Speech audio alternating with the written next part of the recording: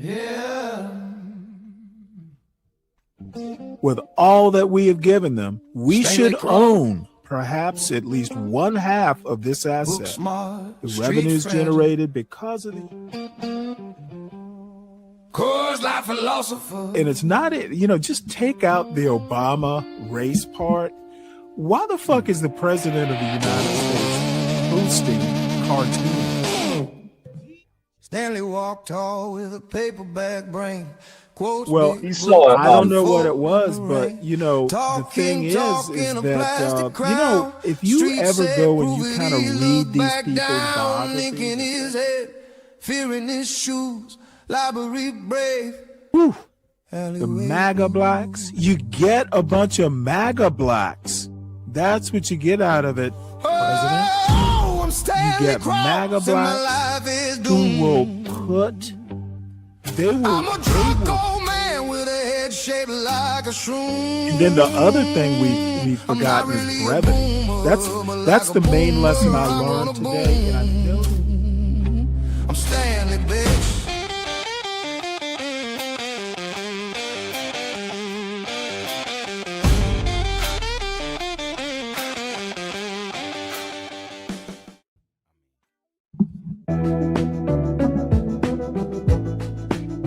Hi, I'm Robert Siegel in conversation about politics with New York Times opinion contributor E.J. Dionne. Hello, E.J. Great to be with you.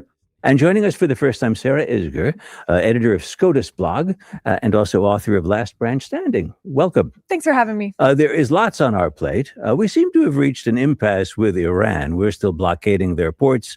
They're still controlling the Strait of Hormuz. For us, that's it from the Middle East this week.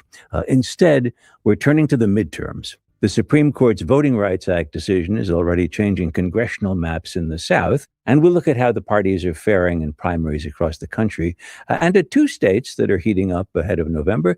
But despite the difficulties imposed by time zones, we're going to start by taking note of President Trump's trip to China. EJ, what's different between this China trip of President Trump's and the one that he made in his first administration? Yeah, I think that if you look back to Trump in his first term, you would not have predicted that people fear he might sell out to China, where there is active worry about what he's going to do. And I think the second thing is a radical shift in China's perceptions of the United States. Li Wan of the New York Times had a really powerful piece this week about how not just nationalist opinion, hardline opinion in China, but consensual opinion has shifted to the idea that the United States is definitively in decline. And they're sort of talking about Trump as having a big role in that. There was a piece in a nationalist by a nationalist think tank under the headline, "Thank Trump." And they talked about him as an accelerator of American political decay. And when you looked at the sort of orchestration at the beginning of the trip, it's clear that Xi and the Chinese regime know they have to put on a good show for Trump and make him feel great. But then right out of the box, Xi was also very tough on Taiwan. And so I think there's a real feeling that right now, especially with the war in the unsettled, the war in Iran, I'm sorry, I am mentioning it, in the unsettled position that it's in, the United States is just not in the same position it was either in the first Trump term or in the Biden term, where Biden had actually built coalitions in Asia to counteract China. I suppose we should note that the Chinese have a decidedly lower tolerance for disorder and protest than we do. Quite so. I would argue that one of the biggest differences between our relationship with China from Trump's first term to now is almost more domestic. It is Americans' interest in foreign policy and what's going on in China, and our own extreme polarization that's happening here in the country, so that in the first term, there were real conversations about what would happen if China invaded Taiwan and what that would look like in America. You're not hearing that conversation anymore because nobody here believes that there would be some sort of bipartisan or unified response. And Trump's relationship to the world looks so different than it did from his first term. His first term, was maybe a one standard deviation away from Republican politics for the previous 40 or 50 years, the sort of Reagan three-legged stool. This administration is 2-3 standard deviations away. It's very hard to see where the germs of Reagan republicanism still exist. And it seems that Trump maybe thinks of or treats Russia and China as co-equals in a way. Sort of we've divided the world up into 3 sovereigns, Russia, China, and the United States, and he will treat them as such, which is very different, of course, than a Cold War Republican Party mentality. I think that's a really good analysis. I like the standard deviations idea. And I think we should say that when Trump came in, his toughness on China actually became something of a bipartisan position, that Joe Biden was tougher on China than his predecessors were before Trump. But I think the problem now is a lot of the Republicans who in their heart of hearts really disagree with this, have been very reluctant to speak up and defend this earlier view. And I think Trump, just as in Iran, he has allowed Iran to remind the world of what they can do in the Strait of Hormuz. His tariffs against China reminded China of what it could do on rare earths. And he really backed off the tough tariffs on China and actually gave it to our allies, really was much tougher with our allies than with China. And it's a very bizarre turn that I think does owe to this theory of 3 hegemons in the world, if I can pick up what is probably Chinese language here. You know, you talk about the lack of Republican response. I do think some of that is when you have this political realignment happening so quickly, where the Republican Party of 2026, again, is such a break from the Republican Party of 2012, and Trump still has such a hold on what it means to be a Republican that is divorced from policy or political philosophy of, conservatism, let's say. It's dizzying for a lot of these Republicans. You see this in Indiana, where he can still defeat Republicans in primaries who don't go along with what he wants. And so if you are a Republican senator right now, let's say, they don't know what the foreign policy of the Republican Party is, because it has shifted so quickly, even from Donald Trump's election in 2024 and what he was running on as his foreign policy. Again, to the extent we think that election was about policy, which I don't think anyone does. But, the vibes-based theory of politics, even then, has some idea of what the foreign policy is. We have moved away from what that was even 2 years ago. And Trump doesn't clarify matters by stressing very, very much his personal relationship with Xi, as opposed to our national relationships with. Well, that appears to be what the foreign China. Policy is for Trump. Yeah. It's always about his personal relationships, which is a theory of foreign policy, by the way. It's just hard for a party to follow that, again, to the extent that we think, frankly, political parties still exist right now as cohesive policy units. And to have an American president who seems to be so eager to say how friendly he is with Putin and Xi is actually genuinely frightening, at least to me. Yes, because they're not. Welcome to Stanley versus the World, everyone. Happy Saturday. I am a bit later than I thought I would be by about 3 hours. I was over on Nidish's panel, so had a good time there. And of course, I stayed much too long. But here we are now. I want to go ahead. This is going to be kind of a good recap of some of the stuff we touched upon during the week. I actually have another wrap up that I may or may not do, but the main event is going to be on. It's going to be reviewing a panel I was on. I guess it was Thursday night over at Chocolate Earth's YouTube channel.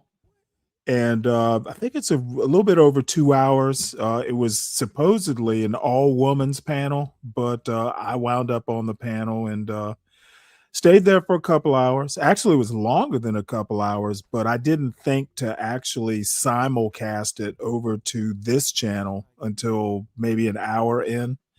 But anyway, that's the agenda. Everybody, please make sure you hit the like button as you file in, or if you hear this on a replay. Also, if you're new to the channel, please subscribe to it. We've had a couple two or three new subscribers since Thursday. I guess it does pay to go on other panels, though it can be painful at times.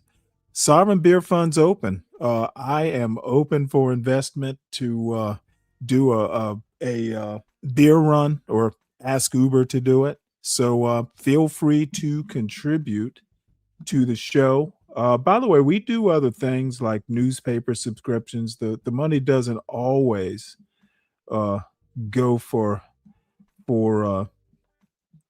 frivolity. Want to thank our one and only sponsor for this Saturday show.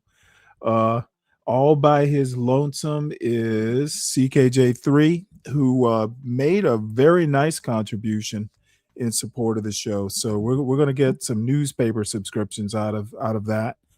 Thank you, CKJ3. And let's go ahead and get through this, and we will see where we wind up. Canadian. Well said. Let's turn to Washington, D.C., where the Supreme Court changed everyone's calculations about the coming House races. It freed states, especially southern states, from the Voting Rights Act's requirement to draw congressional districts with maps that include opportunity districts, places where large black minorities in their states would have a chance to elect black candidates. Well, the states can now redistrict and draw maps to elect more Republican members. It's presumed that most of those Republican members would be white. Sarah, I heard a podcast you did where you discussed with David French, you discussed this really for an hour. There's obviously lots there. You're a court watcher. You're a conservative. Is this a good decision? It depends. It depends whether you're asking is it a good decision on the law? Is it a good decision for the effects it will have on our politics for America? I am not going to defend, nor do I think any of the members of the court would defend the idea that partisan gerrymandering is good for America. What the court has said is that there is nothing in the Constitution for them to anchor themselves to determine what is okay, legal partisan gerrymandering and what isn't. It is up to Congress to determine that. They have chosen not to do so. But the court's only job is to say who gets to decide.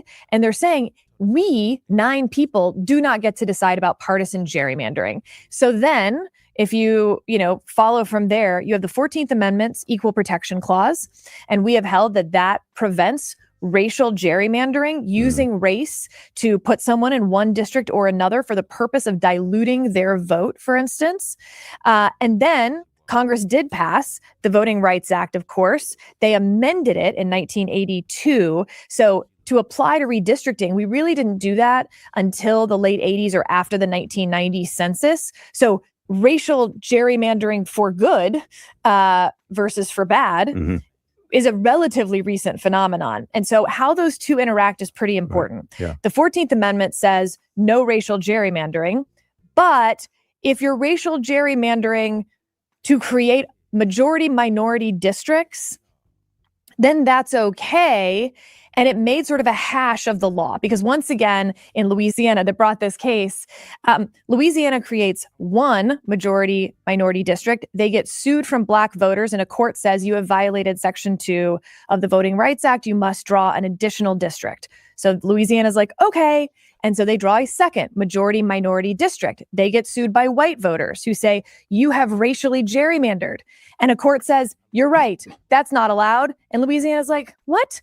Either way, we get a court order saying this doesn't work. And what the Supreme Court has said is, unless there is evidence of a racial gerrymander, the using race for the purpose of putting someone in one district or another, we are going to presume that's a partisan gerrymander.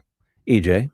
I think the reason you're having some difficulty in being ambivalent about this decision is because it's a really, really horrible decision that violates some of the very principles that the court claims to be upholding. Congress should decide this question. Well, Congress did decide this question in the Voting Rights Act when it passed a law. Racial gerrymandering actually goes back a long way. The reason Congress changed this law is states like Mississippi were drawing districts that very consciously cut up the black vote so that black voters could not be close to dominant or even near a majority in any of the districts. And Congress said that when you have all white delegations in states with very, very large minority populations, minorities are not being represented.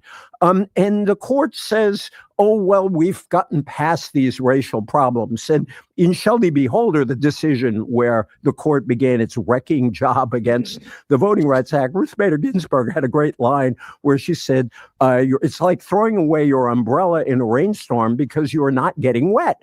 We didn't have discrimination because Congress passed the Voting Rights Act. I really think this is going to go down as a Plessy v. Ferguson decision because, the separate but equal decision, because the court is really tying Congress's hands with this.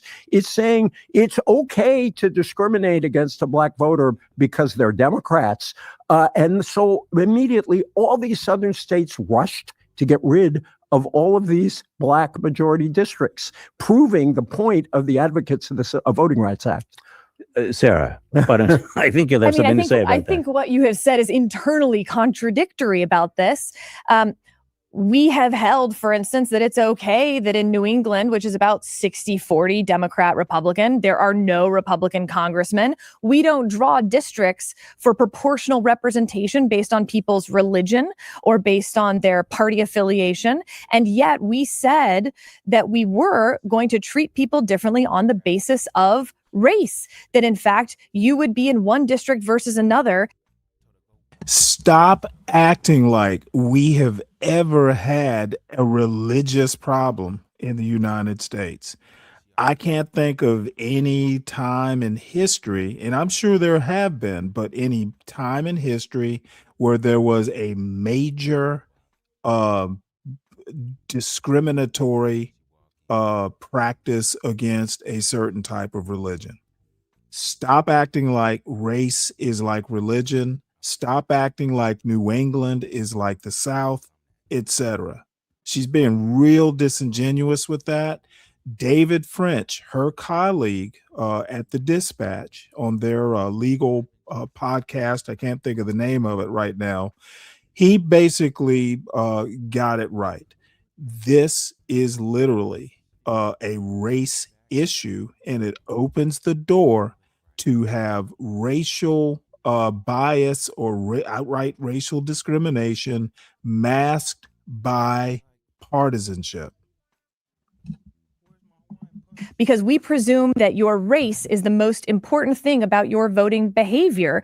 And the court over 20 years has been on a project to remove that kind of, quote, beneficial racism from American law. John Roberts wrote 20 years ago, the way to stop discrimination on the basis of race is to stop discriminating on the basis of race. So this is right in line with the affirmative action decision, understanding that people disagree with that. But it's this idea that somehow it is okay as long as you are treating, race essentialism because you think you're doing something good for the person. But isn't there's something odd about this discussion, which is we know that in the southern states, at least, Republican and Democrat are almost a translation of white and black. Highly correlated. And therefore, they correlate so much that to say we're not doing this on the basis of race, we're doing it on the basis of party, is as if to say, well, we're doing it on the basis of race by another name. So Justice Alito made this point, but I think it's well taken. Yes, at a general election level, it's completely I think it's a 0.9 coefficient, something very, very high for race and party. But what you would need to show is an intra-party racism, that a white Republican would rather vote for a white Democrat than a black Republican, for instance, or that a black Democrat would rather vote for a black Republican than a white Democrat. And that is evidence that nobody has been able to show. And of course, you want to know why? Because there are hardly any black Republicans in the South. Next. There are these examples, whether it's Tim Scott in South Carolina, Will Hurd in Texas, Byron Donalds in Florida, all black people elected in non-black majority districts. And it's the primary election where you would need to show all three of them the race problem, not the general election, because that out of 435, and I'm not sure, there may be 30 black representatives and senators in Congress. Three out of 435 or 3 out of 30 are black Republicans that got elected in white districts. And by the way, senators don't have a district. So poor argument.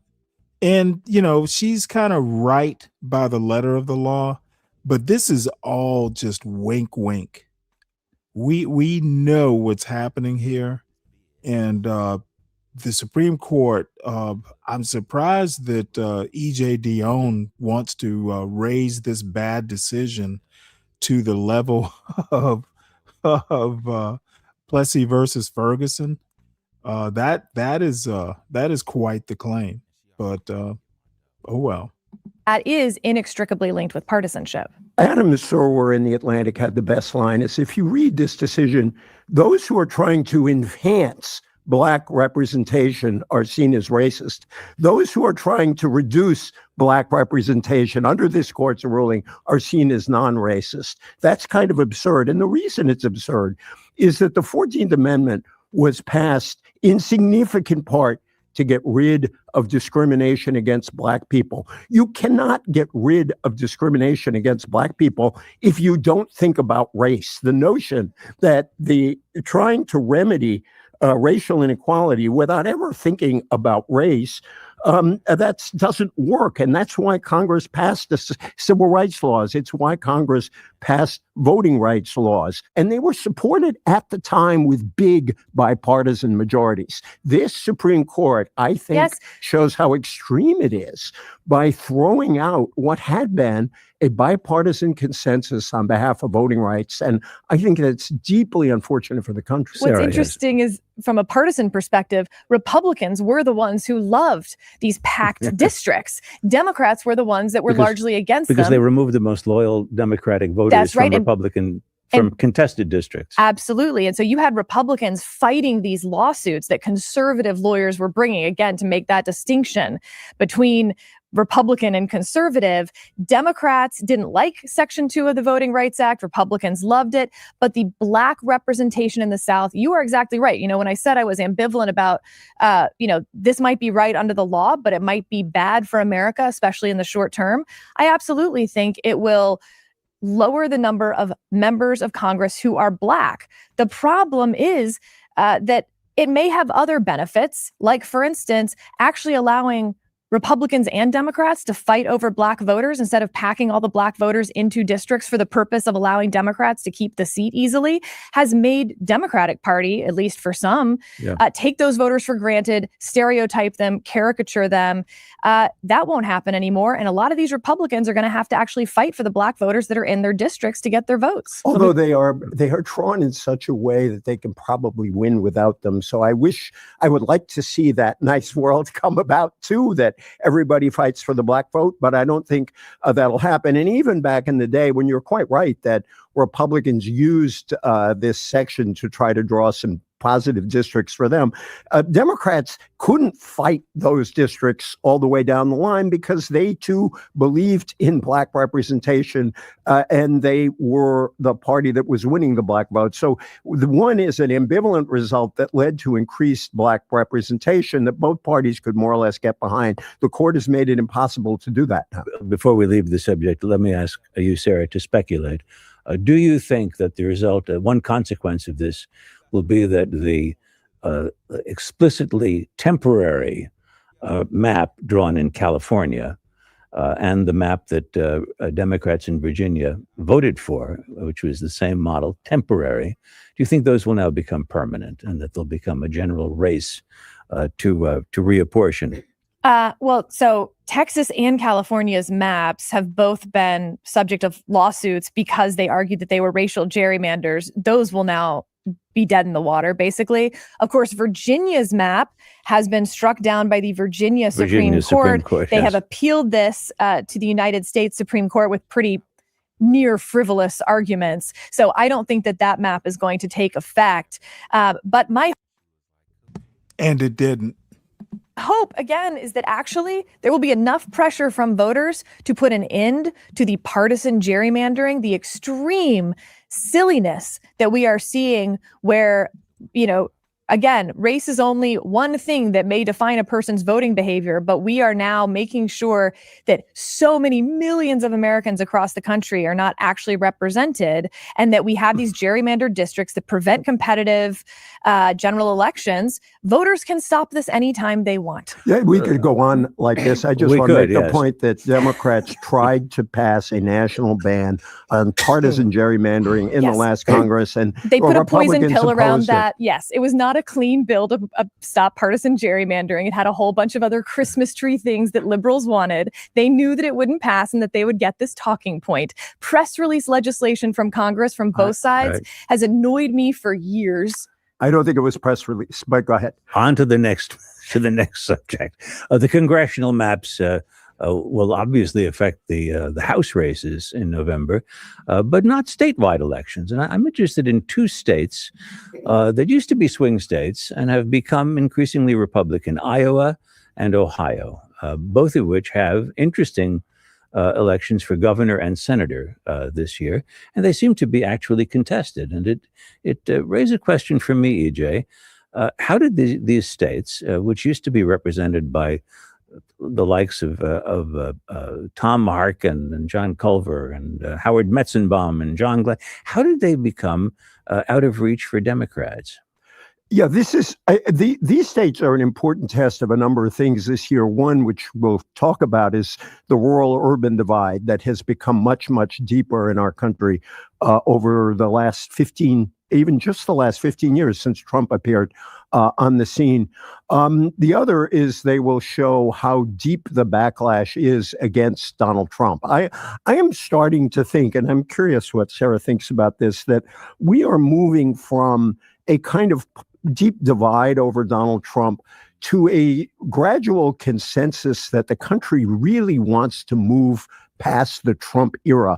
The line that's been coming through my head is Fannie Lou Hamer, the old civil rights leader, "I'm sick and tired of being sick and tired." And I think a lot of Americans, beyond their partisanship even, especially kind of normie Republicans who aren't MAGA, are just tired of this. And so these states will be a test of that. In Ohio, you've got really fascinating races both for governor and for the Senate, where Democrats have a real shot. Sherrod Brown, who got defeated the last time around, is trying to make a comeback against the incumbent John Husted, the appointed incumbent to replace J.D. Vance. He's got a real shot. And the governor's race is actually very competitive, too. Amy Acton, who was the Democratic nominee, who was very well respected in the state for handling of COVID, is running against Vivek Ramaswamy, who became a national figure and then went to Ohio and is trying to break through there. Both have a real shot. In Iowa, which is a state that has also swung really hard against Democrats, you have a fascinating governor's race going on where the state auditor, Rob Sand, is the only elected Democratic statewide official. And he has a fascinating campaign where he is, in a lot of ways, a Democrat running as an independent. He's got these great T-shirts where the words bluer and redder are struck out. And underneath are the words truer and better. And you talk about appealing outside. And as a state auditor, he unearths corruption and waste. So that's pretty popular among a lot of Republicans. In the Senate race, you have an open seat. You've got a really interesting Democratic primary between Josh Turek, who is somebody who suffered from spina bifida. He's gone door to door in a wheelchair, got elected from a very Republican district. State Senator Zach Walz is a progressive candidate. Turek recently got endorsed by Pete Buttigieg. Walz endorsed by Elizabeth Warren. My hunch is Turek is the favorite, and he has a real shot at winning that race. Both of those states are competitive this year. If Democrats win one or both, it suggests that maybe this map we have isn't so permanent after all. What do you think, Sarah? A couple interesting points on this. One, to your first point about being sick and tired of Donald Trump, certainly the polling from Trump supporting Republicans has remained remarkably consistent that they are still on Trump's team. But I think you are onto something, but I think it's different. I don't think it's related to Donald Trump exactly. I learned from the New York Times recently that reality TV viewership has dropped off a cliff. Hollywood is no longer producing new reality shows. They're canceling the ones that are already out there. And so basically after a quarter century of the reality TV experiment, it has, to use the original meaning of it, jumped the shark. Mm-hmm. You know, how many times do you need to see someone eat a cockroach to be like, yep, people eat cockroaches for money, I guess. And so I think as we have been becoming tired of reality television, you will see voters get tired of reality TV politics because the two are inextricably linked. Reality TV politics, I think, grew as reality TV grew, and it will die as reality TV dies. And you're seeing little examples of this along the way. You have the Democratic primary, for instance, in Texas between Jasmine Crockett, far more the traditional reality TV candidate, very, aggressive, negative, online, attention-seeking, versus James Tallarico, who ran a very traditional grassroots model, having an actual ground game, a positive message, what I've referred to as the Ted Lasso candidate. And I think you will see more of those candidates break through, to your truer and better point. My second observation is back to this idea that we actually don't have political parties anymore. We still have teams that we call Republican and Democrat, but that's not what a political party actually was, or used to be at least. It used to be a cohesive group around some policies and principles that would support candidates that supported those policies or principles, and the party existed separate from its candidates. Because of campaign finance reform and the law that was passed in 2002, we basically ended having separate political parties.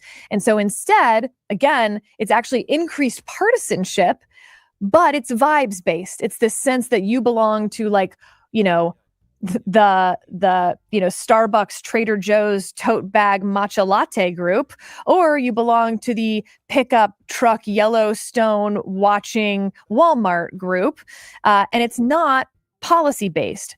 For the first time in American history, we have more people who identify as independent than with either of the two political parties. So when you talk about candidates trying to distance themselves from their political party, I don't think it's sick of Donald Trump. I think it's the political parties are meaningless. They are incredibly negative, polarized, right? The negative polarization is don't vote for me, vote against them. They are a threat to your way of life. That's what the two political parties are, and they are entirely based around what candidates they have. And I will just say, I lament that we are not arguing over policy anymore. I think that's a healthier version of democracy. Congress was supposed to be the place where you could work as a pluralistic society to negotiate and compromise and have long-term stable solutions to our problems. We can't do that in government by executive order. And so there's a lot of ideas about, how to make Congress great again. We should be focused on those and less on red versus blue. Just a couple of things. One, I'm not sure I see Jasmine Crockett quite as a reality TV candidate, but I do think James Tallarico may run a clip of you talking about him as the Ted Lasso candidate. That could help him a lot down there. And one little consumer thing where I think some consumer behavior stuff is relevant. Someone had a story recently that the Trump paraphernalia that they sell, branded, the sales are way down, apparently. And maybe it's Trump inflation, but I don't think so. I think that tells us something about what's going on down there. I do think what's going on is more political than a pure kind of market or mood analysis suggests, even though I think some of those points make some sense to me. Our colleague in the Times, Kristen Soltis Anderson, recently wrote about a real difference between MAGA Republicans and what she called normie Republicans. And normie Republicans are really disenchanted to the point where their turnout in this election may be very low, that the MAGA side will turn out, but that those Republicans will not. And I also think that the specific issues raised by Trump, inflation, his running as a populist, but showing ties to the rich, all these rich people he goes to China with, the ballroom as the central idea of his administration almost. He's obsessed with it. I think that's really hurting him in these base areas. And to go back to where we started, I think that's why places like Iowa, Ohio, Nebraska, where an independent is running instead of the Democrat who won the primary, won it on the explicit promise, I'm going to drop out so that independent Dan Osborne can face Republican Pete Ricketts. And I think what Trump has shown is that this populism that he claimed to embrace in various ways was just phony. And to show what a big hurdle Democrats have to overcome. So that's why if the Democrats manage to win any of these states, it'll be a big deal. I looked up some of the voting in Chickasaw County, Iowa, northeastern part of the state. Obama carried that county by 11 points in 2012. Trump carried it by 37 points. If Democrats like sand that's a pretty big swing. That's a huge swing. If Democrats can eat away at those margins in those rural counties, not necessarily carry them, but just eat away at those margins, that will reflect a shift in our politics again. I think then we will have real arguments over real issues. Just the last point I want to raise on this, and I'll address Sarah with it. Does it strike you as odd, given the state of politics as you see it, that there's such discipline by the parties in the Congress? There are very, very few lone rangers out there, individualists who are going to break with their party. And there's a degree of party discipline that's as strong as ever, despite the decline of the party being identified. Right. There's no carrot and stick coming from the RNC or the DNC to fund or not fund. But the party discipline is coming from the fact that they do not fear general elections. They fear primary elections. Yeah. What I think, the Republican Party has all the headwinds that Trump has given them on the economy and the tariffs and a general malaise sense. But of course, you don't have to outrun the bear. You just have to outrun the other guy. And the Democratic Party just has this brand baggage that they have been unable to get out from, where they have a very unpopular brand, which is why you see independents in those states because of the culture war issues. And so where you see in Ohio a candidate like Sherrod Brown doing quite well is he is ditching all of the culture war stuff that weighs down the Democratic Party in favor of, the more Bernie Sanders economic only discipline. And it'll be interesting to see if other Democrats follow suit around the country because, David French wrote this in the New York Times. I thought the piece was brilliant. This idea that Democrats are going to get behind Graham Plattner, a guy in Maine with who until quite recently had a Nazi tattoo, an SS tattoo, has said horrific things about women and sexual assault, because that's the way that we have to fight Donald Trump. That's the way we can win, is by being more like Donald Trump, is just a sad statement, I think, on 2026 midterm politics that, again, I hope the ship is turning, maybe slowly, where the Graham Plattners and the Republican equivalents lose. Just briefly on Graham Plattner, but I want to go to your point about the Democratic image. Democrats are getting behind Graham Plattner because they see a Democratic majority in the Senate as the only way to check Trump. Right, because it's about power, not about principle, not about character, not about any of the things. It is about principle on some issues. But hold on, all the things they said that Republicans shouldn't support Donald Trump because there were things more important than power all went out the window the second someone dangled the Senate majority in front of them. Yeah, you have Plattner as a virtual David Duke on the ticket.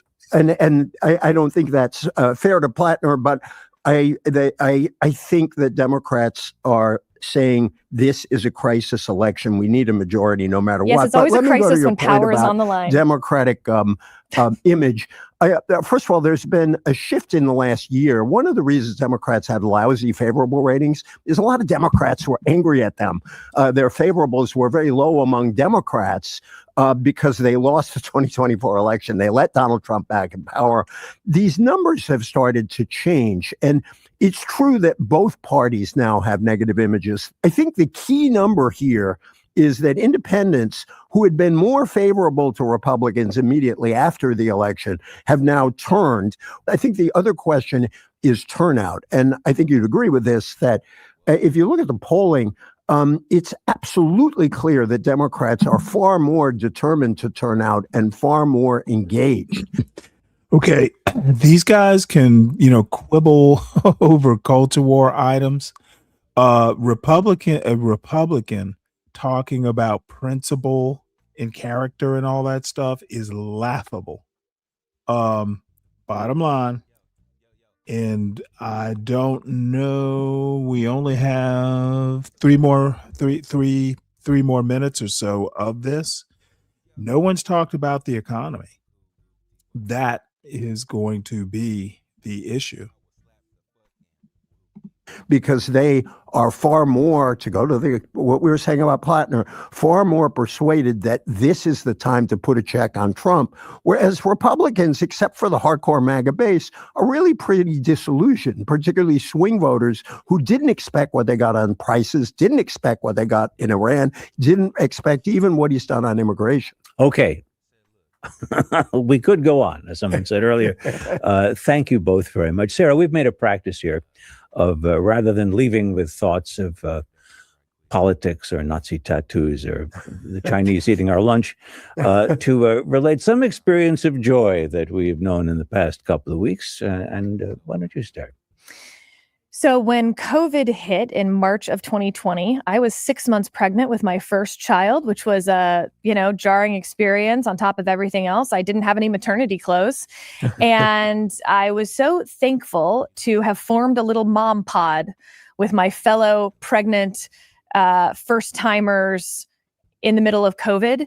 And despite COVID being long over, once a month, we get together and still just the moms, no kids allowed. Mm-hmm. And we do mom pod dinner. And we had our mom pod dinner this week. And it's this thing that brings me so much joy as we watch our kids turn 6 years old this summer, to feel that love and support and camaraderie with a mom pod. So little bits of community that we find along the way, even in dark times. Amen. I love that. And I'm glad you got through that really difficult time to be pregnant. I'm so glad that you raised that. I had a wonderful experience for my birthday. My wife and Mary got us tickets to see a very interesting show of Streetcar Named Desire. It turns out there is an organization called the Streetcar Project, where they're staging Streetcar Named Desire, Tennessee Williams play, all over the country with really no props, no scenery, because the idea, very little scenery, the idea is the words of this very powerful play should carry it. It was inspiring. These actors were really amazing, and not having, really almost no props, virtually no scenery. It just reminded you, you sometimes have to listen to people's words to fully appreciate what they're saying. I'm going to be brief. I'm going to describe my experience of joy in 4 letters. GOLF. Enough said. EJ Dion and Sarah Isgur, thank you both very much. It's been great having you. Really fun to be with you, Sarah. Thanks, guys. All right. Well, that was certainly inspiring. Let's see here. I think we'll listen to a little bit of this. All right, everybody, welcome. Main reason being, the title of this, Dems are sabotaging their own Senate chances in Michigan. How can I possibly resist that? How are the Democrats screwing up this time? Welcome back. I am Matt Lewis. I'm talking today to the Washington Monthly's Bill Scher. Hello, Bill. Good morning, Matt. Or good afternoon, actually. It's 12 noon. It's a Wow, it rare is. afternoon edition, afternoon delight with Bill Scher and Matt Lewis. I won't go there. But it is good to see you. And it is a Friday, TGIF. And but there is news, Bill. Donald Trump has been in China, meeting with Xi. Of course, the big topic is always going to be Taiwan. That's the big question everyone is asking. And there was, I think, some news this morning. What did you make of the presser that Trump held there on Air Force One? Well, he said that he talked about whether or not America will sell arms to Taiwan with President Xi, which is a shift in policy. You know, it's like, would you go to Putin to say, hey, should I sell arms to Ukraine or not? you wouldn't do that, or you shouldn't do that. Perhaps Trump does do that. So, you know, I'm sure there are a lot of people out there that thought they were voting for Trump because he was going to get tough with China, who are learning the hard way that that's not what he meant. And I'll tell you, I actually went back, not a thorough look back, but I was trying to remind myself, what did he say about China at the time, 2015, 2016? And it's not necessarily inconsistent, because he was saying, you know, we get ripped off by China. You know, we got these stupid leaders that don't do good deals in China. They're smart over there. And he would even say things like, you know, I don't dislike China. I love China. I do deals with China. You know, so he really wasn't talking. I mean, I'm filling in the blanks here. It's not putting word. I'm not telling you to explicitly, but I feel like you could infer from it that he was never saying, I am going to weaken China from a geopolitical balance of power standpoint. He was saying he was going to get better deals for us in some abstract way. And while I'm not expecting there's going to be some wonderful business transaction that you and I are going to benefit from anytime soon, I could very well see him completely sell out Taiwan and argue that, hey, I'm saving us money. We don't got to send our money to Taiwan. That's not our problem here. And we have this great deal with China where they're going to invest in this data center or in this manufacturing plant. So it's a win-win for everybody. That's where his headspace is. It never was about human rights and balance of power and all those sorts of No. you know, European things. Certainly not human rights. And look, I don't think a lot of people voted on China as their top issue, but for those who did, who voted for Trump because they thought he was going to be the better president when it comes to containing China, they're in the same category now, I think, with the people who voted for him because he was going to lower prices and who voted for him because he was going to end forever wars. I mean, character is destiny. And Donald Trump, we knew everything we needed to know about him. And so I'm still angry at the people who I think got fooled for whatever their reason for voting for him was. It probably was misguided. And I think it's turning out that way. I think the average person, there's some people, we at least see it anecdotally, who thought, Come on. Just go ahead, break down and say, I told you so. They were voting for Trump to get their prices down, and certainly to keep gas prices down, and perhaps as a corollary to that, not get involved in needless wars. I mean, I saw in Trump's comments today, he was indicating, you know, hey, Taiwan, that's so far away, that's 9,000 miles away, who cares? Obviously, you can make this argument with Iran. And I'm not saying that's a QED argument with Iran, because obviously them having a nuclear weapon would be very bad for everybody. But Trump is very selective in applying an internationalist frame to a problem and a nationalist frame to a problem. We're not doing kind of deep analysis of what an unchecked China might mean for us in the long term, whether either economically or national security wise. And then, of course, we look at it with Iran, it's hard to argue at this point that a massive assassination campaign and limited bombing campaign achieved any kind of foreign policy objective. Their nuclear program is not in any different place than it was in February, but all our gas prices are higher, which causes ripple effects throughout the entire economy. So he's disproving a lot of his own reason for being, and some folks I think are seeing that. Indeed. All right. So let's move to politics, because I think that obviously Donald Trump is the driving force. The midterms will be about Donald Trump. And there's question now, can Democrats take the House, in lieu of, or not in lieu of, but, based on the recent setbacks that they have had to deal with from the Supreme Court. Referring to gerrymandering. Yeah. Read the redistrict. Man, Rick, they can do anything with AI these days. That looks, I mean, even the depth of perception or whatever you call it of the picture is spot on. Weird. I wonder if they got that from an actual photo, or is it a composite?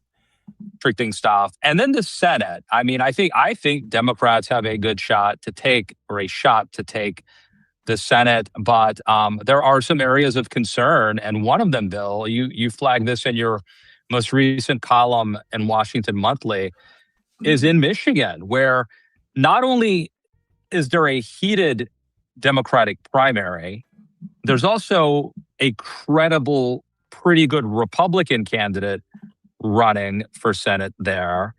And the other problem is that it's not just that there's a divisive Democratic primary, it's that the primary date isn't until August, Bill. And so, unlike Texas, where it got a little bit heated, but it ended a couple months ago, on the Democratic side, in Michigan, there's going to be a lot more fighting, and it's going to be hard to patch things up maybe after it's over. So why don't you give us the lay of the land? Tell us what's up in Michigan. And I want to do a little lens pullback before we get into Michigan specifically. So let's remember, Democrats need to net gain 4 Senate seats to take control of the Senate. And unless John Fetterman switches parties. Well, if John Fetterman flips, then it would be 5. But he has made pretty clear that he's not doing that. So he has said he would take Fetterman at his word. If you write a Washington Post, I bet that you're not flipping.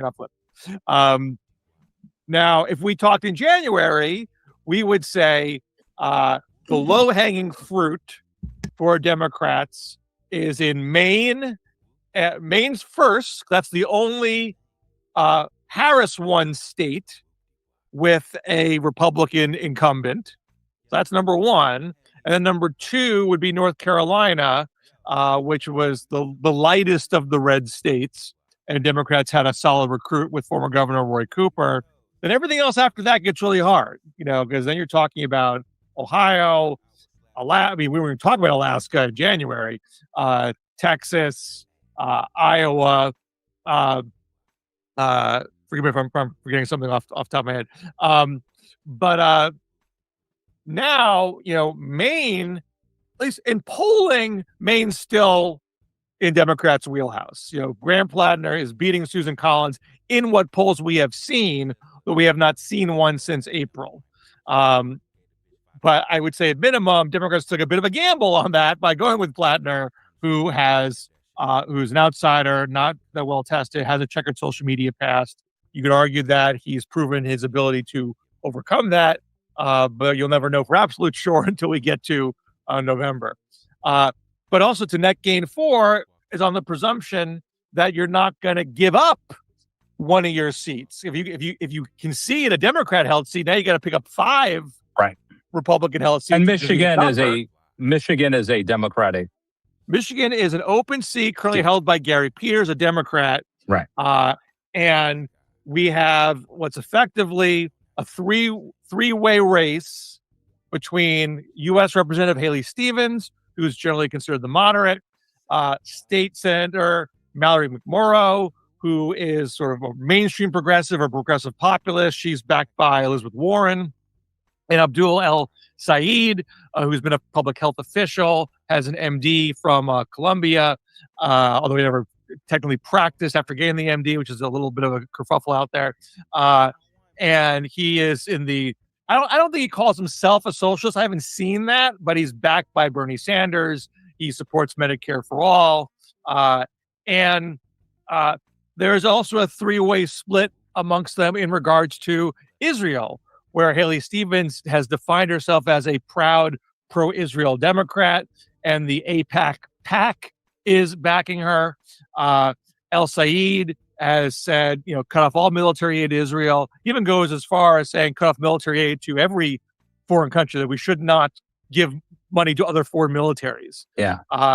And McMorrow, who's backed by the J Street PAC, which is a progressive pro-Israel PAC that's been critical of Netanyahu and critical of the Iran war, they support McMorrow, and McMorrow has said that she would end paying for offensive weapons to Israel, but she would still do things like Iron Dome. So you see how the divisions there are pretty clearer than you often see in some of these primaries, quite frankly, and probably because of that, the three of them are not being very kind to each other. They're having a pretty rough, bruising primary. They're pouncing on every little thing, So the AIPAC PAC had a web page and an email where you could give your money to Stevens and Susan Collins at the same time.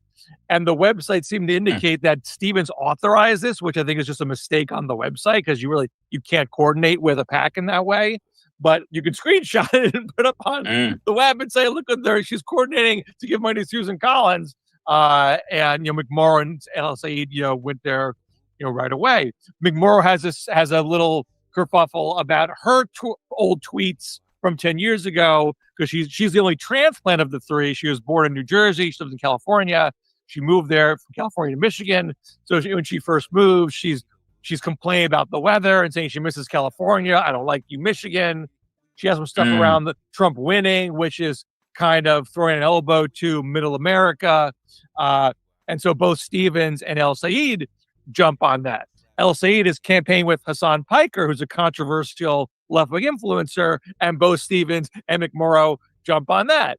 So they don't like each other. And look, there are lots of there's examples of primaries that get rough. You take Texas, Tallarico and Crockett, got tense at the end there, but not for that long a period of time, as you were indicating in the run-up. So they kind of, Crockett came in the race late. This thing came up about, what Tallarico may or may not have said about Colin Allred. It got a little dicey there for a bit. And there was a racial divide in the exit poll data, or there were the precinct data, where the black vote was largely going with Jasmine Crockett. But since the race ended and Tallarico won, there hasn't been a lot of, lingering bitterness. I mean, I've seen some articles saying, Tallarico's got to work for that vote, but he is going for that. He's not taking it for granted. And the polling shows that he's currently ahead of either John Cornyn or Paxton. And they're still fighting it out because Trump never endorsed anybody. Right. So in Texas, it's the Republicans who are still fighting and spending money and beating each other up. And so if there was lingering bitterness there, it would show up in the polling. Tallarico would be weighed down by people staying at home or going the other way. And you're not seeing that right now. And you look at almost any poll in almost any race, Democrats are looking really good, at least relative to what you would have expected them to be a year ago. I mean, to be competitive in Iowa, to be leading in Alaska. Now, granted, there's not a lot of polling out there. This is sparse data. So maybe one more poll will come out tomorrow that will say something different. But there is a consistency in almost every single state: Georgia, Iowa, North Carolina, Alaska, Texas. And that lines up with actual voting that has occurred in special elections and off-year elections, where Democrats have consistently overperformed across the country, up and down the ballot. And so with all that going on, to see in Michigan mean, again, it's not a deep red state. You might say it's not a deep blue state. It's a purple state, but it's a state where Democrats own every statewide elective office: governor, lieutenant governor, attorney general, secretary of state, both senators, won a Senate race just 2 years ago. That's the state where. By the way, while I'm thinking about this, hey Moxie, I think I mentioned it last week that I don't even know. It was something somebody said in a chat about a short bus, and then I just kind of combined it, as a title for the Saturday shows, because I've been kind of looking for one that's more permanent. So the Saturday short bus, which if you have been witness to some of these shows, and many of you have, it can get pretty, it can just get weird. So the Saturday short bus is kind of the official title, at least for now. So for a while it was Stanley Makes the World Feel Better by whatever. So I think it'll be some form of Saturday short bus, which just seems to actually fit the mood, the feel, the vibe of these Saturday shows. So speaking of Saturday show, support the Saturday show by supporting the host. Sovereign Beer Fund is open, ready for investment. Show ideas. I have changed my email address, or it will be actually the old email address will probably be going away at the end of the month. The new email address is in the crawl here, which I'm actually going to drop into the chat. Chocolate Earth, I'm glad to see you. I'm actually going to review your Thursday show. I've been saving it. So if you want to join me, come on up. Let's see, where is what I need here? Give me one sec here. So everybody, make sure you hit like the show. Make sure that if you're new, you subscribe to the show. Thanks to Chocolate Earth and my guest appearance, I actually got 2 or 3 new subscribers, so I was definitely happy for that. One of these days we might actually get monetized, maybe by the new year. That would be nice. It'd be a nice Christmas present. So here is the support information. And let's get back to this. I haven't listened to these guys in a while. I don't know whether they've not been doing shows or just what, but this is Bill Schur and Matt Lewis. Believe it or not, they're kind of unassuming. Their weekly like political roundup is actually really good. Bill Schur is real knowledgeable. So we'll finish this out. I was really interested in what they had to say about the Michigan Democrat race. Probably won't get through all of this.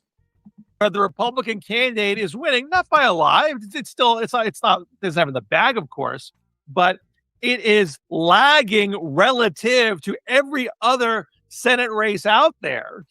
And the only conclusion that you can draw is that the 3 Democrats are beating the crap out of each other and making them all look like idiots. And when you look at the Democratic primary polling, so some people are freaking out. People who don't think El Said is electable are freaking out because he's leading in most of the polls. Not by a lot, but he's leading. And he wasn't leading. I think before the Hassan Piker thing came up, he wasn't leading. Now he's got more attention. It's attention economy theory. The Graham Plattner effect. Right. But I would note that, the most recent poll I saw, he was at 24, and I think McMorrow and Stevens were in the upper teens. I mean, yeah, CKJ3, that's a wonderful story. Yeah, I'm kind of remiss. My brother usually deals with it. But yeah, this is you should be proud of yourself. And I know your father appreciates your help.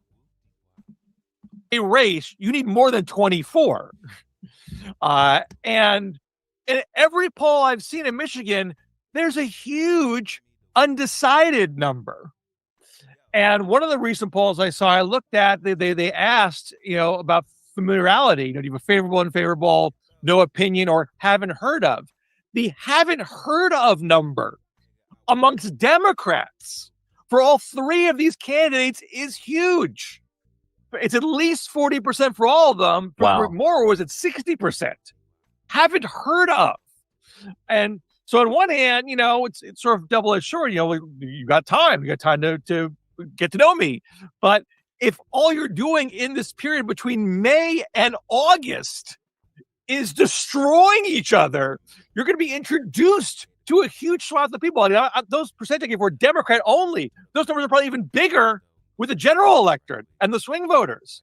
So that's why I wrote in my column today, it's time for the non-aggression pact. You're all destroying each other and destroying the Democrats' chances here. You're already a little bit behind Mike Rogers. You should not be behind Mike Rogers. I mean, he's a decent candidate, relatively speaking. He's not a total whack job. He's an opportunist, in my opinion. He went from a guy who said in January 2020 Trump should concede to having election deniers in his campaign. He's a phony, but phonies win elections sometimes. For Democrats to be leading in Alaska and leading in Iowa, leading in Texas, and not leading in Michigan, that is a red flag. And the candidates, it's a collective action problem, of course. Yeah. So someone's got to come into the intervention and say, hey, guys, you're not helping anybody here. Even if one of you makes it out of this slugfest, you're going to be a bloodied candidate and not in a good position to take on Mike Rogers. So fix this now and stop beating the crap out of each other. Yeah. But I don't know that there are those sort of party bosses or graybeards anymore. Barack Obama did that in 2020 in the Democratic primary for president, where he basically got Mayor Pete and Klobuchar to get out of the race and pave the way for Biden to make that comeback. But that's rare. We don't really have respected elders in our society anymore who Schumer can't do this. I don't. That's right. We don't have respected elders. We have disrespected elders. And we got a bunch of millennials on YouTube complaining about the boomers. Disrespectful welts. I don't think any national Democrat could do this. Schumer's already seen as tacitly backing Stevens, so he's not going to be seen as a fair arbiter. And anyone else who is national will probably be presumed by McMorrow or El Said as trying to help Stevens. So that wouldn't work. But Gretchen Whitmer, I think, could do this. So you have a team of Michigan Democrats, Michigan Democratic Party officials saying, it's really not it's not necessarily in McMorrow's or Stevens' interest to have a detente now because Said's ahead. Right. So it really shouldn't be seen as some sort of, rat F operation to screw him. He's leading. But it's all close. It's all within margin of error type stuff. The polls have variations to them. So it really should be seen as really putting the thumb on the scale for anybody. It's saying to all of you, one of you is going to win. Let's not make it a Pyrrhic victory where the person who's the nominee can't win in the general, because there's too many people who don't know any of you and are only going to learn bad things about you the way this is going. Yeah. I was listening to my friends, Charlie Sykes and David Frum yesterday on Charlie's podcast. And they were, I think, implied, I don't want to their mouth, but my reading of what their discussion was, they think, I disagree, they think that Democrats are possibly going to blow it with Plattner in Maine. And if El Said is the nominee, that they would blow Michigan. In other words, El Said would not be a good nominee. It would be tantamount to what Republicans did around 2010 when they were nominating, Christine O'Donnell and Sharon Angle, and they left some races on the table. Right. What do you make of that? I mean, it's a risk. I mean, Plattner's a different case insofar as we've heard a lot of bad stuff about him, and so far he has weathered it. His poll numbers did not decline when the stuff came out. Janet Mills ran a $500,000 ad buy, raising some of this, not all of it, some of it. Didn't move the needle. And so you can make a case that Plattner is a good enough candidate, took it head on, apologized for certain things, didn't apologize for other things, was very visible in Maine, a lot of town halls, a lot of personal one-to-one contact. It's a small state. You can do a lot of that. A great way to neutralize smears is to be present, and so people can see you up close and see you as a three-dimensional person. I think he's done that. And so I understand the argument that, more so than Stevens, McMorrow, El-Sayed, Plattner's made a case that, hey, I've proven myself as a skilled candidate, even though I'm a newcomer, that I know how to navigate this. Where I think you could still be legitimately worried is that it's one thing to overcome a $500,000 ad buy. It's another thing to overcome what is likely going to be a $40 to $50 million ad buy when all and ads are going to go way farther than anything Janet Mills did, and may not even be on the level. May not even feel constrained by actual facts, which just might say all sorts of wild things about you. So it's at minimum, I still see him as a risk. Yeah, perhaps a reasonable risk to take, but a risk. And so you could, whereas a normal blue wave would almost surely pick up Maine first, I think you could potentially see a blue wave that misses Maine and Michigan because of the types of candidates that have been put forth. There's a weird racial, religious, component here, I think. So in Maine, you have Graham Plattner, who's, a very progressive guy, but he's kind of a white Trump. He's the kind of guy that you would assume would be a Trump voter. You know what I mean? And so I think there's a sense, at least, that maybe, Maine's a very white state, and Democrats need more sort of masculine dudes, young men. And so Plattner doesn't, even though he's a lefty, it's sort of like Bernie lefty, and it's safer. Whereas El-Sayed, is he Muslim? Do you know his background? Yes. So I know there's a large Muslim. He's born in America, but he has an Egyptian heritage. And there's a large Muslim population in Dearborn and parts of Michigan, of course. But I still think some of the concern about him may have to do with that. Like how does that play, in more suburban, rural Michigan? Well, so I think in a way, Plattner, a significant Arab population and a significant Jewish population. So it makes it when Israel and Palestine is first and foremost in a lot of people's minds, that's a tricky thing to navigate. Plattner is working in a more homogeneous, demographically speaking, state. And as someone born and raised in Maine, Yeah, I'm going to go ahead and stop this here. But I want to point out, people kind of blanch or kind of guffaw when I say that American culture is intrinsically racist. And this is yet another example where, hey, race is taking a weird, making a weird entry into Michigan politics. I don't know why people are so shy, or I don't know what it is, but it pops up in the weirdest places. And here it is popping up in the 2026 election or primary in Michigan. And, it's already popped up in the South, but everybody kind of expects that. Michigan is just the latest example. So let us move on to the main event.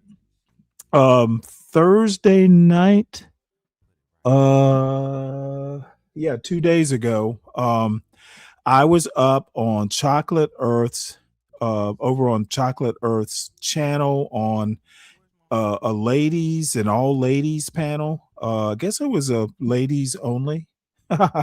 Ladies only, no boys, BOYZ. And now I do have to say I am not a boy. So I had no problems being up there. No boys, ladies, no boys. Yeah, this is my crowd. So I didn't when I thought to actually start streaming over here to my channel from her channel, I think we were almost an hour in maybe. So this is going to be just shy of a 3-hour affair. And though it became dicey a couple times, I actually stayed up there till either the end or close to the end, and had a really good time, to be honest. So we had Chocolate Earth, we had Chanel, we had Creative Solutions, and the fourth lady, I cannot remember her name, but hopefully it comes out and I'll remember it. So we're going to catch this already in progress. Link is posted if anyone wants to come up, and we shall go from there. So I'm going to try, like when I talk, to switch gears like this. We'll see how that works out. What's up, Sin? Don't do this. Why not? Sin, why should I not do this? It's the main event. How can I not? I'll give you a couple seconds to respond. I don't think that I did particularly bad. Just let the record reflect. Well, duly noted. I will make sure, like we used to do in the Navy, I'll make sure I log it. So if it gets too bad, I don't remember it being particularly bad. I had a mix, but again, I'm gonna wait because I want to get through these two sections. And then, remember that guy how we did the video about the one who lost his kids? Mm-hmm. Yes. So he was on Kendra G. Really? We gotta review it. We gotta review what? Okay. We have to get it. Okay, let's do it. Go get it, and then we'll have it ready. Yeah, just let's get the links. Whatever we want to talk about. Okay, so I'm gonna go past. I was gonna say, what's the backstory? Okay. Okay, so you want to know that it was it's the whole thing. It's the whole thing. I love everything. Sorry, after Chocolate's video. Sorry, Chocolate. Go ahead, no, don't apologize. I was just telling her about it. So this guy, he lost. Let me tell you the situation. So I'm on the piano, and he's telling us about how he lost his kids, right? So I'm like, what happened? And he was like, well, my baby mama, she sent me a message talking about she about to unalive all the kids if I don't come take them because my son, his son is autistic, and he was having an episode, and she just, you got 5 kids and one, she was just going through it, and she was telling him to come get his kids. So he screenshot everything, recorded whatever she said, and he sent it to ACS. Right? So he did that because he said that he was scared. And so ACS comes, takes the kids, and now he's online saying it's her fault and she did that. And so I turned around and I was like, so hold up. You just gave ACS all that information without contacting your family, her family, without leaving your job to go get your kids. And now you want to go online saying that? That does not make sense at all. Well, they're always the victim. Yes, and I'm online. I'm trying to question him to get him to realize it. No, he's not and gonna. He won't take no accountability whatsoever. To yourself. You just want your money. Hold on real quick. The boxing scholar, how much money you want? You want your money? $60. What you want me to fill up? Where you going? You going to the Usher and Chris Brown concert? No, I'm just playing. Okay, anyway, moving on. So we about to look at this video.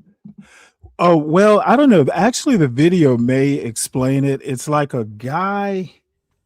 It's hard to explain, but it's a guy who is divorced or something, and his wife is at her limit with the kids. One of the kids is autistic. Maybe I'll just let it play. It's kind of painful to explain, to be honest. And this is when toxic boyfriends realize they girls secretly called 911. Now, I made sure that it wasn't nothing crazy. You know what I'm saying? But I just want to pay attention to the behaviors. And I thought it would be really cool, especially with your background, Chanel. We can have a conversation because I have my own ideas, but I would really like to get it from somebody who actually knows something. Hold on. This still look like I ain't got nothing on. Hold on real quick, y'all. I don't want nobody saying I'm up here trying to report me for being too No, sexy. we can see your shirt. Don't be listening Okay. to people. I don't like stuff on my shoulder. All right, here we go. Let's get this up. Let me put this up here.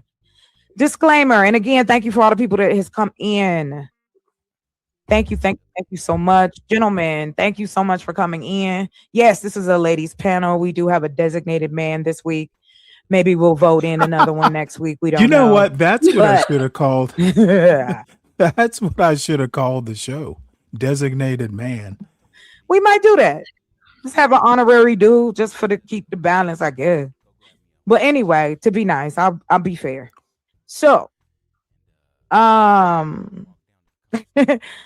just want to give everybody a warning that some of this might bother you. And if it does, again, I'm repeating, please let me know. All right, let's get it. Let me know you can hear it, guys. While they were trying to ensure her safety. All right. This is for educational purposes only. Shout out to Body Cam Detective. And I can drop the link if anybody's interested. All right, let's go. The elevator, 3C7. As soon as you get off the elevator, you make a right and then make a double right. It's the first door on the right. 3C7. 3C7. Y'all hear okay? Third floor. Okay, all right, so. You have a hair tie? Hair tie. Please. I gotta run to the cruiser, but before I run to the cruiser, I gotta ask you these questions, okay? All right, so at any point did you lose consciousness when you were choked? I don't know. You said no? I don't know. Are you willing to go down there with the officer's sign? I think, yeah, I probably should. Okay. All right, because your nose is starting to swell up too. I can feel it. Okay. Want some water? No? Okay. All right. Do you have a key to that apartment? He took it. After documenting her statements, her safety immediately became their priority. While they were trying to ensure her safety, Rowling had been on the run, knowing his girlfriend had reported him to the cops. A few hours later, what seemed to be a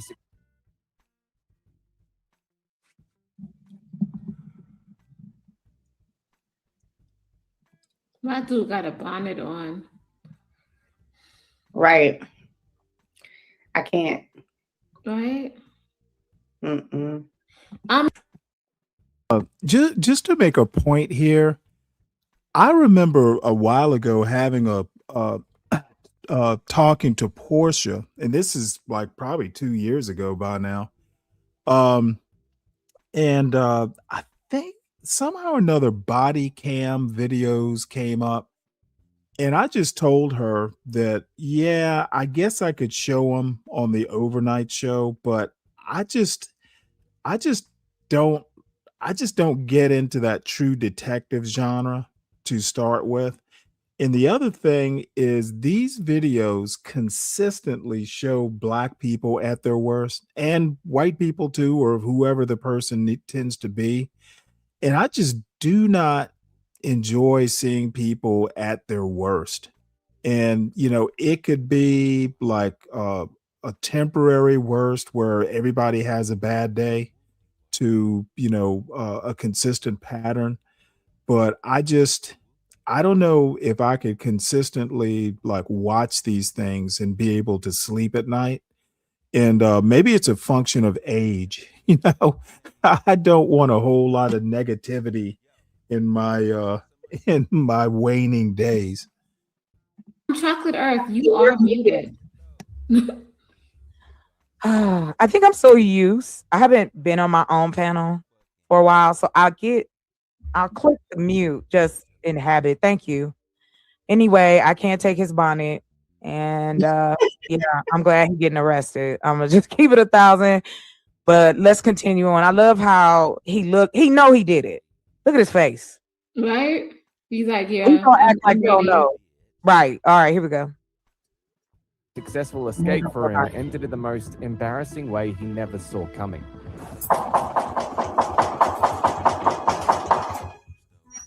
Hello. Nene? Nah. Okay, you rolling here?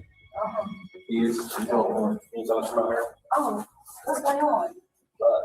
Girl, let him know. What's up?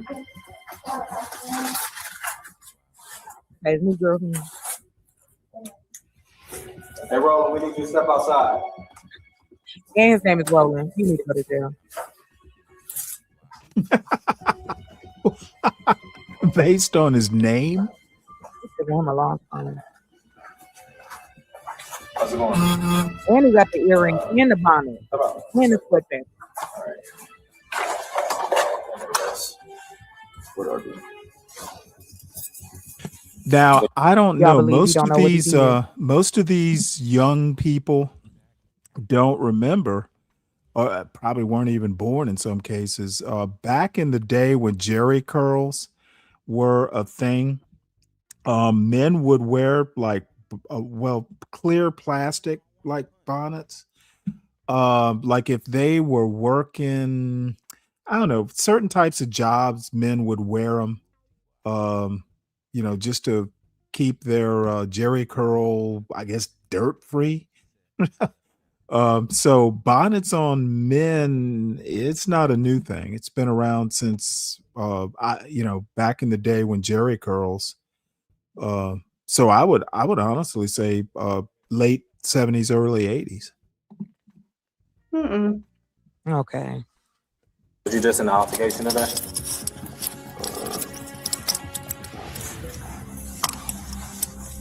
Were you in the altercation today? What part you say?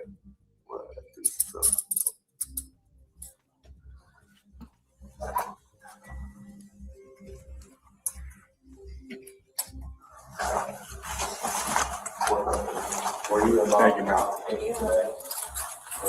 Small. Yeah. She was there about you. All right. How did she get into it?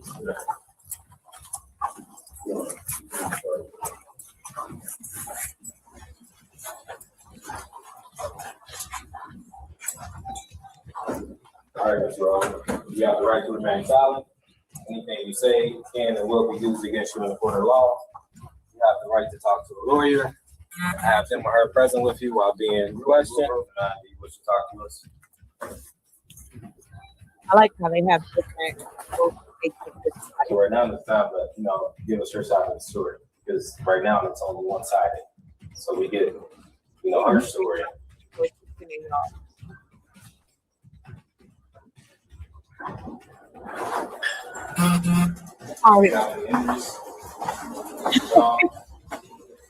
She got nothing to say. Hey, where's the rest of his shirt? Is it on his body? There was a white shirt, right? I thought I saw it. Never mind, I'm tripping. Lord have mercy. All right, that was rolling. We're gonna keep it pushing.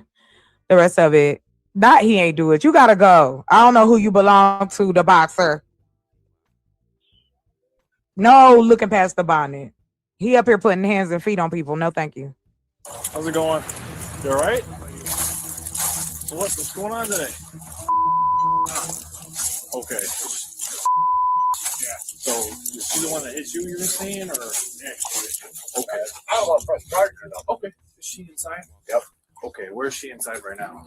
Probably in her bedroom, I'm guessing. In her bedroom. Okay. Is she calmed down right now, or? I was outside. I thought that was about it. Okay. That was it. Can I say something? Okay. So what happened? Go for it. I hate when people in authority ask closed-ended questions. Uh-huh. Like, did she hit you? Instead of saying what happened. And then that way you could explain. But if you say, did she hit you? The answer is either yes or no.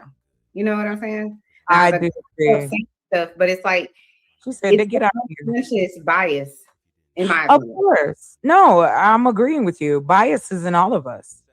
Even though we try to, I think bias is just a part of us as human beings, but we try to be fair. We try to be objective. We don't always get that right, but we do it anyway. You know? Wow. Now he gonna say Ronald didn't do it. Now the white man did it. Hey, sir, cut that out. What happened today that once you guys get an argument?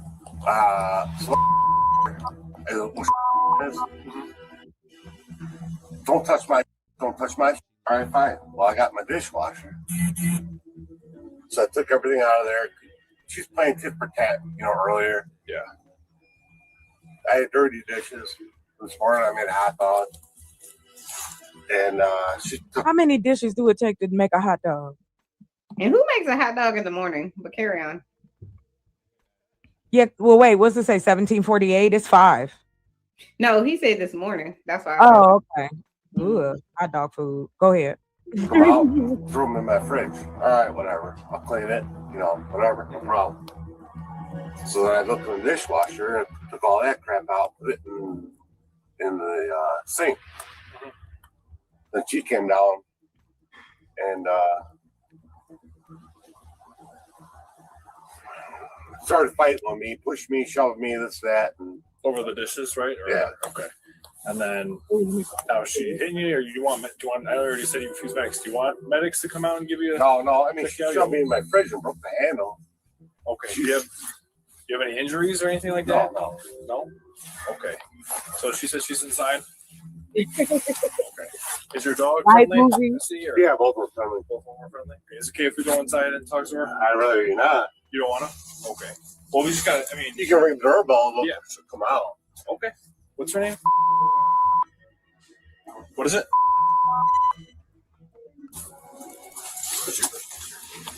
Brian. I. Do you have a middle initial? J. What's your last? Nardone. Nardone.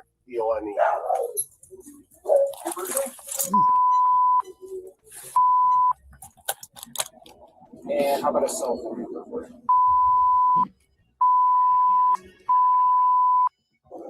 You better stay away from it because I'm sick. Welcome, you guys. Thank you for coming in. Thank you. Whether you're here enjoying yourself or whether you hate watching, come on through. Hit the like, share it. Yeah, man. Views is views, dog. Views. You hate watching, come on. Yeah, I guess I should do my commercial too. What we're doing is reviewing Chocolate Earth's women's show, women's only panel. And as she said, I was the designated man. I wouldn't say I forced my way up. I did ask to come up, and I think sometimes when you're elderly like I am, you're not seen as too disruptive. Little do they know, though. But that's what we're doing tonight. There wasn't a whole lot of fireworks, but I think there are some interesting conversations, and that is tonight's Saturday show main event. The link is posted. Hit it if you want to come up and chat and help me review this. You are welcome to do so. And then if you watching and enjoying, please, and if there's a topic you want to talk about, throw it in the chat so we can start. This is the first like official ladies night I've done in a long time, and I look forward to doing it next week too. So we're gonna shoot for every Thursday, so we can have some fun and do some shit. All right, now we're gonna keep listening to this white man lie. Let's get it going. Can you speed it up a little bit? I don't know, 1.25 or At first, the something. officers believed the distress call might have been false because nothing inside the house immediately matched the urgency in her voice. However, after a brief interrogation with her, they soon realized that they had been too quick with their earlier conclusion. Better. So how did she get the Thank red marks on you. her You're welcome. Hey, Von Eric. I was trying to push her away from my fridge. Okay. You push her away from the fridge? Like, what do you mean? I'm trying to understand. Like, push her away. That's it. Okay. I didn't strike her or nothing. Didn't strike her or anything? No. Okay. I mean, because she's got red marks like on her biceps. Like, did you grab her at all, or? No, I just pushed her away. Okay. Just push her away? Yep. Okay. So how did the physical? I know you were talking with her. How did the physical altercation like start? I was making hot dogs. You're making hot dogs? Yeah, 2 hot dogs. I got 2 rolls. I was making. I got onions. That's it. Okay. And then so what happened after that? Like, how did it become physical? Because she attacked me more or less. Just out of nowhere, she attacked you, Yeah. or how so? I was trying to understand how this all happened. She attacked. Well, so I did. This is my dishwasher. This is my refrigerator. I own it. Okay. The sister has a rule. This is my TV. This is her couch. I can't sit on it. She's getting my neighbor. All right. Mind your rules. So I took 30 dishes out of my fridge that my sister put in there. Okay. So 30 dishes. You're making a hot dog. What happens next? So the dishes out of the dishwasher, I put it in the sink. That's when she came down and was throwing around and pushed me, shoved me, and my refrigerator stuff. But she pushed me into the handle.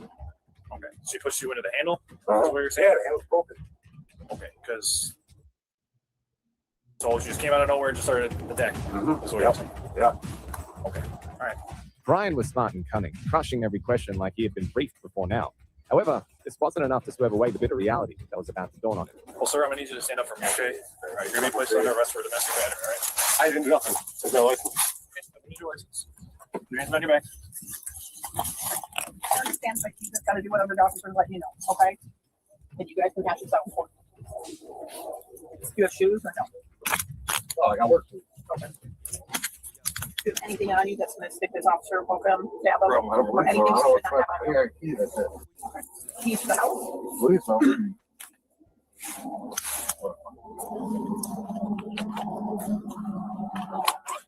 All right, I'm gonna move him right along. We got I appreciate that. men who's acting like this. Why they out here? All right, we're gonna get now. This one gets a bit more. So I appreciate that. You're checking that.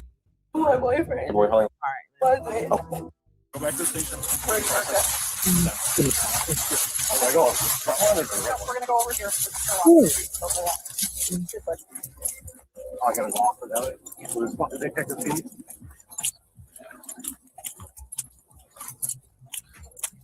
Right side or left side? Right on, right side.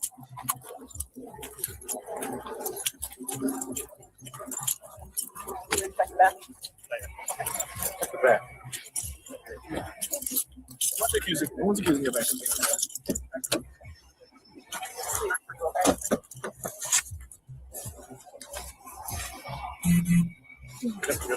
Yeah. Go ahead. Take a seat. Just watch your head, okay?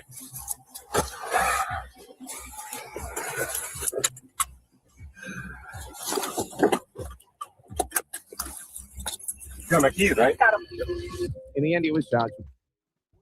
Now we have an even more toxic boyfriend who choked his girlfriend just because he suspected she was having an affair with his cousin. Was texting you. Toxic boyfriends. And I kept telling him it wasn't. Where? In the room. Their girlfriend secretly called 911. On December the 20th, 2024, late into the night in Villa Park, Illinois. I want to say this. Don't you notice that this was only a couple years ago? We not out of this. People still doing this to one another. And there you go. That's all I wanted to get out. You got it. Well, what I want to get out is domestic violence is probably as old as time itself. People are still doing it after tens of thousands of years, millions of years, who knows? But this should come as no surprise. The only difference is now we get up on a panel and view it uh, on ladies' night. Officers received a call from a woman reporting her boyfriend had her by trying to choke her. Arriving at her location, they met the woman, who was so overwhelmed by tension and fear that she could hardly speak. When she finally broke her silence, what she said was too awkward to be true. Lost my connection with the car. You okay? You need an ambulance? No. Who was he to you? Who was he to you? My boyfriend. Your boy, how long has been dating? Like a few months. Huh? Like a few months. Few months, okay. What happened? Apparently, I told him that his cousin was trying to talk to me, and he got mad and was arguing at me. The whole ride home, I wanted to go home and grab my stuff. Okay. And he wouldn't let me grab my bag. Okay, so you guys arguing. Cousin, he thought cousin was texting you to talk. That wasn't the case. And I kept telling him it wasn't. Okay. What? Did anything get physical? Where? In the room. Okay. Where? Okay. Did he at any point try to choke you? A little bit. Did you ever lose consciousness? Okay, can I see your neck? Okay. Is that, and that's from him? You said? Okay. All right. You need an ambulance. Did you ever hit him? I'm trying to push him off of me. Yes. This happened in the room in room 216. Okay. Has he ever been arrested against you before? No. What do you want? Okay. So with the signs of injury, what you're telling me, we're gonna have to do what we have to do. Okay.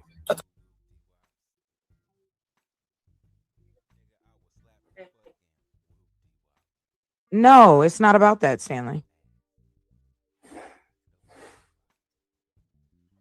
Unfortunately, I know it's the norm. Oh, wait, hold it. So you do think it's the norm? Mm-hmm. Unfortunately, it is.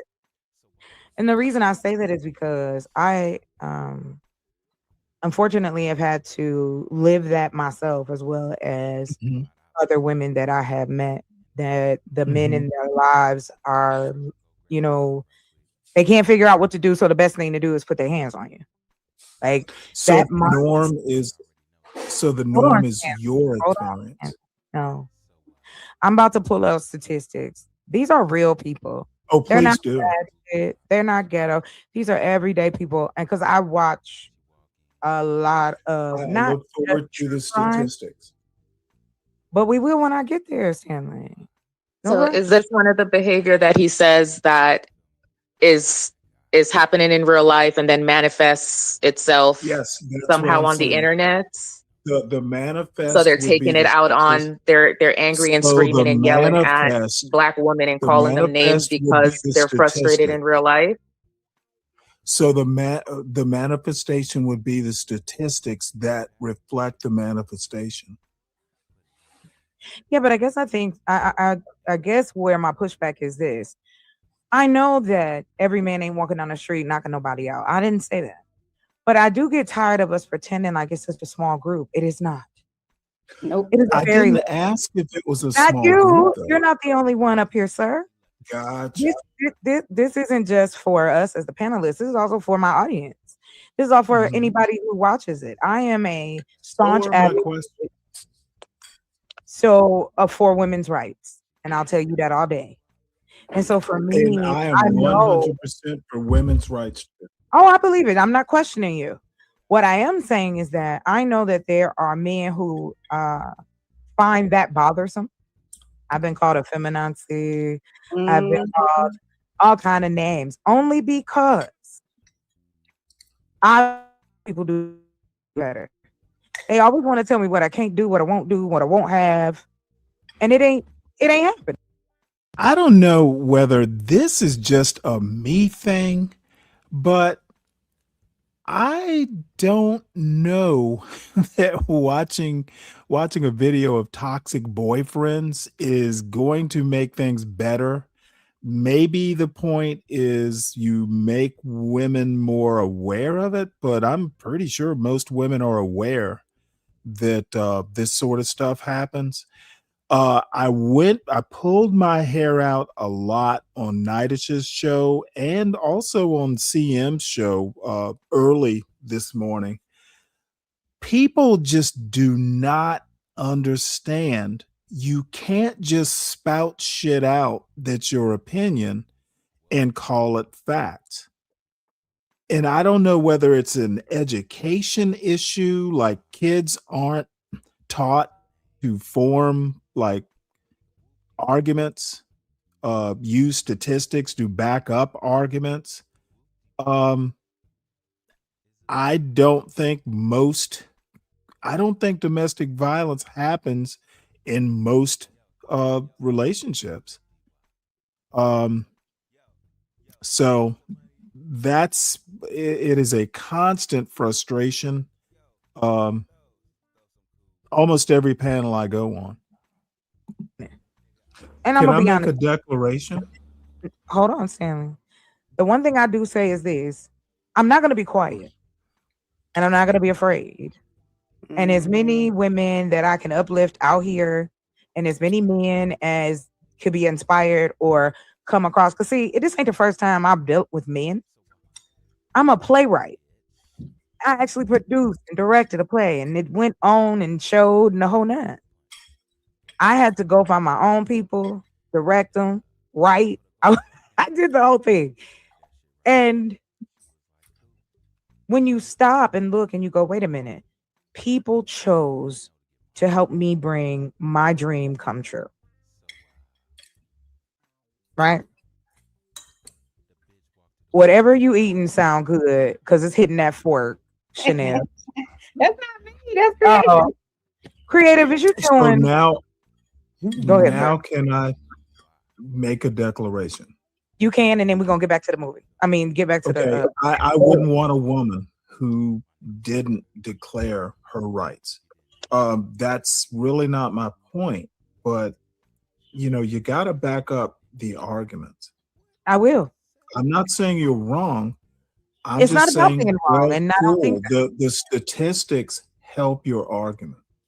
Yes, I'm not arguing though today. I'm just sharing education. Well, when I say argument, I mean Oh, I in know like what you the mean by argument. Socratic, Yes, Aristotelian sense. yes, it's refreshing to know, huh? That I actually know what that means. I never doubted that you knew. It's not you. I'm It's for, saying just in it's talk. for your audience to know that. I Oh mean, yeah. argue as in Socrates. You a trip, Stanley. Don't make us revoke your man. I'm old. I am old. Not old. Look, I understand the whole Socratic method and all and so forth and so on, but I think in this space, is it important for you to provide the information? Because it sounds like you're disagreeing with what you're saying when you're trying to do the whole Socratic method by just asking questions, trying to evoke evoke thoughts. That's what it sounds like it's happening. The Socratic method, Socrates never provided the information. He asked, I know, didn't provide the answer, just kept asking questions, and it sounds. That's why I said it sounds like you're pushing back against it. The questioner is not the one providing the information. I understand. Does. Well, good. So you're not disagreeing with her, correct? You're not disagreeing with her as far as what she's saying. No. You just okay. I asked the question, or whoever asked the question, and the person questioned provides the answer. Can I just say, thank the young lady, is it Camille, for providing me with that term Socratic method? Because I'm sure I heard that somewhere in high school. And I just looked it up, and this is exactly what I do on the panels. It's to a T. Socratic method? Yes, I ask questions to evoke critical thinking to see if they're able to do it. And usually they're not. Questions and they be mad because she down there will know they don't know what the hell she talking about. They be up there looking lost like two birds. Come on, y'all, quit playing. I'm not being nice. Okay, let me put this on you. Let me let y'all know so you don't waste your breath. I don't care anymore. Yeah, I get it. My whole thing is this: I have been nice, I have been loving, I have been all those things, supportive. I'm gonna tell you this: my sisters is in trouble out here, and that's where I'm at. I'm a woman first, and then I'm a black woman on top of that. I'm proud. Very. Proud. So, Bougie Barbie in the chat says, I didn't know the proper use of the Socratic method. So break it down for me. I don't know if Yeah, go ahead. I'm gonna just say what Google says. Google says the Socratic method is a cooperative, question-driven dialogue used to stimulate critical thinking and expose underlying beliefs. Right. And Yes. that's why I say it's me to a T. Yeah. Like I'm asking questions because I want to know. I don't want to know what's in their mind though. I don't care. I think it's potato. I know. I get what you're saying. No, you have to, because you gotta figure out. You see their behavior. They don't admit it. Yeah, but you gotta figure out where this belief came from. Why I gotta figure out what? It's not for you, it's for them. It's to Right. expose They them. don't want to do it. Ain't that what they say about us? But it's not necessarily about that. It's about exposing them sometimes for who they are. But it is That's to what it's about. Yes. It is to evoke their critical thinking. But again, And like a lot of them don't have that. That's what I'm saying. Like, it's a waste of time. But like I was saying earlier, it's not only them that's listening, right? Of So it's course, other that's people, probably, yeah. But what I'm saying is other men on the panel that might be listening to this and maybe agreed with them until they heard Chanel come here and ask the question, or somebody in the chat might be like, that's the reason I'm saying. I get what you're saying. I'm not questioning your reason, babe. I got you. I'm just saying to y'all, I don't care. Yeah. You to me are, listen, I do not mind being transparent. I've had some shit pop off out here. And I've had men and women come for me. For what reason other than me? Now, I ain't no victim. You feel me? I just want, again, to create a safe space where we can have our conversations and ain't nobody cutting us off and trying to dance on one word. And then they got to have some kind of dick contest. And then the next thing you know, you a bitch. I'm done with that. And then they expect you to stay. Girl, you know I was just playing. We are not little kids running through the streets. You know he hit you because he love you. And that's how we've been raised to believe that. That welcome, my love. Hey, what's up? It's Beautiful. been so long. Hold on, Ricky. Let me stop sharing real quick. I don't want to interrupt. You are not interrupting. I invited you, didn't I? That's true. I invited you. Everyone I invited is shown up. Hey, what's up, everybody? I don't know if y'all know her. This is Rue. Rue. Camille is the flower. Chanel is So right there with Queen. her smiley face in the picture. What's up, Queen? The girl that looked like she 12. That's Why you creative. say the girl that looks like What's up, Queen? Wow. You got a young face. Okay? Take it. Compliment. And then, of course, we have our honorary man for tonight, and that's going to be Stanley. Hello, He said Stan. he's okay. You know, he can make it work. So, I'm so happy to see you. You look so beautiful. As do you. Oh my What's up, God. everybody? Oh my God. I love you. I love you too. Thank you so much for coming, for real, because I'm angry. And so I thought, let me do something with my anger instead of going around cussing people out on panels. So, yeah, I can't box right now. So, and I don't got a man. So, anyway, You know, I didn't know she was a boxer. Doesn't surprise me though. Dave, I was on a ladies' night or ladies only panel last Thursday. You know who Chocolate Earth is, right? So I wound up there because she hadn't gone live in quite some time. That's why I went over there in the first place, just to, see how she was doing. I noticed she was up on somebody's panel. Can't remember who it was. Maybe it was Sharon's or something.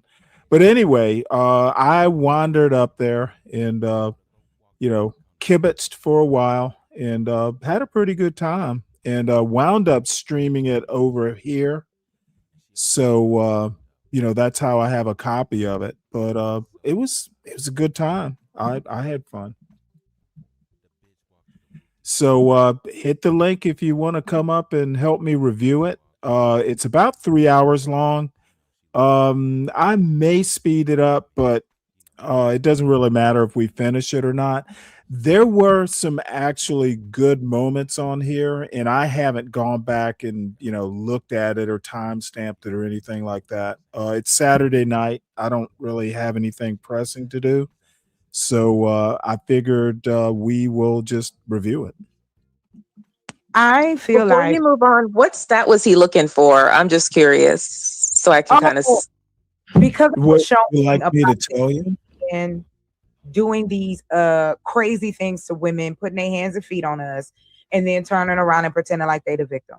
This goes on all day, 24 hours a day. No, that wasn't quite what I was asking. Well, I wasn't saying that you were, but go ahead, sir. Right. Well, can I explain what I was asking? In just a moment. In just a moment. So Gotcha. anyway, Rue, how are you? And welcome. Thank you. I mean, I love to support, my loved ones where I can. And I just wanted to see what you were talking about today. I hope everyone's chilling. I hope everyone's feeling good. Yes. Yes. We were talking about something serious. Okay. Topic. We also I wanted to introduce some of the AI I've been playing with, and if we were interested in the romance part, we are talking about it. I had to ask the ladies if they'd be interested being a reader for me. Oh my God. Are you fucking kidding me? I'm not fucking kidding you. I'm signing up because I was just talking about this with my best friend and my and another person that we work with who's become family. Shout out to Dr. Hollywood. Long story short, I would love to support you in your ventures, and then I'll share with you mine once you're done. Yeah. Listen, that's the only way this works. If we don't start supporting each other despite the shenanigans, we kind of but anyway, to the good stuff. So those who do know me, I'm an AI fanatic. I've been working in AI since about 5 years, going on 5 years now. In the beginning, when it was starting to look horrible, they couldn't even do hands. Like, it has evolved so fast, and I use different programs and things like that. And tonight, I really wanted to share with you guys the story themes, the book covers, and really just have some fun. And then we can play some music and do our thing until somebody's sleepy or want to go home. And along with that, we can converse about what we want to see going forward when it comes to being a part of a man circle in comparison to what's happening now. And I'm going to be honest with you. I truly believe in sexual education, but I also think that men are really, sorry, Stanley, cover your ears. Don't cover your ears real quick. I think men are for fun. That's what I think. Because other than that, they're like droll. Like, some guys, all they are is the act of, or talking shit, or he's pretty really good with his lips or something like that. But the majority of the time, the personality isn't there. And then you run into, how is it that you want me to have a good time and be into you and want to give you my body, but you don't even want to ask me the questions necessary to get there? So that's where we've gotten to. And I think it's this gender fight. And I'm just like, okay, we're going to deal with men or women, whatever the case may be. But there's nothing wrong with having some discernment and understanding about yourself and what type of person you are. That's it. I know it's not simple. I'm not throwing it away like, oh, you can just do it tomorrow. But I think the more we give that message, the more. Here is what I have to say about that. The men are for fun statement. How does that separate you from some YN saying the same thing about women? The discernment starts with your own statements, your own mission statements. Nothing wrong with discernment. As a matter of fact, it's essential. But I wonder if, and this is just an impression I get or vibe I get. I wonder if people are impatient You know the old song, "You Can't Hurry Love"? I think that is true. Um, Maybe people should be more patient. Beautiful Black women come out here and say what really it is instead of these, gentlemen making up statistics and stuff. We're But gonna move. see, Okay, Chocolate, I'm wait, gonna push back. who's making up statistics? The men are making up statistics when it comes to Black women. Can I make a point when you're done? Yeah. Camille, go ahead. And then you got it. And then we're gonna get on. Okay. Go ahead. I'm going to push back on you. I'm going to play angel's advocate here. And the reason why I'm going to push back against what you said is I agree with everything that you're saying, because as a woman, a Black woman, we all have similar stories regardless. Right. But I'm not going to, I have to push back against calling them drones. We call them drones or drolls? No, I said that they are droll. Like their personalities are droll, like boring. But I'm pushing back because I'm thinking of what they would say about us as Black women. And so as I'm being careful with the rhetoric and how I describe a Black man, where I would not want them to generalize us the same way, even though obviously it's not all. So that's just me pushing back for the record and just the rhetoric that's put out there that they're not positive. So I want to be positive in how I talk about them. Right. I don't want to be like them and just be negative with how I describe them, especially on the internet. Yes, I'm with you, Camille, on that. I appreciate the pushback. I like writing romance. I gotta like somebody a little bit. So here's what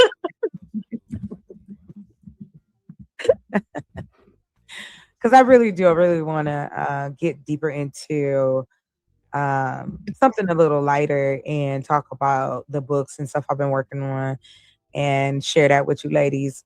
Stan wanted to say something. So Stan, go ahead, sir, and we're going to move into the next Cool. phase. Well, I put the actual definition of droll in the private chat. All right, you can work on that. Oh, and then the other thing I wanted to say, and it's kind of the original point just kind of got buried. Where? And I don't really care about it anymore.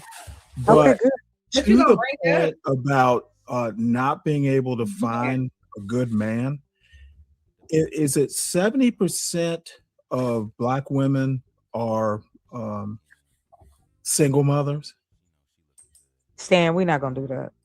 Well, no. There's a point, and it's not what you think it's going to be. You don't know what I'm thinking, Stan. I'm just let me develop my point. Are you going to cut me off? Yes, I did. Okay, go ahead. Okay, that means that 30% of women found good men. At least, I understand the divorce rate. They're good, or don't give up hope. There are good men out here. Are they good? I haven't given up. I happen to be one of them. Define good. I did. Good? Okay, and this is problematic here. I find as much cynicism so far on this panel as I do talking to Ruthless Truth today. And this woman is married. So literally, why is she asking me questions like, are they good? You're married. You found one. Why are you asking me this question? I'm not absolutely sure that people actually understand their own questions a lot of the time. Because what might be good? Let me declare my age again. Chuck, how you doing? We know you old. You told us. Stop okay, it. now I'm old, or can I just? You said that 3 times. Did you not? Come on, y'all. Okay, no, we're not doing this. that. I can drop off this panel, and y'all can be No, young by yourself. Stop. My point, the only point I'm trying to make is there are good men. Maybe it's hard to find one, but that's just hard work. Stan, with all due respect, hell no. Listen, I've been engaged twice. I have had 6 major relationships in my life. I did everything that you're saying. I was right. I'm not that much younger. Okay, I have said many times that men and women are equals sometimes in their experiences, their negative experiences, their cynicism. All I said is there are good men out there, and I'm getting a whole lot of hostility. I'm not your age, but I'm in your age bracket. Surprisingly, I am. I'm an older woman. Really? Oh my Really? lord! I You don't just look turned it. 48. My birthday was in April. That's not 61. You're not close. Yes, Yeah. Let me tell you, the women in my family dated. You are a young honey. lady. Listen, thank you, sir. But yeah, I just had my birthday, one of the best birthdays. And my thing is this: I'm here still. So at least if I'm going to, talk some shit, let's change some shit. Let's have some fun. Let's learn some things. I have no problem with, okay, go out, find your man, of course. But we have a lot of men who don't know who they are. And should not be my job that I have to help him find out who he is. He should have been doing that when I was doing. I was doing the work. That's not your job. I agree with that. I was doing the work. Okay, we're not talking about what you did, though. Stanley, we're not gonna go on too far. Is this all about you? Yes, my channel. Didn't you say that earlier? Understood. Then I understand where you're coming from. Let me mute because I don't know that much about you. I was actually trying to make general points and statistical points. If it's all about you.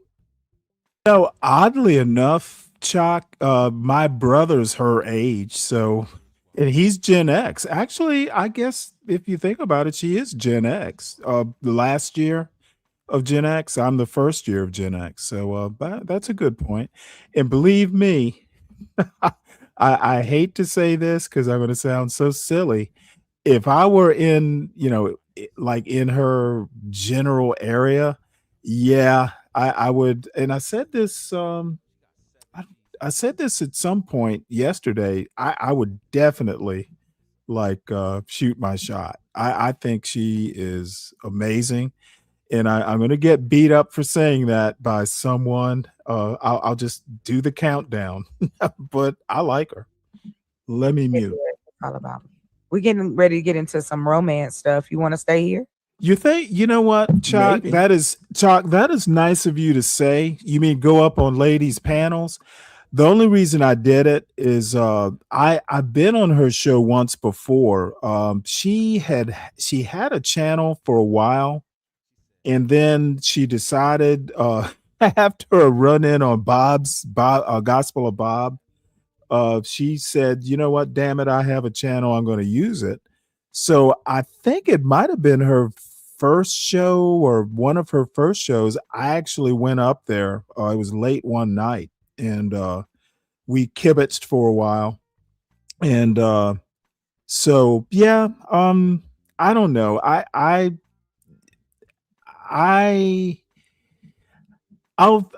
would love to do it, but I think my style can be a little abrasive, and people tend to kind of deal with it once they know me.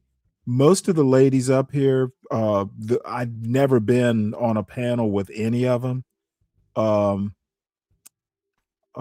I enjoyed it. In the end, I actually had fun. If it gets too racy at my 61 years, I can drop if it gets too racy. I thought you were older. You're not It's an old man. It's an old man term for spicy. Listen, men are prudes. Do you guys not notice that?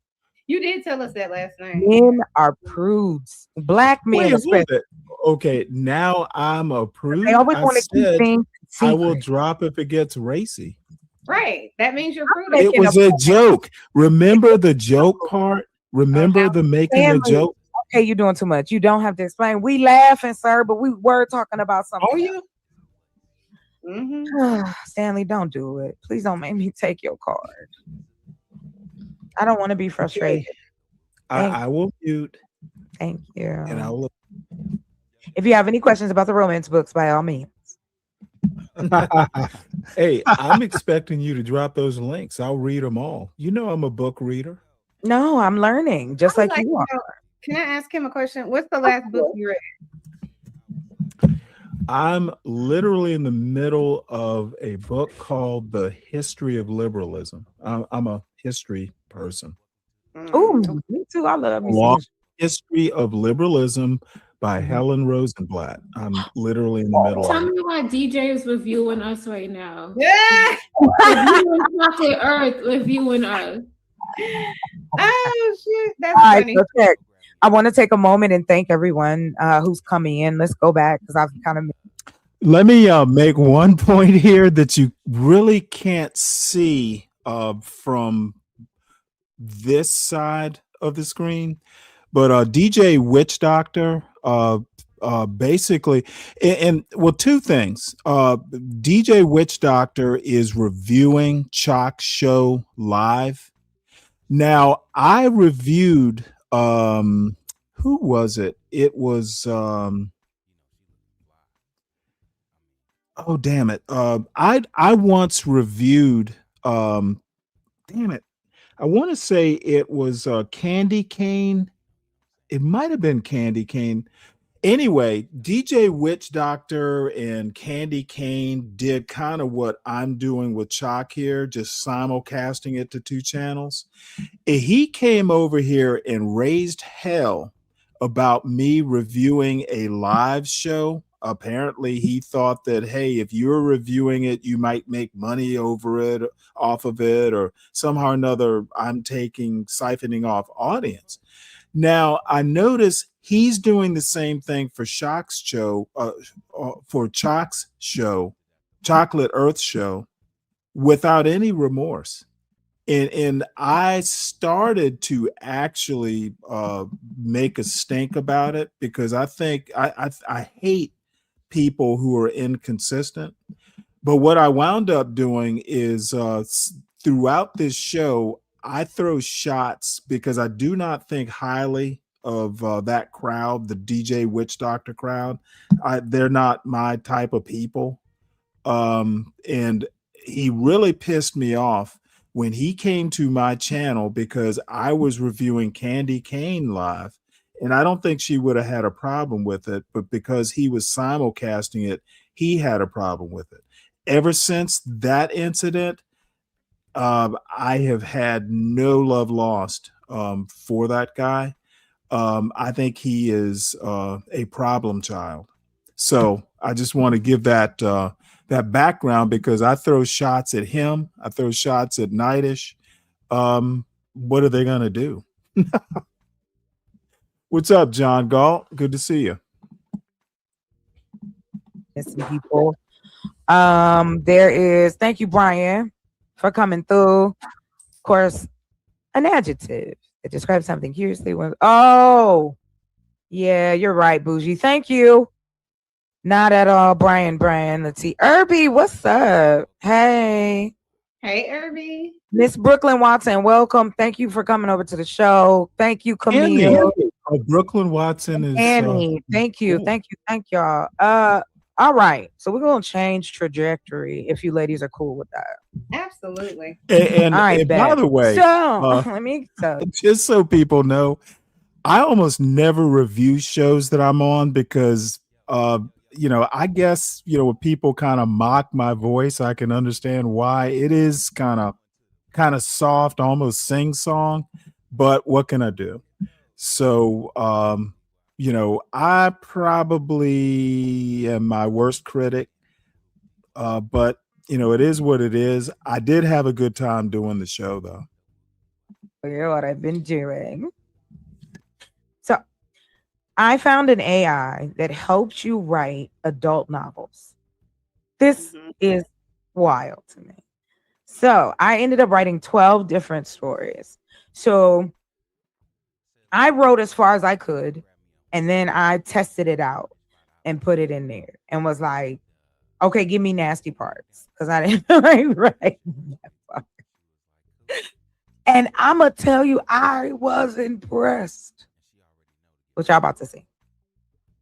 So first, I'm going to bring up the how does that? Let me see. Hold on, y'all. Bear with me a second. I'm about to share something with you guys. Share screen. So we're gonna. These are the book covers. These are the stories that I have created. And yes, they are. Roscoe, get away from the door. Not Roscoe, shot. Yeah, I'm ghetto, girl. What? That's your dog name? That's my dog name, Roscoe Jenkins. Esquire. What? Y'all playing? I'm not playing with y'all. Listen, I'm gonna get him a diamond chain. I love my German Shepherd. That's my baby. Is it my baby? Mm-hmm. It is. He over here, but he loves my brother. And my brother be trying to be like, man, can you please go on? And he just be right there in his face, like, I love you. But anyway, moving on. All right, ladies. So here we go. Really, Sin? You gonna let me pull up.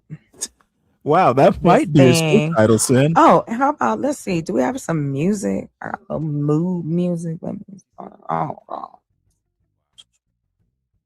Girl, listen, I'm over here trying to make it work. Let's go. That's too fancy. All right, here we go. Is my stuff here? Okay. Yes, this is my song. Yes, I have all the copyright to it. Yes. All right, we're gonna play this while I get these pictures up for us. Let me know if you can hear it.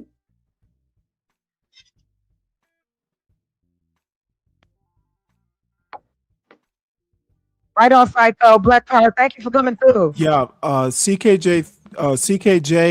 The other night I was on Chocolate Earth's channel. She did a ladies only, and I loved it because I have no problem on this panel because the little sign there says ladies only, no boys allowed, and I'm not a boy. I'm a man, so I didn't have a problem being up there.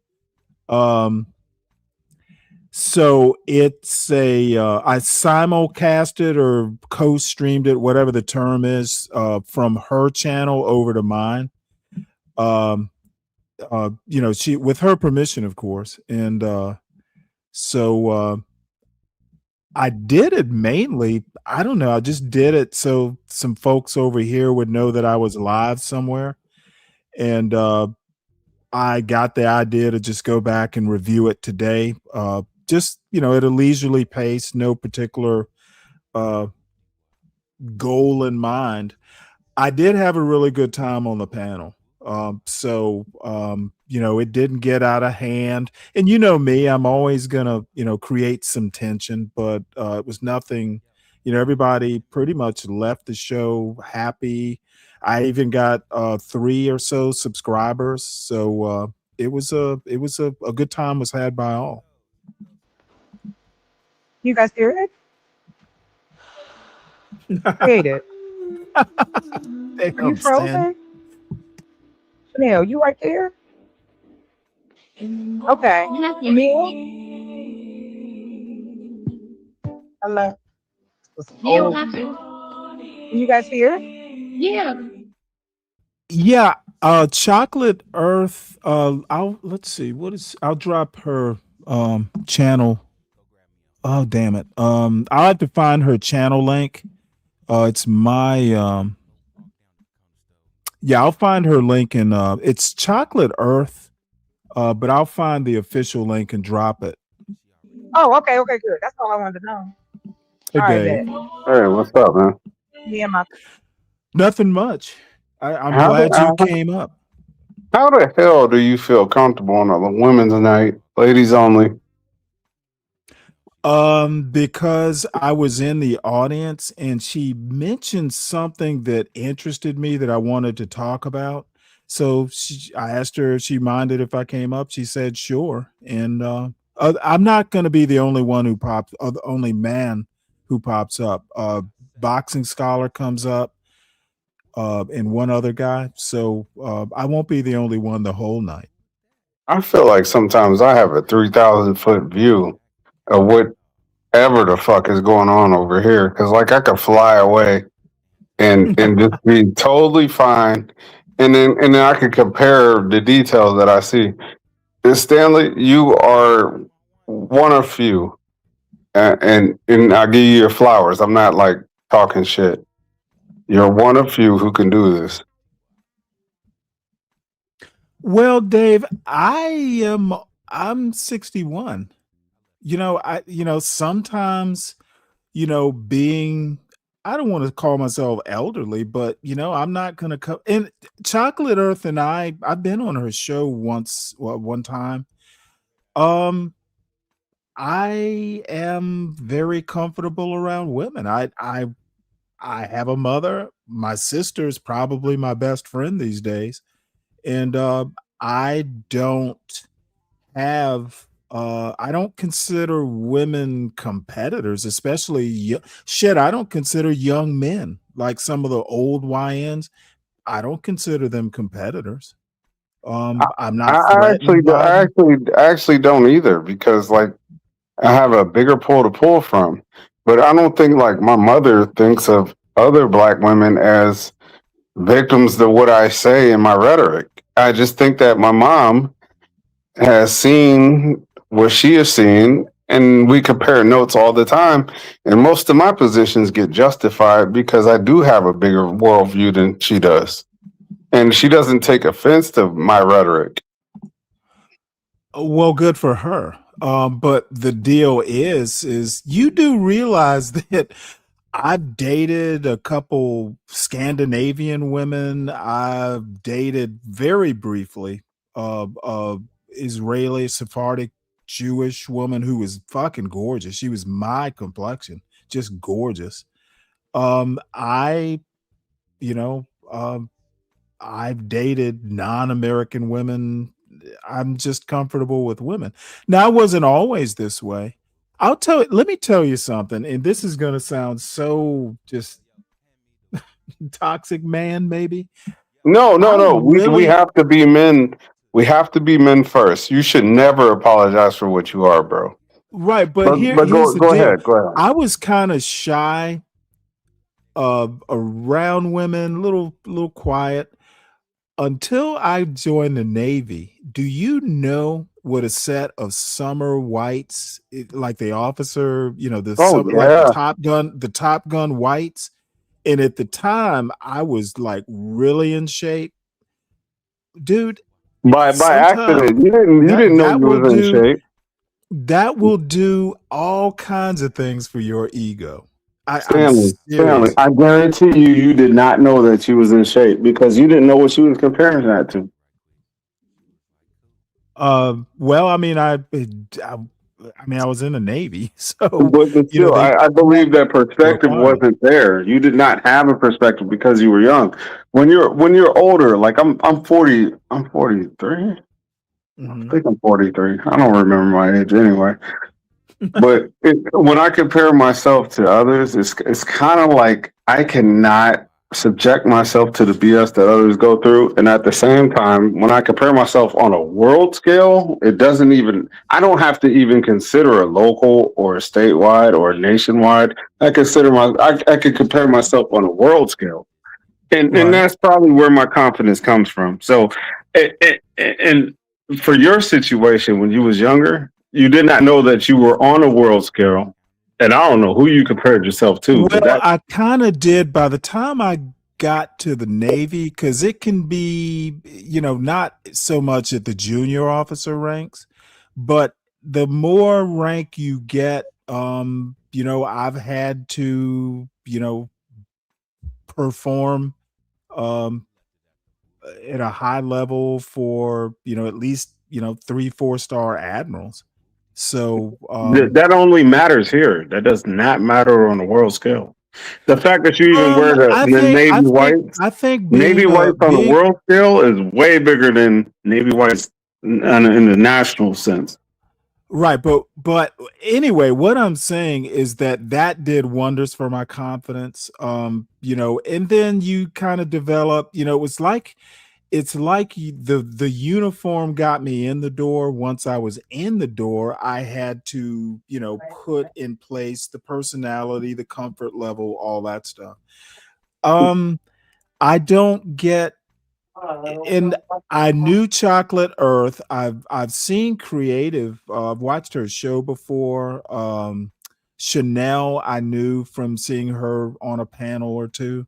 So I mean, I felt that I know how to behave myself, you know, so I didn't have a problem up there.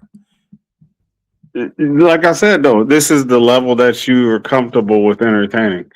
I can fly higher. It's crazy. It sounds crazy. It sounds fucked But up. here is the other joke though, because I did joke, because I did an after show. It was less than an hour, I think. And to be honest, there were some points up there where I was almost like, damn, they're gonna turn me MAGA if they don't, I was like, oh boy, I could these women might turn me into a conservative with some of the stuff that they're going to get into. But And that's probably why I am, because I think I'm more comfortable on a world scale than I am a local or a statewide or a world nationwide scale. That's my problem. Well, I don't know what I gotta find conservatism somewhere has to to do with the land world because scale.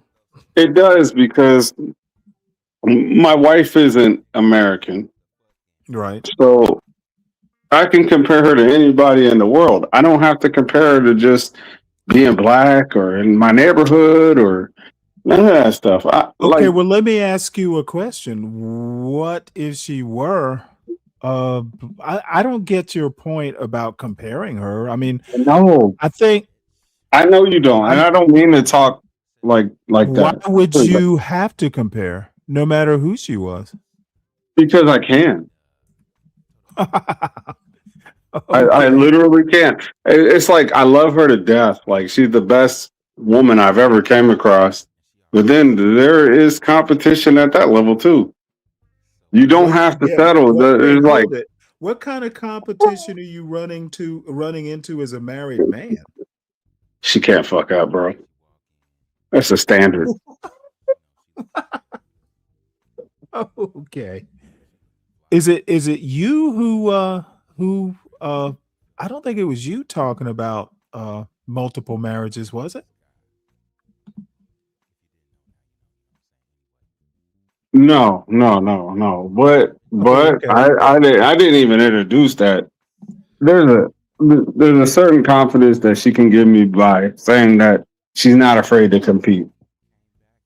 I don't know if MOT can even speak to this level. This is a different. I think honestly, because MOT is more of like a hammer to nail type. I'm not, but like really, man, what you can bring to the table and say elsewhere is is way. I don't know how to explain it to you. I really can't even do it. You have to have the experience, bro. Well, Sin says that I change around women. Interesting.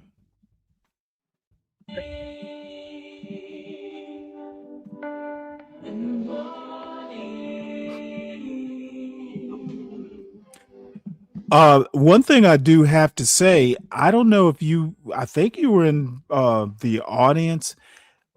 If I'm hypercritical of women, you don't think I'm hypercritical of men?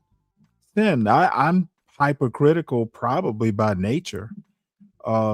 So if I'm hypercritical around women, um, that seems fair.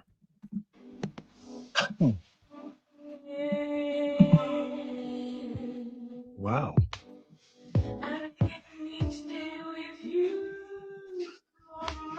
Oh, this is where the chicken and wine came from. That's Jill Scott. No, I wish I had Jill touch. It sounds very Jill Scottish. Oh, okay. She's one of mine. Good for you. My mother didn't believe in try it. Even if you don't do it forever, but at least try it. Actually bought her first album. Huh?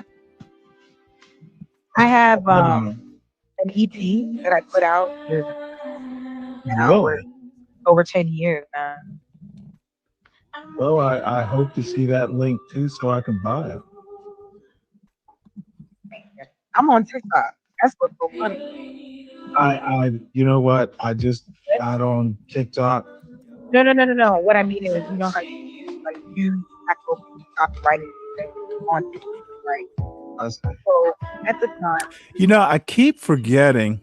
I PD. I keep forgetting that when I am talking, I need to switch views. It makes it easier to cut shorts. So this is who's actually on the panel, King Pigs. This is from the other night. I was on Chocolate Earth's panel. And again, I won't be the only man who shows up. So don't fret. And that was I am sharing the wealth. and he's the favorite. No, Stanley, wait. Right. Then what? I'm curious to know if you wanted to address my comment in the chat when I first came in about giving John Galt credit to his beauty desert theory. Somebody was talking about it. I guess Nightish looked at a clip of it. I think that it's interesting, but what am I supposed to say to that? It's a clever way to call black women ugly. I've heard because ugly. That's exactly what it was. You want to know why I say that? Let me show you. Because he did a post that I just saw. Black women aren't ugly. They are the most beautiful women in the world. But the problem is they have this. You're not the one who came up with the concept, right? You know what? John Galt has great ideas. I am not talking about why you came up with the concept. I'm saying it's another way for John Galt to call black women ugly. I said I wasn't using it that way because I don't think black women are ugly at all. I didn't say you were. I'm talking about John Galt. But I'm introducing it to you and like in this form. I understand. It's like a food desert. I understand. I understand what he means. As I said, it's just another way to call black women ugly. That's for him because I would never do. I'm just making. Let me make this point. I am never gonna ever say that. Okay. Okay. Listen, Deacon Dave. No, you're saying that's what he's doing. Okay. I just want to make the disclaimer here. I want to make a disclaimer. I'm not saying all I have to say. There is no need for a disclaimer. You think it's a brilliant idea. I'm not criticizing you. I'm just saying it's just a fancy way for John Galt to call black women ugly. Okay, might be what he's doing. Okay, but I'm not doing it. That's not my reason for saying. Well, all I have to say is you're giving tacit approval. I have original ideas. I'm just trying to share one with you. You're the one who said it's brilliant. Yeah, I think it is brilliant. I think it should be addressed. I'm just saying that I'm not saying what he's saying if you think that's what he's saying. Because I don't want you to paraphrase why I'm even bringing it up. I think I've heard. Didn't you write bull? Somebody wrote bull mammy something or another. I hear what you're saying, Dave. I hear you doing the lip service, but it doesn't change my opinion. I think black women are the most beautiful when they are in shape. Outside of that, they do not compare to other cultures of women. They just don't. They do not. They don't. You don't hold a candle. I think if you're in shape, you do. But if you're not in shape, you don't. I'm putting in my own words. I'm going to tell you something. When I was married, I really didn't pay that much attention. Of course, you're going to see a beautiful woman and you might gawk a little bit. But I literally wasn't sitting around thinking all this stuff about women being in shape and who's ugly and who's not. I was kind of, busy with the family. And now I understand when you come on a YouTube panel, it's kind of you're not dead, bro. We are men. We don't have to act like we're just family men and we're not dead. You see what I see. If you see a beautiful woman, I you think see that's a what you beautiful see, woman. but dude, I see what you see, but I don't stop to ponder it. Bullshit. Oh no, I'm afraid I am telling You the truth. know I'm why not, you're I'm not not. even tempted to. You're not even tempted to. Okay, well, I'm not married now, but when I was married, now part of it was I lived remote. So, I wasn't, seeing a whole bunch of women walking down the avenue, but I did work. So there were women at work, and yeah, you appreciate them, just like, as beautiful women or good looking women or whatever, but dwelling on it, like sitting, I've never sat around like with my brother-in-law talking about, women and in shape and all that stuff. I just never did it. Maybe this is why I can say this because it's been brought to my attention by my own wife. She'll say it. She'll say, she lives in America. She's from here, where I'm at right now. And she'll say, I never have to tap you on your shoulder to say that, damn, look at that. But today, I probably did it 5 or 6 times, but never do I do it there. Wait, hold it. You did what? No, listen to me, all right? Yeah. You tapped your wife on the shoulder and No, said, no, look no, at no, no, that. no, no, no. See, you heard what you heard. She taps me on the shoulder and says that. Right. And she points out women to you. Yes, and she does not. She does not listen to the same rhetoric online, but when it's relevant, I can point it out, and this is a relevant point. She says because we've been in America forever, right? For at least she's been there for 4 years now. Yeah, Well, that's 5 interesting. years. You know what? Here is my take on that. Your wife must be like world class to be that confident. Well, she went from 100 degrees real feel to what an average of like 75 degrees, maybe 60, whatever. And we live in the cold compared to where she's from, and she loves it. She loves the 4 seasons. She loves when the trees turn. Oh yeah. Yeah, all that, and she loves to see like the fall. Fall's her favorite season because she doesn't see that where she's from, and she loves sweet corn, and that's something that our area. Really?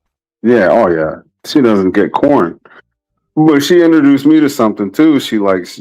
I mean, I like yuca. That's from where she's from, Oh and yeah, it's like, yuca fries. oh yeah, Does she yuca fry fries. it? Oh my god, Yeah, she those doesn't are even make it. they're better than French fries. She doesn't even make it. I like it, and I literally didn't try it until we went to Florida a couple months ago, and that's the first time I had yuca fries. They don't make yuca fries. They make plantains here, and they make papa frito. It's like French fries, whatever. But yuca fries, I had that in Florida the first time. Anyway, so like we're trading culture, which is like amazing because sometimes she points certain things out to me. Wait, hey, John, come on now. Be nice to people in the chat, please. John, hit the link. Stanley's not gonna kick you off. I mean, she might dunk you a couple times, but Stanley. But anyway, my wife she points out stuff to me all the time. She says, John's come in here attacking CKJ3's wife. That's a little much. I don't want to pay too much attention to that. That's personal, probably. But like, she goes to the gym with me at Planet Fitness, which is like a national gym in the United States, right? She says there's never any black women in here. Never. She points this stuff out to me. Okay, So it's like, okay. You don't think that's a little strange? Is she an anti-black too? I can't tell you everything, but you probably could say that. I don't think that they're black. Okay. They're not black. You look at a color and say they're black, sure. She's black. But if you look at a nationality, you remember me telling you the story. I had a Nicaraguan girlfriend when I does was she in the think Navy. is she black? No, as a matter of Okay, fact, so why wouldn't you well, hold subscribe to her? on. Let me finish the story, please. I got a life lesson because one day we were sitting around and she started talking about the black people in my country. And so she was as dark as I am. And I looked over at her and I can't remember if I asked her or if I thought it, but I'm thinking, well, you're black, aren't you? Apparently, it's real complicated in Latin America. They've got like what 88 classifications, like Brazil. Right. There's like a whole chart of depending on grandparents. It's just that if we have black and white and Asian, like 5 or 6 different quote racial categories, they probably got 20. Right. And you know what's funny? None of them use that as like a personal crutch or dig to feel like one is better than the other. They just say we're just different. But apparently for here, there's people who use history as something to say that these people got something on my people, so I'm going to keep this personal vendetta. It is not even really a thing. It's just people wake up every day, they do the best that they can do, they go to sleep at night. And that's the end of it. And if you do know a family member somewhere who can get you in a higher place, use it to your advantage. But if you use that as like, yo, that's racism, that's systematic oppression, you are weak. That's really what I see that as. Look at Shiesty Bob. Deacon and his wife are weirdos. I never talk about black men to my white man. You really stopped the show for that, Stanley? I hope you laugh until you fucking choke on your own spit. No, I stopped the show because you wanted to talk. No, I'm just saying that you come here for a week, and even Shiesty Bomb, she's overweight. I've never been to the DR, but I have been to Puerto Rico. I've been to St. John. I've been to Cuba. Well, Guantanamo, but there's a part of Cuba that's outside of the gate. So, I mean, I'm kind of familiar, with what it's like in the Caribbean. And you could take this to Colombia. Have you ever been to Colombia? You ever seen those people? Have you ever seen Venezuelans? You can't seriously line up the best hair-hatted hooligan versus any of them, and it's not a comparison. So please stop it. With her all I'm saying is she made me laugh. As a matter of fact, that might have to be a show title. Good. Why don't you make her Queen on Nidus' show? I think that's gonna be a show title for sure. Make her Queen on Nidus' show. But that's not proving nothing. Real life results matter. This whole fantasy that they're better, it's not even true. Don't put me up to it. That would be a good way to piss Nidus off. If you only show up to make the Queen for the month and then you never show up the rest of the month, you might be right. I think he already has a queen though. So maybe I'll have to figure out how someone becomes a queen, but I think Shiesty might be a worthy candidate. Just for that comment alone. Thanks for the show title there, Shiesty.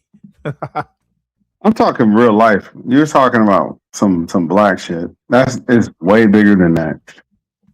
Okay. All I have to say is, like I said, I can bring you to the photo. If you don't see but nothing but the corner, that's your problem.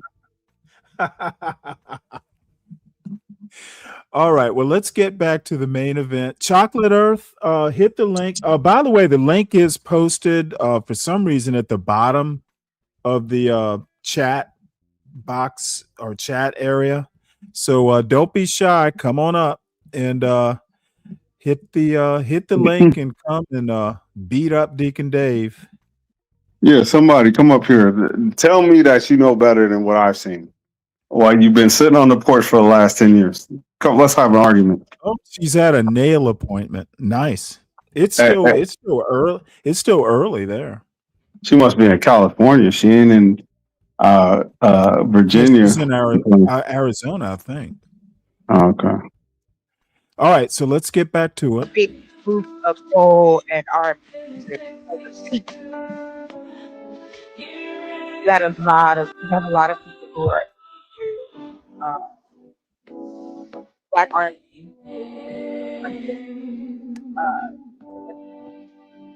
That's really there. And now we have people rioting now so much. I was like, What is this shit?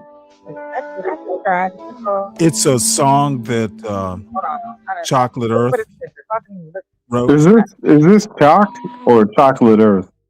Chocolate Earth. I don't think I'm familiar with her. Hey man, no shade to anybody for real. I think you've probably seen her. She used to go over to Gospel of Bob a lot. No, I don't really frequent that channel. I see. Did I download it? I don't know. All right, I'm gonna mute it real quick.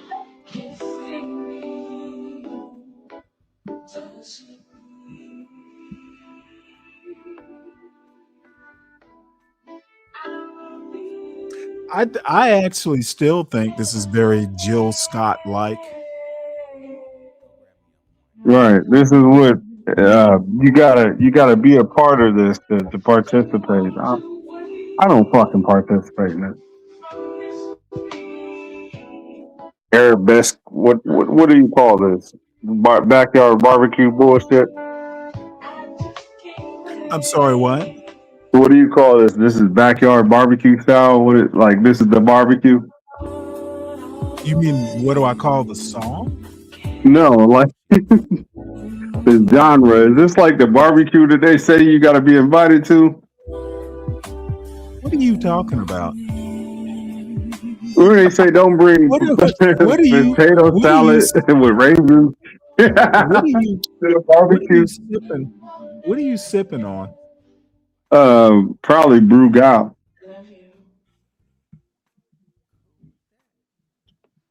I've been drinking Brugal all day and Presidente. Well, I know what Presidente's rum, right? No, Presidente is the beer. Brugal's the rum. Ah, okay. And Barcelo, that's rum too. But anyway, this is like the barbecue. You got to be invited. So if you bring a white man, a white man or a white woman with potatoes, salad, and raisins.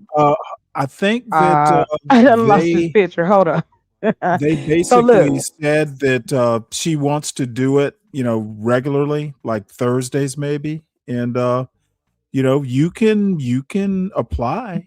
You could be the designated man for next week, maybe. No, I'm good. I'd rather watch. Yeah, okay. Well, like I said, I had a good time. Okay, we're not gonna do it. Hold on. Okay. I need just some on my brain. I think it's on fire. So hold on just a second so I can realize where I put these pictures. Because I think I done lost some or I thought I downloaded it and I didn't. Bear with me just a second. I think this is it. No. Okay, wait, hold on. Please feel free to talk. Y'all don't have to be quiet. Seriously though. Oh, no, I'll wait. I thought you was saying the song. No, I wasn't singing nothing. I just played and I was stopping the song.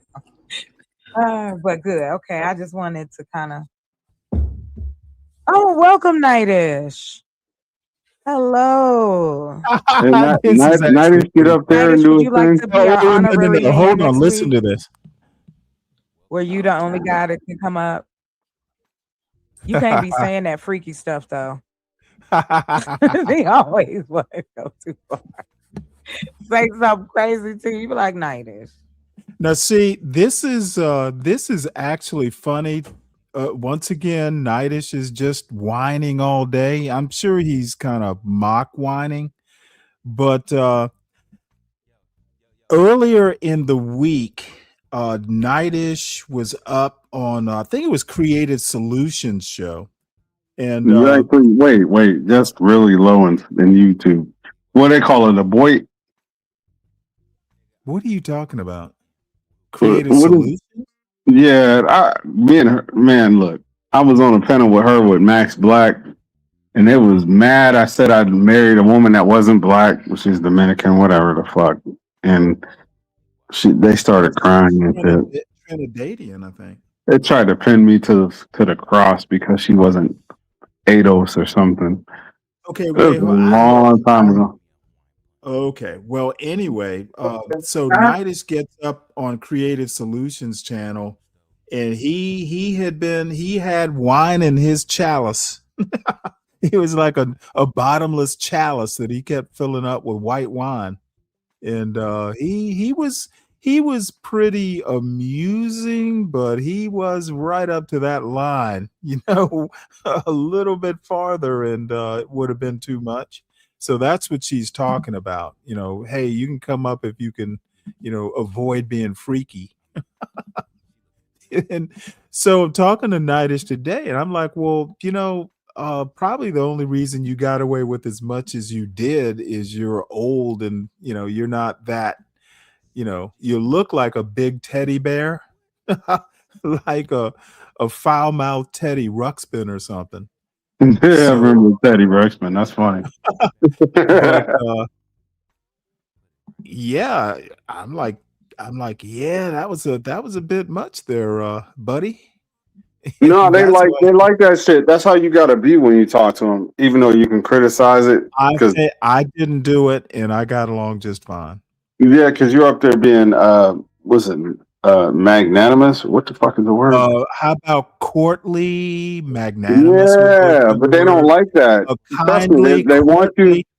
They want you to spit in their mouth, man. It's 2026. You got to eat ass. I don't think that's what they wanted. It's 2026, Stanley. You got to eat ass nowadays. Okay, well, if it's that's where they're at. 2026, why don't you go up there next week and ask if you can come up and try that behavior and see how it goes. You know what it is. You got to spit in their booty to get along with them. Yeah, okay.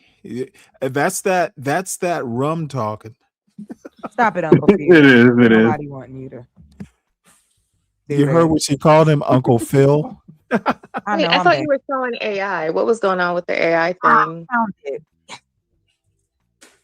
I was looking for the photo they arranged for me. So thank you for hanging out. I was looking for it. Let's see. Here we go. Wow. I told you I'm gonna have to hire me a producer. I'm serious, y'all. Cause see, sometimes my mind be too fast. What's up? That's a good thing sometimes. Well, after I make, my first couple, bills, then I may slow down. What y'all think? These are all of her romance novel covers. Oh, thank you. They all look like books, like book covers. That's what it is. These are all the ones I've written. Oh, nice. Yeah, anytime I find myself on a panel with creative, I know it's not serious. Yes. Yeah, no, I don't be just saying stuff just to say stuff. That don't get me nowhere. That Matter of fact, she like Grandmaster Troll. Wait, you know what I've been what's been popping up? I clicked on one video and it's just been coming in my feed nonstop. These the Asian and the Black woman. I don't know why that is a genre or why that's so popular, but I can't get it to stop now. Well, you're gonna have to. Here's what you're gonna do when you get the video. Hit them 3 dots. Say you're not do that. And I do that. Yes. Still do it, don't they? That's why I said it doesn't matter. They trying to get you. They trying to get your mind. Okay, hold on, y'all. The stories are nice. Whoever wrote the stories, they're cute, but I just What? don't get it. And you have the same thing. You have a black woman and a white man. Why are all of the covers like that? It seems like everyone's pushing interracial everything. But it is. That's a part. That's reality, though. No. Black men, Ugh. black men and white women, white men, black men, Asian women, black man, black woman. Like, it shouldn't matter anymore. But I know it does.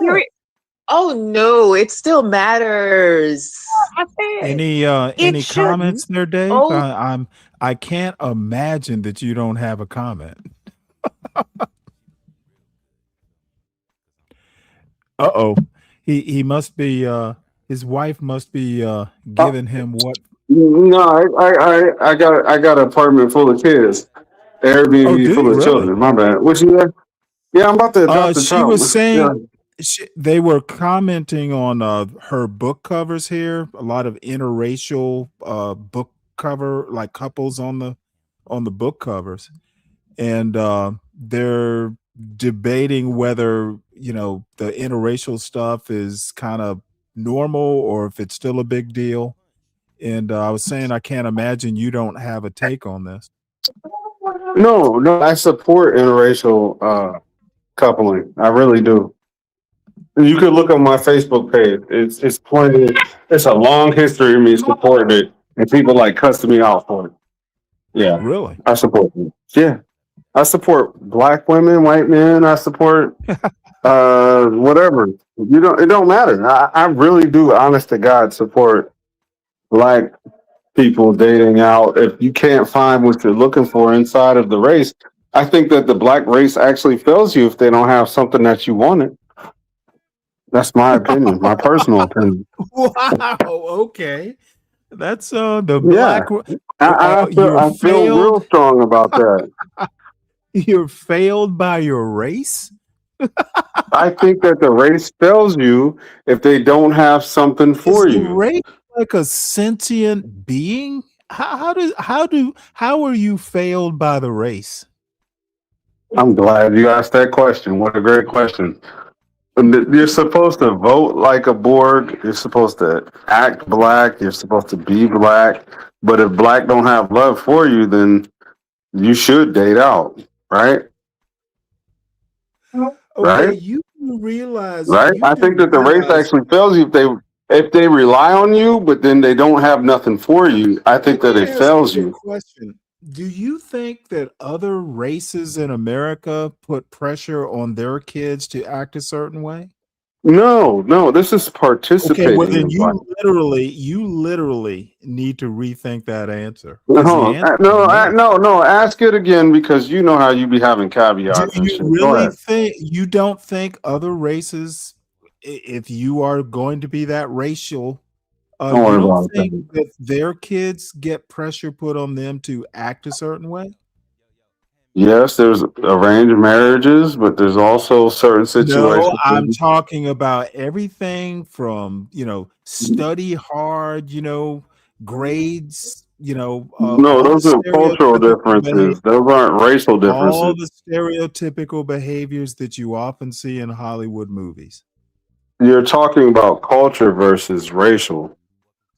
No, I'm talking race. I'm specifically talking race. Okay, Oh, race? is Nah, black people ain't got shit hear for you, man. Okay, God damn it, dude. Why do I have to teach as I go?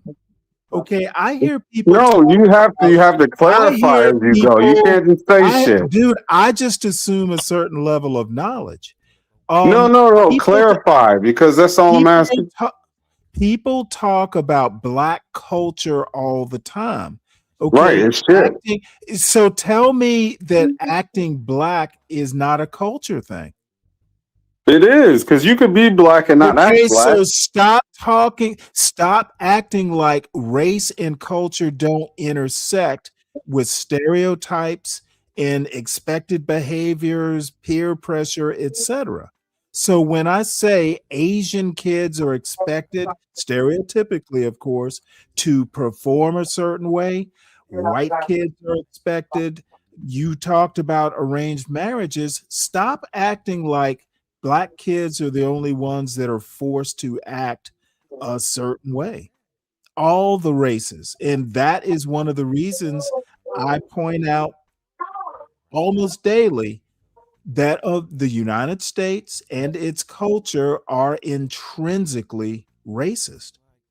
Stanley, Because you of want me to, no, stop right there because you're saying a lot. If you want me to spell this okay, out, what there's more am people. I There talking are too more people. fast? Wait, there are more people who Am I take pride in their child being a player than taking pride in their child being a I prodigy. need you to prove No, that. because this is how you speed past like I certain need points. you There's a to lot of nuance to this. prove that with the data sets. Okay, No, motherfucker. I'm your gonna prove that opinion with what is I've not seen over my 43 dude. years of I went experience. through 40 years of experience means nothing. 43. 43 43 of them. years of your experience means nothing. This And is your another thing. 61 don't This either. I never said it did. Okay, look, where are we pulling data from then? Okay, I'm not pulling data. You are You want to be making convinced, and it okay, takes a lot dude. more. Dude, It takes a I lot more to understand. convince you than it does to show you. I understand that you're having fun on your vacation, but I should be allowed to finish a sentence. I'm sorry. Go ahead.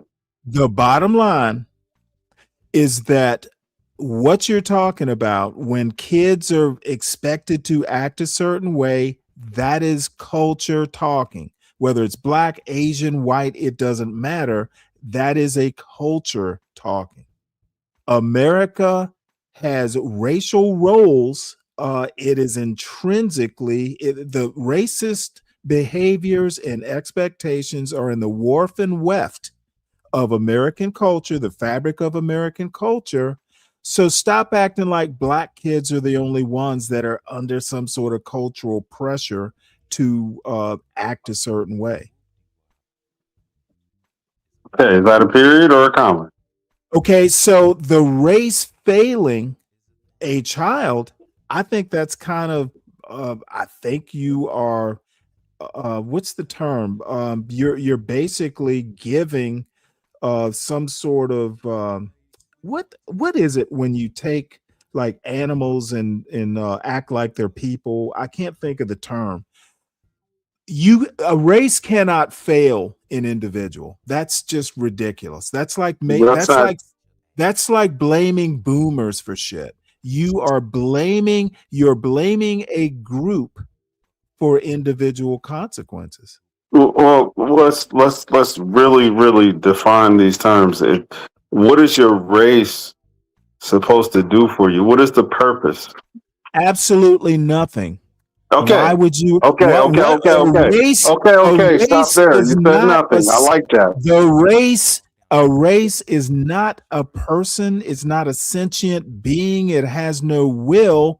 Race in and of itself is literally a construct. It's a concept. Okay, so it doesn't matter, right? I don't think it does. Okay, so when you had SKC up here, you told him that he wasn't going to be able to guide his children in the way that he would have that he wanted them to go, that culture was going to prevail. I don't recall saying that. You told him that he was going to lose as far as like having a certain outcome that he was prepping his children to have. Okay, but I don't think we were talking about race. Yeah, most people raise their kids to date black women, to date black men, to remain black. You know what?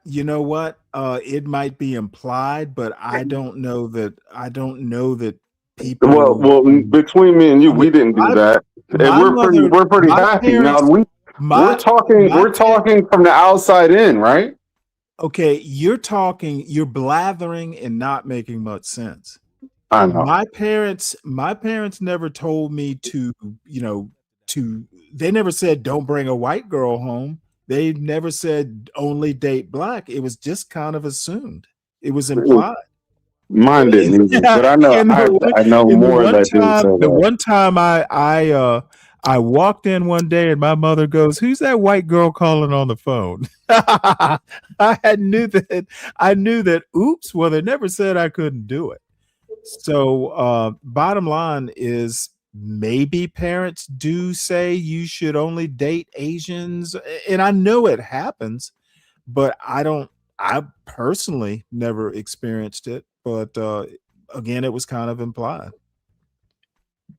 Now, as an adult, I could care less what my parents' expectations were. And you're right. It is the way I'm talking. You know what? I don't even remember where I'm at now at this point. You can play it. I don't give a fuck. Go ahead. All right. Oh no. It does though. And unless we are willing to push the pendulum, we don't talk to each other about romance out here. When the last time anybody had a conversation about romance? Camille, But is this pushing an agenda all of wow. Camille says when two sellouts have conversations about black women, they will forever be confused about the black woman. Camille, why would I be confused about a black woman? I was raised by one. So maybe you should maybe you should hit the link and explain yourself. And trust me, Camille, we will give you ample opportunity to explain that, or we will not attack you. I am nonviolent. Trust me. Okay, well, you aren't the problem. Oh, okay. Well, okay, fine. I just think that look, dude, like I said, my soon to be 60-year-old sister I've known her for damn near 60 years. My mother was a wonderful mother. I grew up in like a granite stable home. I don't have a problem with black women. It amazes me, and I really never actually understood until I got into this YouTube game. I had no clue that I didn't know what the manosphere was until I got into YouTube. I have no clue why there is so much strife. I wish I could understand it. the biracial everything? Isn't that Whoa. I can explain it. I can't explain it, but I want to give my point. I literally came in from Dennis Sperlin. That was the first person that I actually ever listened to on any type of social media. I was like, wow, he's saying something. He has a Jamaican kid, Jamaican baby mother, and she put him on child support, and I think an ex-wife or something like that after having a TV show. His gripes were similar with mine because I was going through it with my first kid's mother.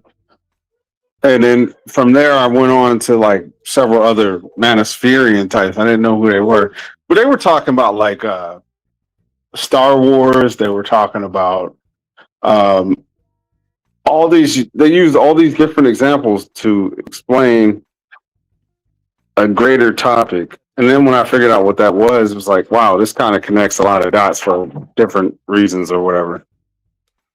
It's like, well, I'm gonna make kind of a grand statement, and I'm not gonna even talk about you specifically, though it may apply to you. I learned really early, and it might have been something in my upbringing. My parents were really adamant about not being swayed by other people. They, they were very, I'm not going to say they were insular, but they were like, you know what? If you really got questions, come and talk to us. Don't be following up these fools, don't be following up these people's foolishness. And I really never thought about it until now, but I've always kept my own counsel. Okay. Now there are people that I actually did trust, say when I was in the Navy or maybe a boss, talking about work stuff. But honestly, even when I was married, if I really had a question, I would call, my parents. and usually it was my father, but sometimes it was my mother, especially when it came to because she's a retired teacher. After my wife died, you know what? My father-in-law and I became closer. I generally went to my elders or family. It was always, I've been lucky that I've always had like family resources. Like if I wanted to know about education, I go to my mother. If I wanted to know about cars, I would go to my father. I've always had resources. Like taking advice from a Dennis Sperling or a YouTube content creator, that is something I would never even consider.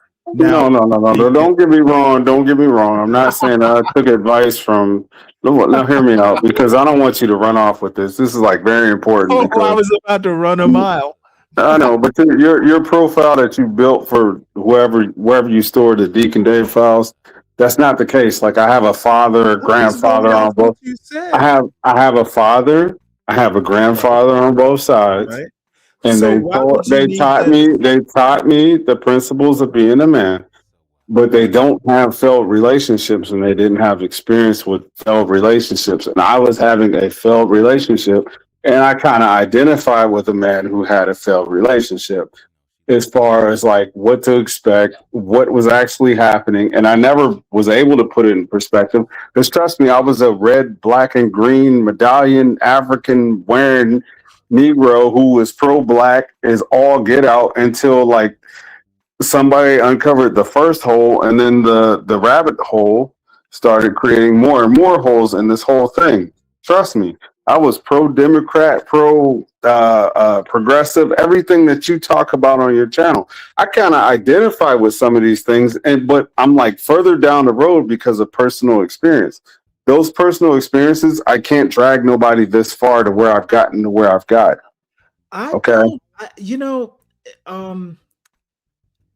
Why wouldn't your father be like a resource with a bad relationship? You said that you read this book, My Father's Son, right? I don't know who the author is. I don't know who the author is. Clarence Thomas. I don't know who the author is. The author is Clarence Thomas. I don't give a fuck. It doesn't matter because as soon as you say that name, what does my father's son have to, my grandfather's son have to do with this? It's not about divorce. Did he not deal with a divorce? His first wife, yeah. It's a divorce? Yes or no? I believe so. Yeah. Okay. He's also dealing with activism. He was also dealing with extreme leftism. Okay, so what does that have to do? What does that have to do with you? Because it was something that I read after I went through all these personal experiences, and then I read it. It was like, holy shit, me too. Hashtag me too.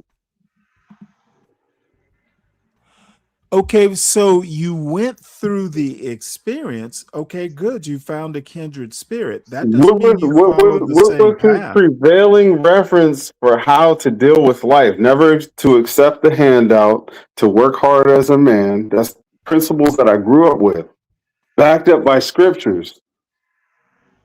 My grandfather was it's starting to make sense now. And my grandfather was also a preacher. He put scripture to life. When I had a boo-boo on my knee or something like that, and I said, "Hey, Mom, my knee really hurt." Yeah. Like tough guy. No, it's not like what most people who don't know how to have any type of discernment would understand. But there was a scripture for every experience in life. There was not a Band-Aid. There was not a medicine, a prescription, or anything like that. It was just like, here. This is your verse, chapter, and book. That's the way I was raised, right? So how did you go from progressive to calling out bull mammies? Because you would think that as an adult that somebody inspired me to bull mammies aren't in the scripture. Wait. You would think that as an adult that somebody like inspired me to be some kind of way or something, but not really. The foundation was built I was inspired by experience, and then I also was able to see because the foundation wasn't shaken. The foundation is the most important part because you can see everything else after you experience the bullshit. Literally. Okay. Tough guy, what's going on? Shit, man. Nah, man, I'm just chilling. I'm at Okay. home tonight. Well, I was on a Home chocolate. tonight. You know who Chocolate Earth is, right? Tough guy. Yeah. I know Chocolate Earth. I was on. She had a panel, a ladies panel on Thursday, Oh, and she did.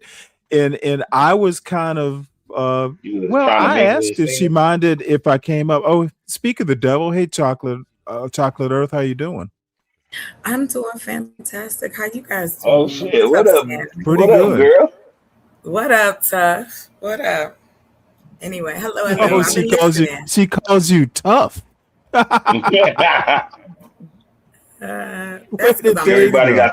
listening. got their nickname for me, especially the No, women. I apologize, tough guy. I was being lazy and I just said the tough part. So Oh don't no take no no! it. I thought no. I think it's actually pretty cool. I was like, damn. Oh, that's so funny. You're hilarious.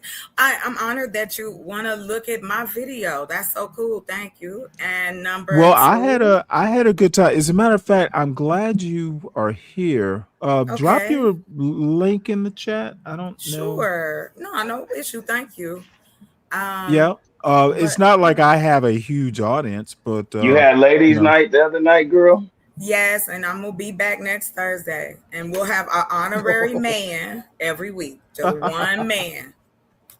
That's it. And then Well, that's I'll open the panel when the ladies say they ready for y'all. Because we yeah. don't get Well, yeah. I That's I think don't want us fair. to argue. I don't want us to argue. I want us to have fun. I want to bring a different vibe to the same serious conversations, but we don't have to tear each other's heads off. And I just am over it. So yeah. right.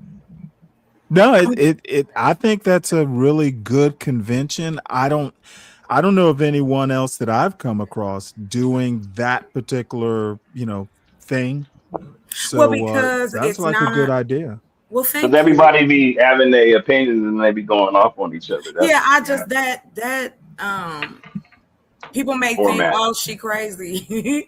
But I seriously like that energy is wild. Like I believe in saging myself before I talk to people because you just never know what their energy is. You have to be I enjoy being relaxed. I enjoy being chill. I get tired of defending myself out here. What does the So sage Well, do? you're a woman though. You shouldn't have to. That's the yeah, whole but thing. We baby, be you saying know that as I men, do. Yeah, but Yeah. what does the sage do? Sage is Of what? it's an old tradition in my family. We drink the tea. It's great for sinuses. It's great for like I have fibromyalgia, so the compound in the sage relaxes my muscles and nerves. So yeah, it's a few things. And then also too spiritually I do that as well. So I've been on it. Well, I am not even on and off, but practicing Buddhist since like 2012 or something like that. So Really? yeah. Interesting. hmm Oh, so she know all about tantra. Yes, I do, and I know about the Kama Sutra, even though those have nothing to do with what I said. Tough cock, yeah. I just know. I just Oh, know certain shit, girl. You know. I got you. well, I don't know nothing, so everything I want to know, I just ask questions. years ago, I dated this beautiful 6 foot tall well, she was a Navy senior chief. And one day we were in the Landover, Maryland Mall, and we went into maybe no one here is old enough to remember Walden Books. It was a big mall bookstore. So we went to the bargain table, and there was a coffee table version, beautiful version of the Kama Sutra. It was a coffee table book. So I'm like, well, hey, you know what? We ought to buy this. And all I can say is it's a good conversation starter. We had fun with the book. So It's just different positions. Kama Sutra is different positions. Well, it's also too, right, exactly, And and different it was practices. it was actually really beautiful. It was color and all that stuff, and she was she was an awesome woman. Yeah, most of those tantrikas are awesome women. They like the service men. Well, I was in the Navy. She was in the Navy. As a matter of fact, it's kind of funny in the Navy. There's so few black senior enlisted, and even fewer black officers that kind of against the rules. But I had a friend of mine who was a little bit senior to me, introduced me to her, and we just kind of hit it off. So anyway, fond memories of that Kama Sutra is my point. So I'll go ahead and restart the video. Any comments? We're at this part where you're looking at your book covers. right when Camille said, "Wow, them white men's is up there," but we changed. Yes. I won't give it away. What's up, Well, Camille? we're slightly past that point. Gotcha. Hey, I'm a fast learner. Go ahead, sir. Well, you want me to rewind it? If you have comments. No, I was there. You got a lot to play. Let it play. Okay. Hold on one sec here. Let's do that. There we go. And it was covered in plastic. Had a planned agenda Hey, to you know basically eliminate race. No. You don't think It is- so? No, I Nah, think they it's going in on us. Like, Well, apparently we weren't all Are the they way what they past. say? oh my god, they said it'll be boring. Nobody wants. Why to are come they to- over here then? Then why you watching? I mean, we boring. What you watching? I'm talking about AI romance novels. This was just for us, the ladies, to kick it. I'm not in competition with nobody. You don't have to watch us. No, not me. I'm Not talking- you. I'm saying this to Oh, who? I think somebody in one of her chats is saying that. I could Yeah, care it's, less. it's a chill conversation. But Somebody as far as the wrote stuff on interracial Earth. Somebody thing, wrote a video about us. But go ahead. Show. Wait a minute. Hold on. No. We gonna get pull through the video up. Can you put that person's video up on the screen? Whoever is reviewing this. What are they saying, creative? Because I'm gonna tell you something. I will. Put it up on the screen. I don't know who these people are. I told the story of how DJ Witch Doctor, this is maybe even up to a year ago, got pissed off with me because I was reviewing, it was either Candy Cane or maybe it was Rogue C, one of the two. I hopped into her chat and, I was reviewing it from this show. And I didn't think it was that big a deal. I didn't think she would mind, but she was simulcasting with Witch Doctor. And he came all the way over from there to here to fuss at me about streaming or reviewing a live stream. And I didn't realize it was that big a deal. Apparently, to some people, it is. But it's really ironic that he's doing the same thing to your show. And I almost went over there and returned the favor, but I figured, you know what, I'll figure out, how to deal with him. But I have always been unimpressed with him, to be honest. Wait, DJ didn't understand where we was coming from, and okay, so I think move it's a on. misunderstanding. It's hard to Yeah, just impress ask the you. question. That's what I mean. The frustration is you rather sit up and make something up. I don't know that it's that hard to impress me, but bad or inconsistent behavior certainly doesn't. Oh yeah. Rather than really be like, okay, well, what are you saying? Because we talk so much without context. That absolution gets old because you don't got nothing to back it up. Mm-hmm. But I'm gonna be honest, I'm not in competition with no man, and no man should be in competition with me. Yeah, I go ahead, appreciate be in that competition comment. with the white man. Go, he a man, the Mexican man, white man, leave me alone. But to me, I feel like this. You reviewing us, you ain't got nothing to talk about. You a bigger channel than me. I find it interesting. And what's he reviewing? Yeah, that's what I'm saying. Like, they gotta be just talking about us. Like, that's it. Calling us names. Because you pulled up his stream first. I think that's what it was. But I only clicked at one Somebody part. said something to him, and that's why he's reviewing it. Oh my God. It was one part, the part where we got set down. I don't want to play these gang games. I don't care. Cause that's just crazy. It's just a distraction. It's up to y'all. Like, I can continue on. I hope Well, I everybody's think you should continue. Oh no, I'm let's not just continue. Let's see. Well, let me. Can I Go ahead, just sir. say one thing? I'm here. They won't mess with me. I'm spoiling. No, I've seen Nightish, and they know who I am at least a little bit. He said, I know what it is. I wanted to share something with May you I? guys before we got into the race conversation. So this is Gemini.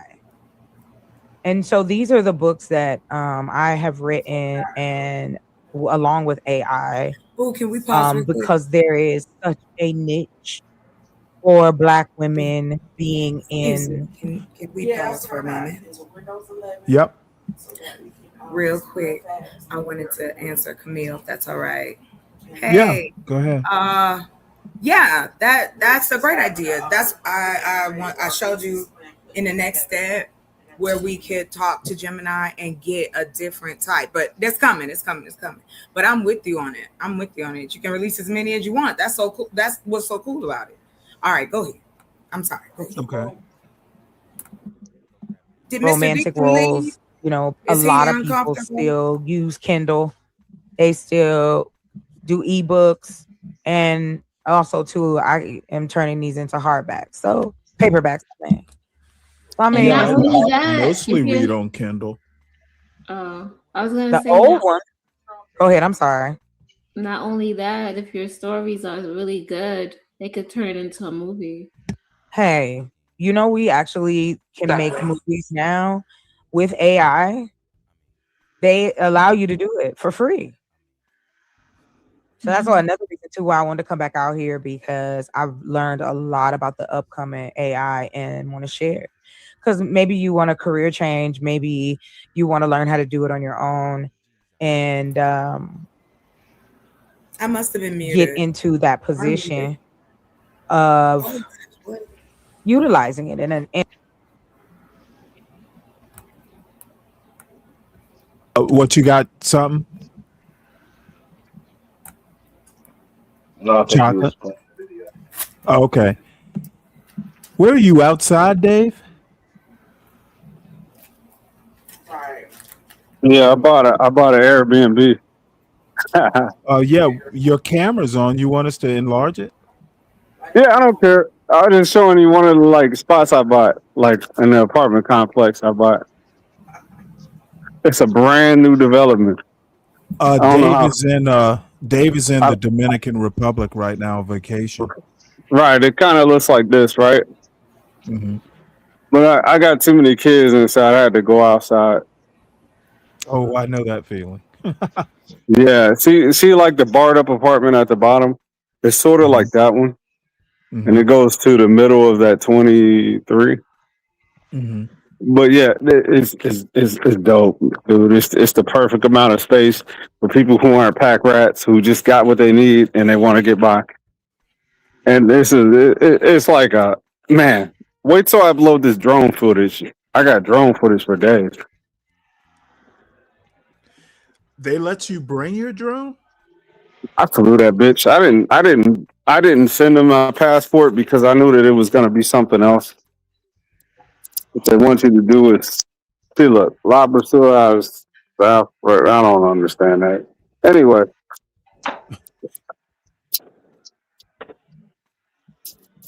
trash. He can pull you all day. I'm out here. I'm out here having a great time, man. They're out there playing soccer. I don't know if you can see that. Uh, There's something to do yeah. every hour of the night. There's something to do. They're about to get a soccer game going.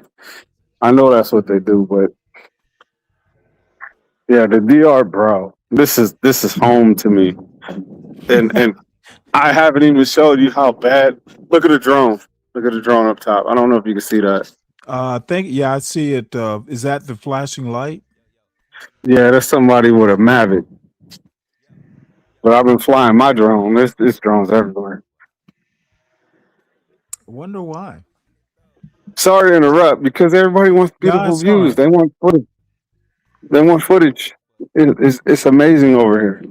And this isn't the city that I used to visit when I first met my wife. Like, you should see that part. It's kind of ran down, but this is what we upgraded to. I just bought a B&B, Airbnb spot. So I see.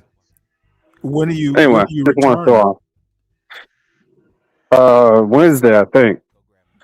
Maybe Thursday. Maybe Saturday. I don't know yet. Well, looks nice. Are you near the beach? No, not here. We just left the beach today. I got drone footage. You'll see. I'm gonna upload it after I edit it. You know what movie that is, Stanley? I'm sorry. Say that again. I said, do you know what movie that is? He said, "Are you from?" You said, "I'm from Jamaica." He said, "Where?" Right near the beach. No, I don't You ain't know. never heard of that movie? Oh, that don't was think Dave so. Chappelle. It was Dave Chappelle and Half Baked. Oh, You ain't you know never what? seen Half Baked? I've never seen it. Oh, okay. Yeah, that nigga's a fool. You know Dave Chappelle's funny as hell. Yep. I love Dave Chappelle. In a positive. I know the part Yeah, that you're talking about. I think Go ahead, I think he is he's the best out there. Way. Like No, I don't actually, see I like where Deion Cole. Deion Cole is the best one to me. Well, I like Dave's Why can't they literacy. both be the best? Okay, I'm sorry. I couldn't help it. All right, go ahead. Have you ever heard Deion Cole? I'm sure I've seen a stand-up. He's been on Netflix, right? Yeah, he's been on Netflix. Yeah. I don't know. There's something about Dave's I guess I just think he's really a really good storyteller, and then the way he does the little twists, I think he's, to use a word, two words, highly literate. I kind of like the way he does the intellectual humor, I guess. this is just, it's like having an assistant.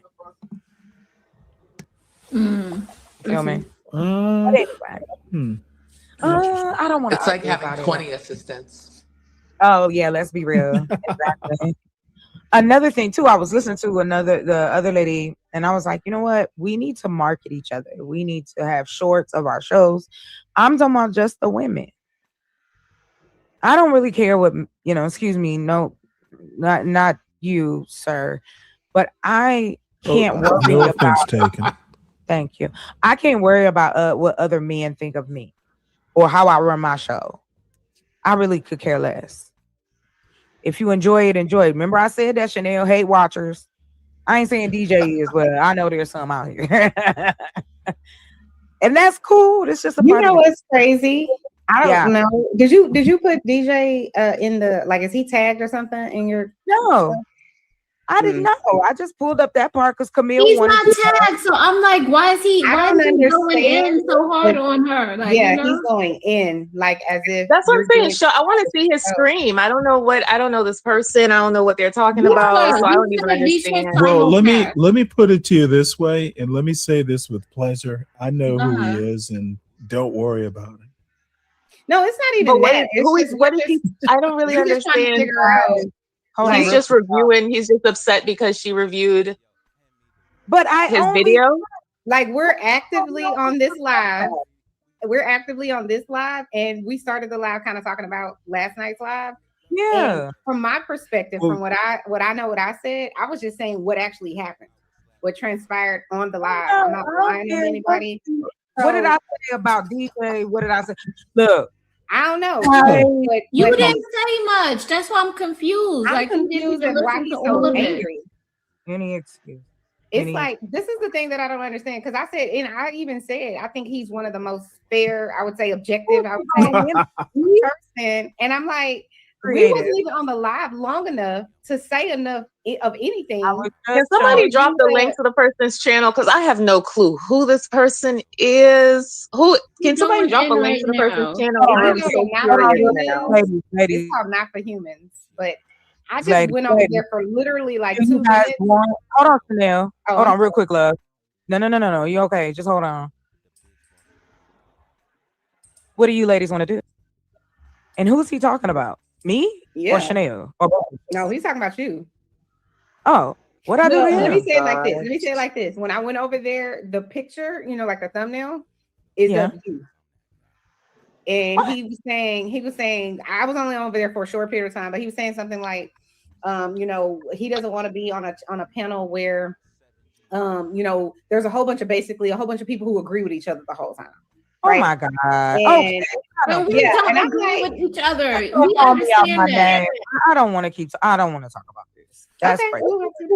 I just thought that was Hey, interesting. Chanel, trolling is actually fairly acceptable here as long as it doesn't get too far out of hand. On any given Saturday, I've probably, like everybody, this is like the place where all the trolls come to troll. And shoot, I troll in other people's chats too, so I wouldn't worry about it. If people get offended, they'll complain. So yo, you got a mountain to climb to offend me, bro. I don't give a fuck about none of that. Wasn't even here long enough to say anything. But I guess my thing is, what really can I do about it? No, you can't do anything. I just didn't. I was asking because I was like, maybe she tagged him in it, and then I did not tag him in anything. Okay, let me repeat this. When we first started the show, we were talking, and I was informing Camille and Stan right why I said and why I felt insulted and why I left. Right. Why get your money. Get your money. But it just all I said was that it just came off in bad taste. Especially on a night that's supposed to be for women, but the men again are coming up and dictating that. Right. I'm not gonna hide from the truth. You say what you want about me, but the video says it. And it ain't got nothing to do with DJ. He is not in control of his audience in that way. These are beings. JP gonna say what he wanna say. All of them. I really don't care, Chanel. For real. They can say whatever they want about me, honey. No, this is just that. But why are you interested in me? I ain't nobody. Well, I 100% agree with you. I was only asking because I was trying to figure out. No. I'm not bothered that you asked. Where did he get it from? That's what I was trying to figure out. Because I'm like, usually when you review someone, it's something you saw the day before or earlier that day, or something like that. The video first. We were looking at the video first. Oh, okay. I stopped the video that we was watching about the dudes, the toxic dudes, and I was showing Camille and Stan that particular part. And I said, I thought this was in bad taste. And not the DJ, but even the guy, the dude on the thing, like it rubbed me the wrong way. So I left. I still support him, but that didn't work. And I find it interesting that you care that much about my. What's up there, Tamika?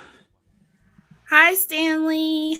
Hi, Chuck. Tamika. Hi. Now this chocolate. Hi. Hi, Chuck. How are you, pretty lady? Oh my God, I'm not. Wait, hold on, real quick. Yeah. Okay, can you guys hear me? You what? Testing 583. Okay, I was Yeah, saying we can hear you. I was saying hi to myself.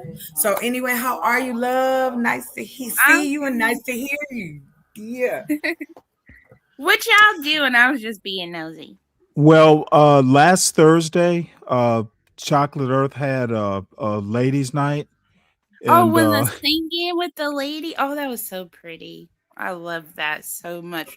And I didn't get to hear it all either, but that's okay. So I just figured I'm gonna do it again next week. I'm doing it again. What's your nationality? Are you white?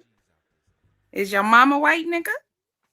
No, she's black. Why did that even fucking matter, bro? That shit's stupid. Remember the last time I was talking to you, you was talking under my clothes, you little skinny bastard.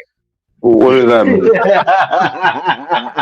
Okay, I know who you is now. My bad. Wow.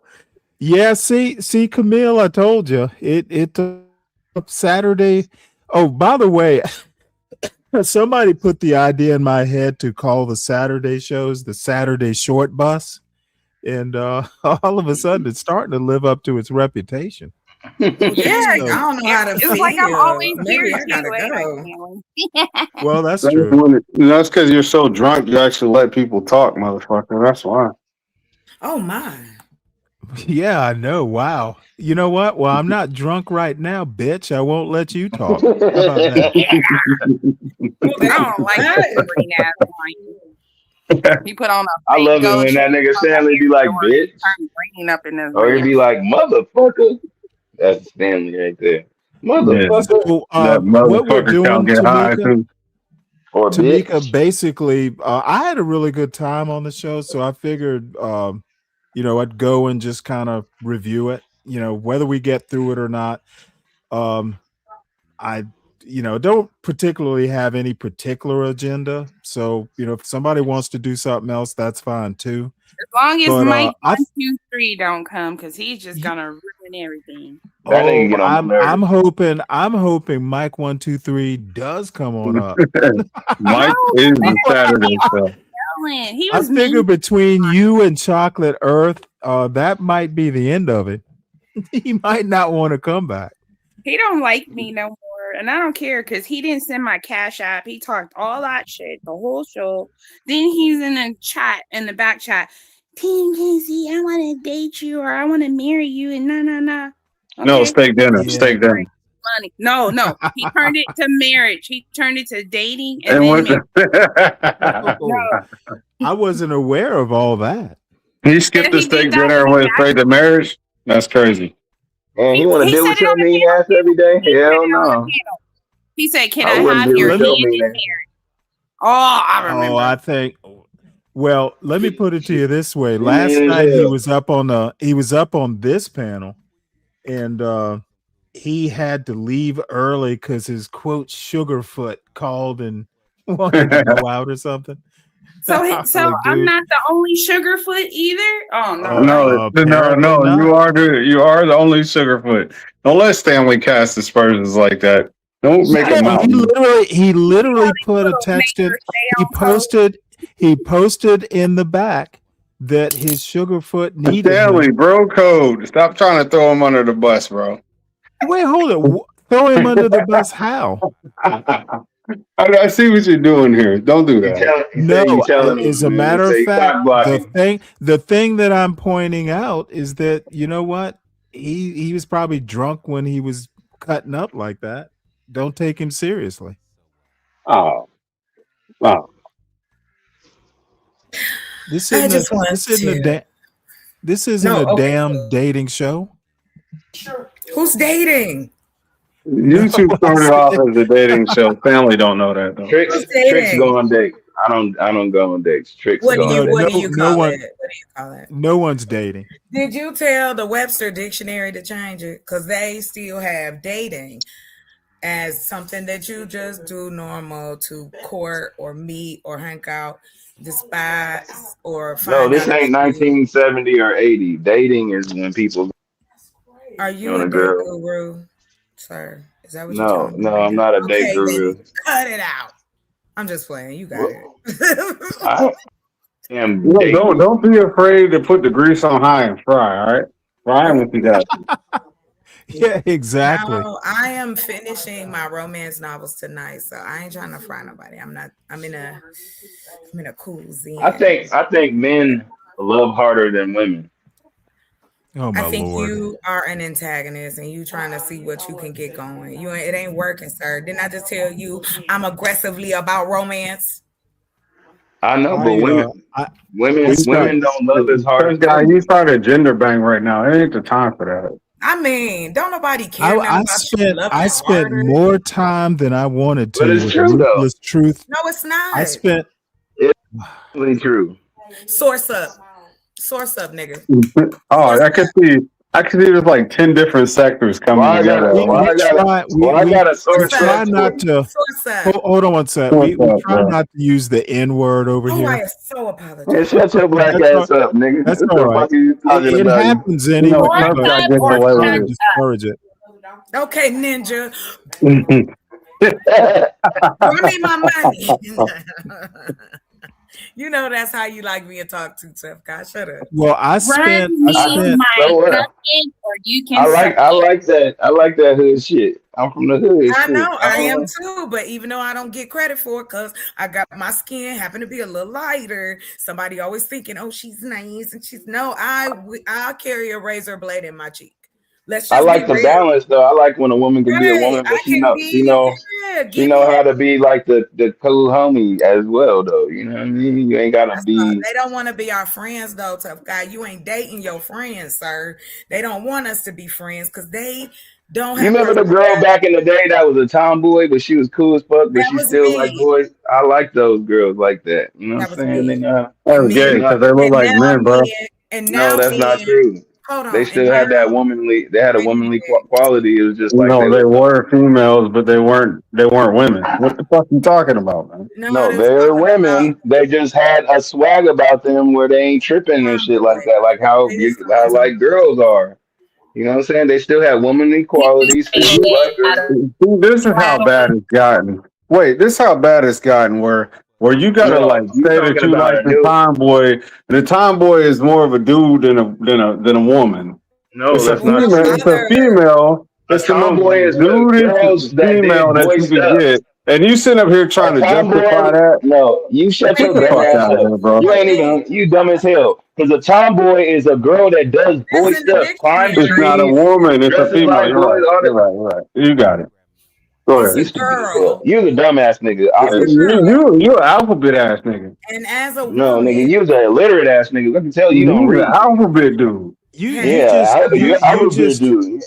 When the last time you read a book, motherfucker? Excuse me? Oh boy, we don't read. I'ma say this. A tomboy. I told you I don't want to. I don't even want to hear nobody arguing. No, I was just giving her some shit. That's my I know home. you are. I know you are. It's okay. I know how to talk shit too. I know. You know that, nigga.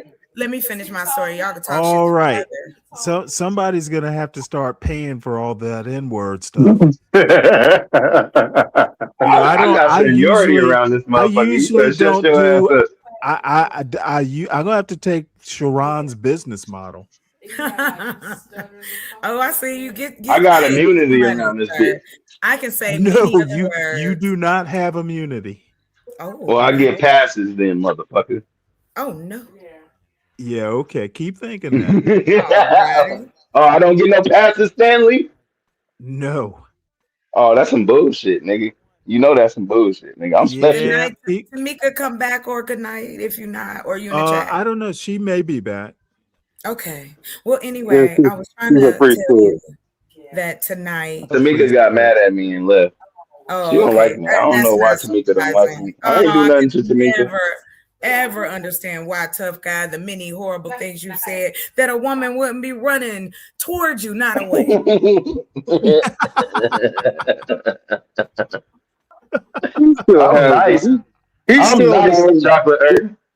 Yeah, he still gets a chance to qualify him before you deal with him. I mean, it might sound crazy at first, but really, he's got a gooey inside. That's probably what he's trying to put out there.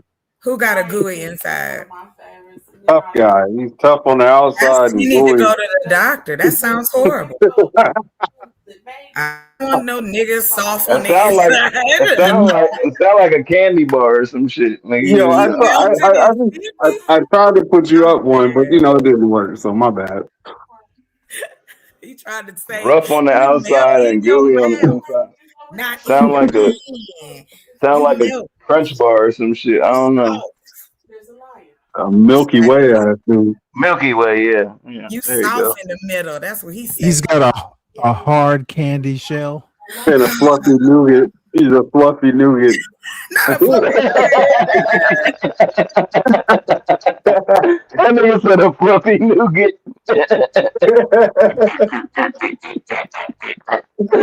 Nigga, that was funny, nigga. That laugh is crazy. you got that one, nigga. You can have that one, nigga. That was funny as hell. That was That nigga said a fluffy nougat. I'm gonna start calling like, come here, fluffy nugget. Like, you know, they ain't quite fat, but they a little like husky. Yeah, that's a good name. You can't call a grown man husky. He not gonna. I tried it. It don't work. They don't. Yeah, I've been a fat kid all my life. I remember when I had the time. I tried on Easter suits and I had to get a size portly. That shit hurt my feelings because the name just fucked me Right, up. I know where it comes from. That's horrible. Look what they do to you as a kid. Who was that? A J.C. Penney? Oh yeah, we were high class. We had the whole, what was that? Sears. Sears. They used to see the book. Yeah. Oh, my grandmother. That was my grandmother. Yeah. J.C. Penney's just took over because Sears was the shit before anything. Ain't nobody buy I remember. No, Sears was that's where you took pictures. That's why my baby pictures was taken. Oh, everybody's baby pictures was taken in Sears because they was giving out the double or nothing black package. Oh, okay. I remember mine. I had the red flannel. I had the red flannel on, you know, the old school flannel. I had that with the chucks. Are you talking about them? Are you talking about them Olin Mills blurry ass pictures? Yeah. I got the old school picture, nigga, you know. I got the OG picture, nigga. The OG baby picture, nigga. Everybody, that's the black people special. Listen, we've been duped, y'all. That is the black people special for sure. Duped us. Hey, you even went there, huh? Stanley went to Sears too and got some pictures. Everybody went to Sears. That is where black people shopped, okay? Especially the high class silent generation, which was my grandparents. When Sears was the shit, nigga. Sears, you better be quiet. That's where you get your refrigerator from. That's where you go know, see. Your grandpa get his tools from. Yes. Yo, I got Halloween costumes out of that old catalog, man. Yes. In Savannah, there's a lawnmower. music- We used to have a gray lawnmower. It was a Sears lawnmower. The ride, the one you sit on. Yeah, did the Sears y'all grew up with have a music store in it? Yes. I think so. Okay. Cleveland and Columbus had a music store in them. Oh, you from Ohio? We had a local, music store called Ben Portman's, and I actually took guitar lessons at Sears. See, look at you. Oh wow, the that's black crazy. package. Listen, I work for Sears, y'all. Sears was the joint, man. I'm telling you. No, Man. I'm talking about in like. Okay, I'm just going. They have studied how we shop, and Sears is one of them places that did the science on how to get us blackguards in there and shop. How to sell to the Negro. Yeah. Have you ever read the book? Hey, the Negroes got a lot of dollars, though. That's what people will be failing to realize. If we actually know how to come together and do some shit, we could really do some shit. But niggas is selfish. 1.8 trillion estimated. That's crazy. Yeah, we got money to spend, bro. That ain't chicken, weaves, and makeup. Okay, I'm just gonna tell y'all right now. That's not what it is. Nobody's buying. We got that. money to spend. We buying other. I know black people be making money, man. Black people make money. I'm deviating from both of y'all. I don't agree with none of that black shit. I don't Whether it's legal, illegal, black people make money. Well, I'm a 100% coon skin. That's fine, sir. I mean, I'm a Davy Crockett coon hat. See, now I know because you ain't old enough to know that Davy Crockett was dealing with black people then. So I'm older than you. You don't even know how old I am, baby. But thank you. I can't really see because I'm not looking at you. I'm not judging by that. By your voice, I'm definitely older than you. My voice No. is definitely you in your 30s, ain't you? Look at this man. Look at God. So he up here telling him to tell me I look like I'm in my 30s. I'm gonna tell Jesus. I'm not looking at you. I'm listening to your voice. My voice. I take it where I can, sir. I take it where I can. It's a Okay, win for okay. me. All right, all right. Everybody, let's calm down. How old are you? Down. Never. 48. Okay, you got me. You old woman. You got like Now I'm an 17. old woman. Sit down. No, I'm just playing, man. You're all right. Wait You're to all right. say that. Okay, I got you next time. Don't come You're all over right. to mine. I'm teasing. I'm teasing. I couldn't make it on a female panel. That's why I don't go. No, we gonna make it easy. We just gonna have one man every week, the honorary man. He get to come up and ask he speak for all you men's until I drop the link for the men to come up. And that's Oh, it. nigga, I need to be a part of this. You need to let me Who on. told you, tough guy? I don't need me. You ain't friends. Hey, just have me on. We'll have a great he conversation. How you just gonna volunteer me what you gonna do on my show? regardless of his exterior, his rough exterior, he's really a sisterhood type of dude. He's full of nougat. No, yeah, fluffy nougat. I just want to tell you, bullshit. I know this black guy, and he's full of it, sir. Me and him done had it out. Okay, me and him used to duke it out because he used to say some really. We're on Bob's show. No, I knew Tough Guy before Bob's show. I'd seen him on other rounds. Because Tough Guy used to I've been come around. over. Yeah, because you used to come over to Q's channel. I remember you coming over there. I remember you on some other people channels that we both have been on. So I know who to mess with out here. Tough Guy, he know how to cuss him out a few times. But if I thought he was trash, I wouldn't talk to him at all. He know that. No, I'm trash, so you probably don't want to talk to me. You, Mr. Dave, so let's not make assumptions. I'm straight trash. I ain't gonna never say nothing you agree with. That's for sure. You don't know. If you want to play the game, we can. You might be surprised. Well, go ahead. Whenever you observe something, let me know. Come up with it. I'm not doing it.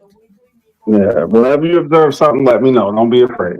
I can't observe anything, sir. What do you want me to observe? You talking? Okay, I'll go off your word. Gotcha. No. Whenever. Just whenever. Hey, Stanley, I know you an OG. You remember Beetle Bailey? Yep. Mort Walker was the artist. Yeah, I used to read that shit. Cartoonist. Yeah, he was in the military. Turn on. Yeah, I used to read that book. Do another one called High and Lois. I think that was him. What about? Do y'all remember the Hardy Boys? Yep. Y'all remember the Hardy Boys? Okay. Let me see another one. Y'all old to me. Y'all some senior citizens. AARP card carrying motherfuckers up here. That's right. We don't play with toys like drones. Yeah, I did fly a drone today. We don't play with toy planes, and we don't play video games. Hey, no, I don't play video games, but I did order me a helicopter. It's back home. They already delivered the shit. Nice. Stanley, you remember the Bernstein Bears? Now you have a reason to go back home. I can't wait. Actually, it's one of the high end ones. This helicopter is the smallest one they make, and it was still $300. I was like, wow, let me try that. I'm excited. I can't wait to get home. You don't know who the Bernstein Bears is?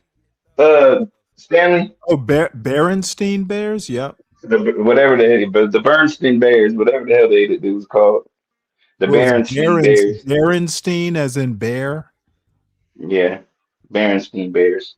Yeah, I was part of the Book It Club. Honestly, that was more. You're somewhere in my brother's age range. I didn't grow up with him. He did though. I read that for Book It, like for the personal pan pizza at Pizza Hut. They used to give you the ticket at school. Did y'all do that? Yep. I'm not too young. I'm way younger than y'all. And then the other one was remember that. Arthur. Y'all remember Arthur?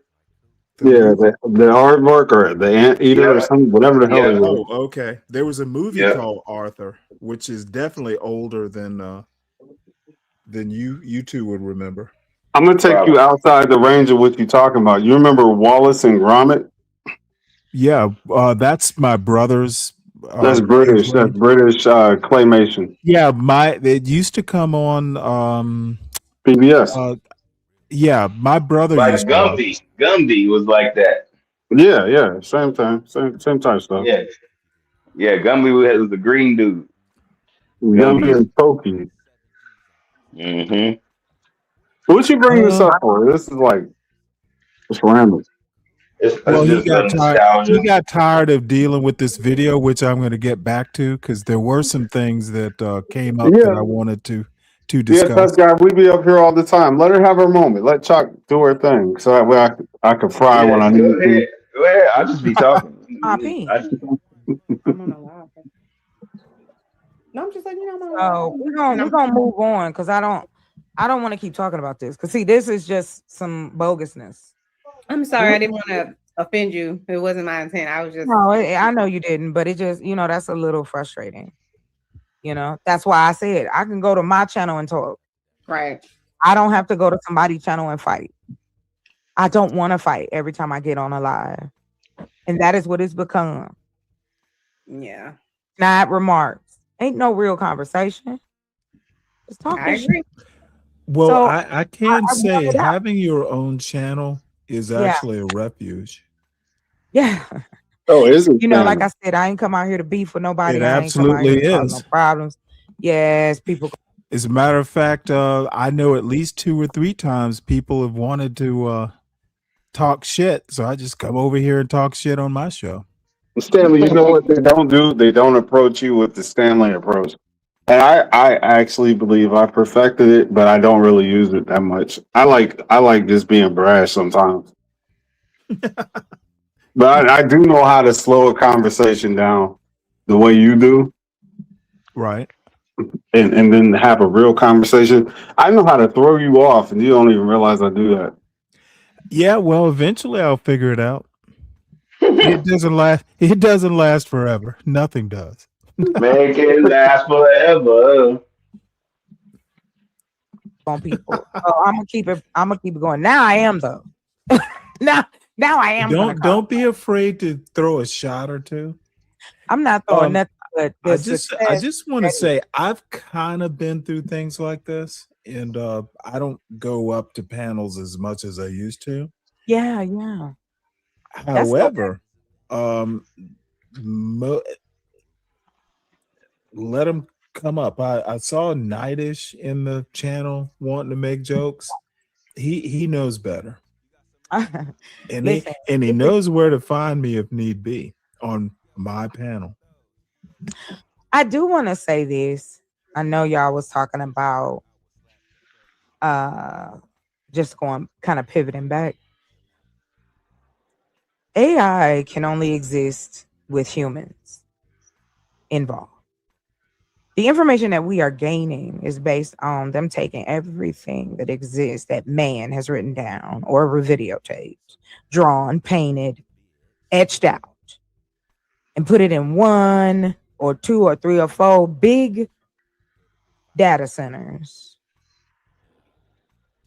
You've been using AI if you ever use Google. That's not a person searching every time you ask, hey, Google, where the map at? That's not a person coming out of office real quick and calling you on the phone. Well, technically, it is I a just person. find it interesting that it's just a program. Knocking it, why not? Well, you please explain that one. Oh, well, it's technically a person because the person made the program for you to ask. That's not technically a person. I found that if you ask AI a real genuine cognitive dissonance question, it does not respond. It gives you links to like research it yourself. Like I've had asked questions to AI that weren't biased, and it just gives me links to videos that don't have nothing to do with the question that I asked them. It does not answer every single time. It answers whenever the question is based on a certain lean. May I ask you, who do you use? Who's your engine that you go to? A narrative. GPT, and I also use Google. Well, I would tell you to stop using ChatGPT. Download all of any questions you've asked, download it and burn your membership. and you should try Anthropic. Their products, I'm not saying they're the best, but they're better than Meta and they're better than ChatGPT. There's also coding that, because I'm into coding. So along with that, Claude offers you the coding. No, I'm not getting paid by them yet, but I'm saying they've definitely helped me get to certain places that I might not have been able to get to just continually on my own. What language do you know? Well, right now I'm not using any language. You mean like Python or JSON, or is that what we talking about? Yeah. Well, yeah, I'm familiar with a little bit of all of that. I've built websites. I've been into computers, building computers since the 90s. Well, yeah, mid to late 90s. So, yeah. And so now what I try to do is show people, one, it's about prompting the AI. Because if you don't prompt the AI properly, it's just like asking a human the right kind of questions. Don't we hear that statement? You got to ask the right kind of questions to get the answers that you want. And as I feel like garbage in, garbage out. Yeah, absolutely. Absolutely. Okay. Well, I mean, if you guys want to call it garbage, hey, that's what people die No, for. it's an idiom. It's like if you're biased in your question asking, you're going to get a biased answer. If you eliminate all bias before you ask the question, you might not like the answer. But if you tell it to also explain it to you in a way that somebody on the opposite side of what you believe, people don't do that. Let me just say this. It is how you use it, just like any new technology. And like I said, going through the last 10 decades of watching how the internet has developed, how AI has developed. I've been dealing in that for 5 years. And I still have the imagery and all the things from when I first started to now, watching it progress, and especially Black people, about how this technology can put us in places where we were kind of barred out of. And that's what it's done. The internet did it already, even specify. So that, I mean, that's just basically how I see it. Of course, I understand that there's downfalls. It's the same thing they said when the web started going into people's homes. So the arguments are the same and the players may be different, but we're still arguing the same things with the technology. So yeah, I mean, I just don't think it's a big bad wolf like it's being fear mongered amongst Black people. I agree with you. I think that you're on the other side of what most believe. Like I said, you're right. You're absolutely right. I'm not disagreeing with you. I always challenge any argument from the opposite side, or let me be the heel. So what is the worst case scenario? You just ask for confirmation bias. You don't ask for it just doesn't happen. It does not happen. I don't see people really going to a second layer of questioning anything that they really want. They just want something that's going to agree with where their position is. But it has so many other options, though. It does, but who's thinking past that? I am, and that's why I am. And I want to help other people think about it. I hope you don't say that one person it can't make a change in that way, because we know that's not true. No, I'm not saying not at all. I'm saying I agree with what you're saying, but I don't know too many people who use it or display like any counter argument to anything that they input into that. Well, you are more than welcome, because I just came back as far as doing shows regularly. Monday, Tuesday, and Friday. And if I feel like it, on Saturday. But I'll be doing my shows more regularly, especially because I'm a politic head. So I'm definitely going to be doing those. And then Thursday night is dedicated just to the women. So are you familiar with Stanley's politic position? We haven't had an opportunity to talk about it yet. Interesting. Very interesting. Why? Great time right now. I would love to hear this. Because you don't want that conversation with Stanley. Because even when you agree, Why not? Why okay, not? like okay, so Stanley, you're saying like two people starting from two positions What's can up, arrive at MOT? the same point, but not for the same reason. That's where it will get interesting. That's why I'm saying it's interesting. What's up, MOT? Well, I mean, to a certain extent, unless you have a problem with the means, if you get to the same point for two different, two different paths, it's not necessarily a contentious thing. We've never had the conversation, and I think I wouldn't be I surprised. don't want to be here for it. I don't want to be here Why? for it. Okay, straight up. Stanley, what is your view, sir?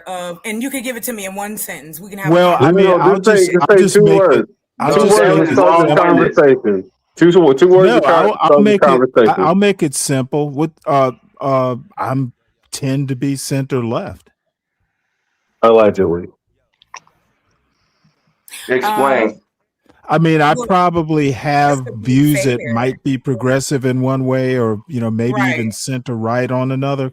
I tend to, when it comes to education, I tend to be, pretty strict about, what I think education is and how it's achieved. But I'm a centrist by nature. I abhor extremes. And that's okay. That's why we have the makeup that we do. I am I guess I'm check all the boxes. I'm the Black woman that will fight for Black people. Yes, I'm a Black woman, but I also know that Black men, Black children also suffer at the hands of some of portions of our underserved society. And that's where I kind of live in that world, because that a lot of the politics and policies that are being made will affect these people more probably than a lot of other cultures. So yeah, that's where I live. Right. Well, I'm very aware of American history. I think America is fundamentally racist. There's basically no solution except, tearing it up, tearing it down, and rebuilding it. That's not likely to happen. No, I think that I think we fool ourselves if we, want to pretend we're colorblind.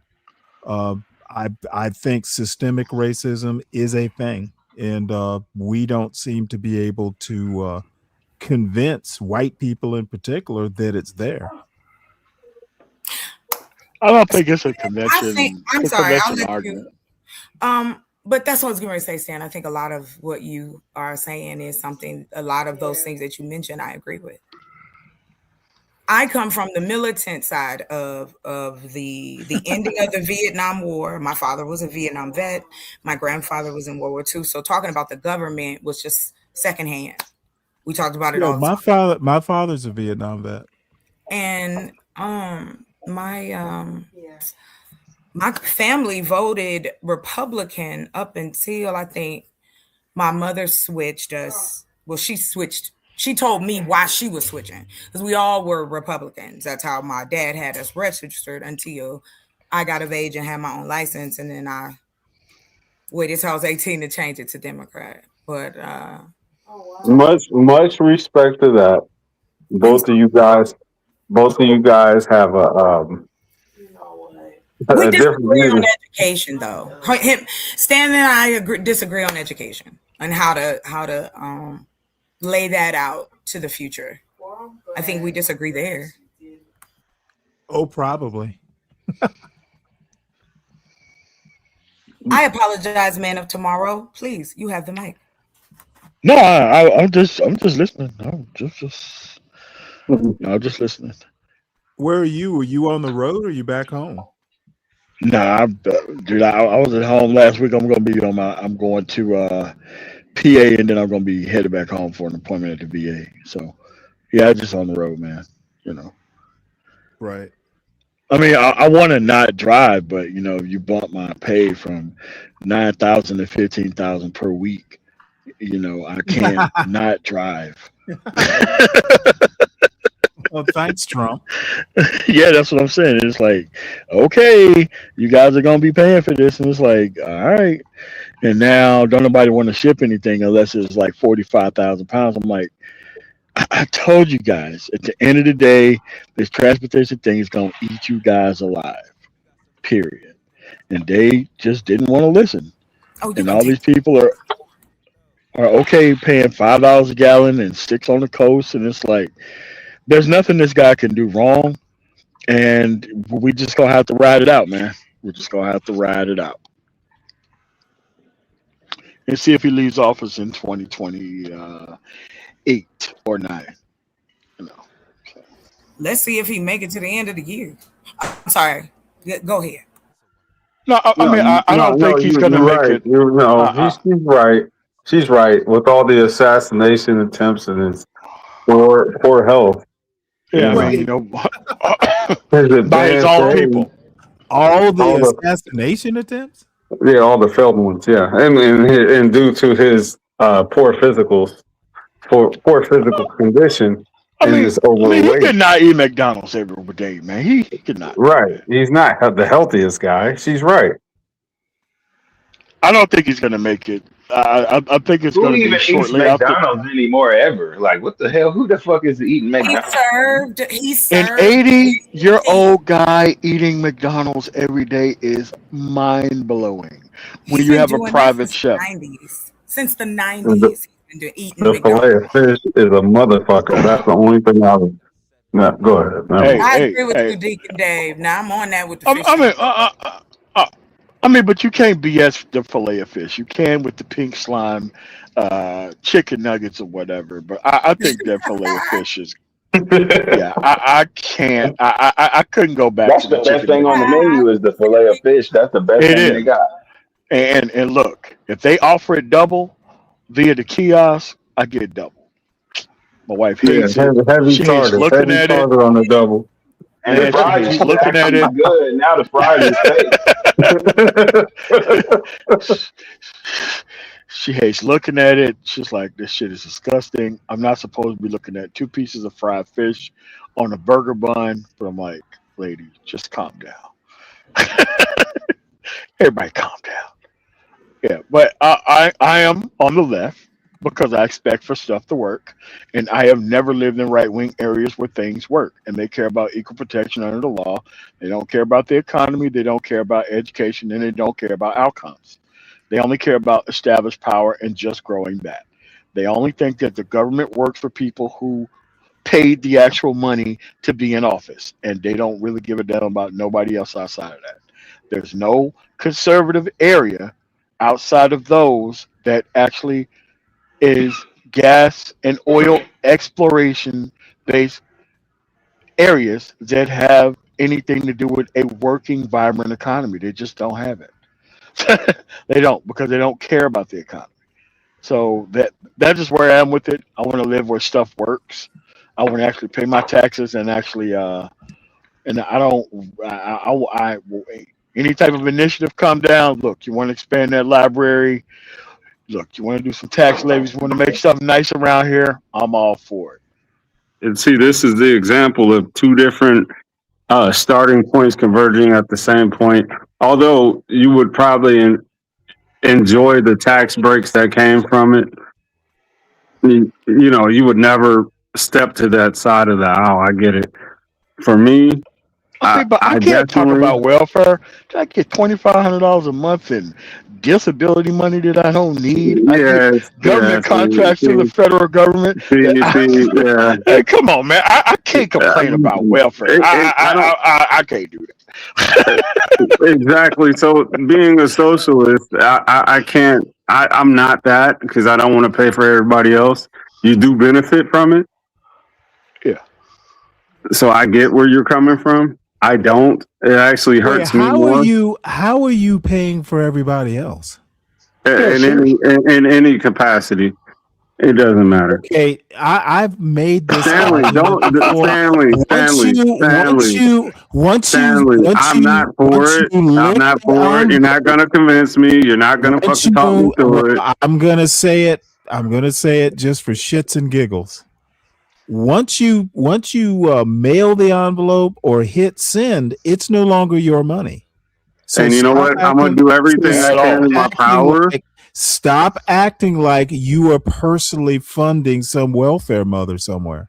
Anyway, like I said, I'm going to do everything in my power to reduce red tape and to reduce that. Okay, what does red tape have to do with nothing taxes to do again? with government overhead. I don't want nothing to do What does with. red tape have I to don't do want with nothing you to do paying with your fair share of taxes? What does red tape have to do with it?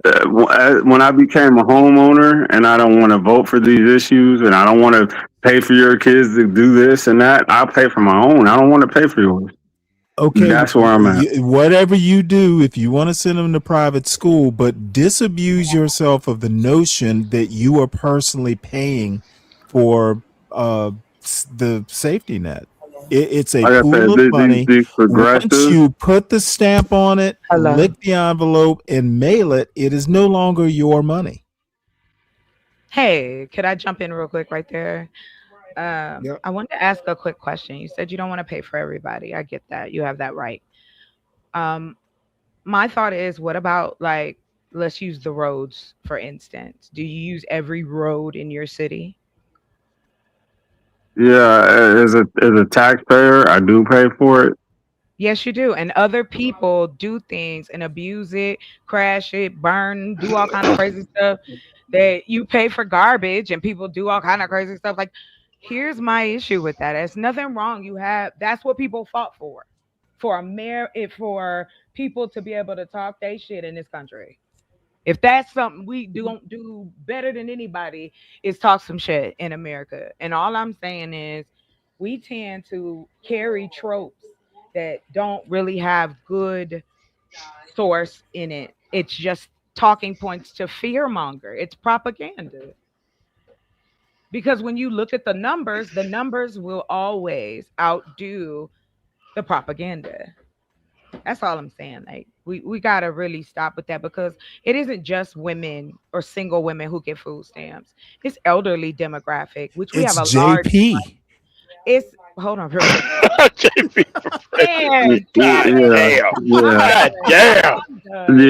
and that's probably that could be my motivation for not wanting to as well. Yeah, here we go. Now, since you brought him up, Hold on. So you're going to punish those who are doing it the right way. They might just need it temporary. Like here in Arizona, you can get it for 3 months. And then they will take you off if you don't come back and talk to them, or if you need an extension, or if you need help with finding a job or money or whatever. I'm not saying this works, because it doesn't. However, the aesthetics look great on paper. Truth be told is that you have more children who benefit from SNAP, WIC, Title IX, Title I than adults. I don't give a shit about the adults. Be hungry, eat grass. But when it comes to the babies, and then you're telling me that the government has been making public schools pay for the slop they get and put in our children. Though your tax dollars cover all of what that is. I'm just saying. What happened to the lottery? What happened to parents being responsible for their own offspring? I don't know. Maybe I'm not even speaking to the right points, but anything that can reduce me paying for anybody else, I'm with that shit. But other people pay for you, sir. They don't pay for me at all. Yes, like they do. Deacon Dave. Wait. You're talking about police and medical, like That's local. Okay, you're talking about police and firemen and stuff like that. Yeah. Okay, I get that, but your welfare, I don't want to. I want a dime thrown out my pocket. How are you with paying for Trump's war? Deacon Dave, let me give you an example, because I'm in your state right now. No, this does border on not being non-patriotic, families. I get that. You're anti-American. Okay, son, what? Son, I've done more. I've done. Yeah. You know what? I went there. You know what? Because it's something else. I'm attacking. Oh man, Deacon Dave smiling like shit right now. Yeah, I'm like, wow. Dude, all right, you got it. You guys got it. You got it. In the Navy, we didn't fly toy planes. I've done more than you have. Deacon Dave. Yeah, my federal is different than my state and my local. Okay. Diggy Dave, I got a question for you. Do you think No, it's no, fair? no questions. No further questions. Okay. I'm gonna So talk to you gentlemen later. Stan, I'ma holler. Okay. No, wait, oh, don't go. No, I'm gonna reduce wait. myself. I'm sorry. Oh, wait, hold on a second. Drop your link in the chat so that I can subscribe to your channel. Okay, but I wasn't leaving because of Deacon Dave. I don't care nothing about what he's talking about. I'm supposed to be going live tonight, so we're When? finishing the romance novels in a little while. I'm Oh, about okay. to set up now. What romance novel? Do She's you right. know? Were you not listening to the show? Yeah, she was You were writing one. I reviewing? had a question about that. That's why I wanted to ask before she go. Go ahead, Mr. Dave. Do you use Stanley as your bodice ripper for the cover of your romance novel? Sure, What? one of them are. One of them, yeah. Stanley, What? are you a bodice ripper for the cover I of her don't think. romance I novel? don't think. I don't think I've ever known anyone who wore a bodice. No, bodice ripper. A bodice Forgive my ripper. ignorance. Are you talking about Yeah. I think I know. I think I know what that is. I know what a bodice is. I think. You remember what's the guy with the hair? He did the I can't believe it's not butter commercials. What the hell was his name? Saying fair with it, please. I think Fabio. so. Fabio. Oh, the Oh. like Black Yeah, he used to do. Fabio. Yeah, Yeah, he I used to have do those. like the shirtless covers for a Yeah. lot of female romance novels. Oh gosh, yeah. And I do Yeah. mine for my community is Black women, women of color in different scenarios into in these type of books, which is like sci-fi, thriller, murder mystery, just to add a piece that's usually not there. So yeah. I've had fun with the project, and I've had men, because I have an audio book website. So we're gonna take all the books I wrote. They'll be the first ones on the audio site, and then I'll open it up for other writers. And then Oh, you wrote in books? Books like how many? 12. Wow, good stuff. Good stuff. Stanley loves books. We all love books, But that's You. awesome. It was taking me forever. I was like, what is going on here? Thank you. Stan, could No you problem. do it a little bit with AI and like take Stanley's picture and make him shirtless, so where he looks, sexy for the ladies? Because the last thing I heard that they were reading was like something about a minotaur, having sex capades with women, and they were all into. I forget the name of it. Yeah, I think I know the book. Was it an actual Greek fable? Yeah. No, No. They right. Let me just give you a little education, Stan. So when women, the books that are popular now, women are into like intimate fantasy, fairies, furries, people who dress up like the police. Like you got a list. You got a list of mythical creatures. You got a list of like, the bad boys, the nerds, the creeps, the watchers. Like you got so many different themes. But Black women are in them as much as they would like to be. So I'm just an option. I write all kind of dirty stories. Plus I used to work in the adult industry for years. So yeah. But see, Stanley, before you get caught on the evening news in a chicken suit, just realize that you in a hotel, the cheap hotel. I don't think that's likely to happen. Yeah, what? Stanley, you don't want to be the butt of the joke, so just don't put on a chicken costume, all right? I will do my level best to avoid that. Oh my gosh. Would you like to volunteer your likeness, Dink and Dave?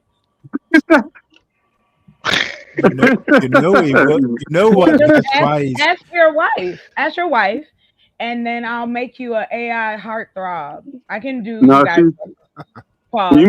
you might come across her likeness or NIL, her name, image, likeness, because she's doing big things. Awesome. But I don't want to reveal that yet. So, but it's possible. I just asked you if you want to be an AI guy on the cover of one of my books. That's what I asked you. Yeah, you have to do something with my my cheekbones, make them higher. Maybe I don't know. Well, you Before I would do be. that, It's a likeness, so I would make it how I want it to look and how I know my readers want to look at it. So that's what I said. It's likeness. You can't dictate that part.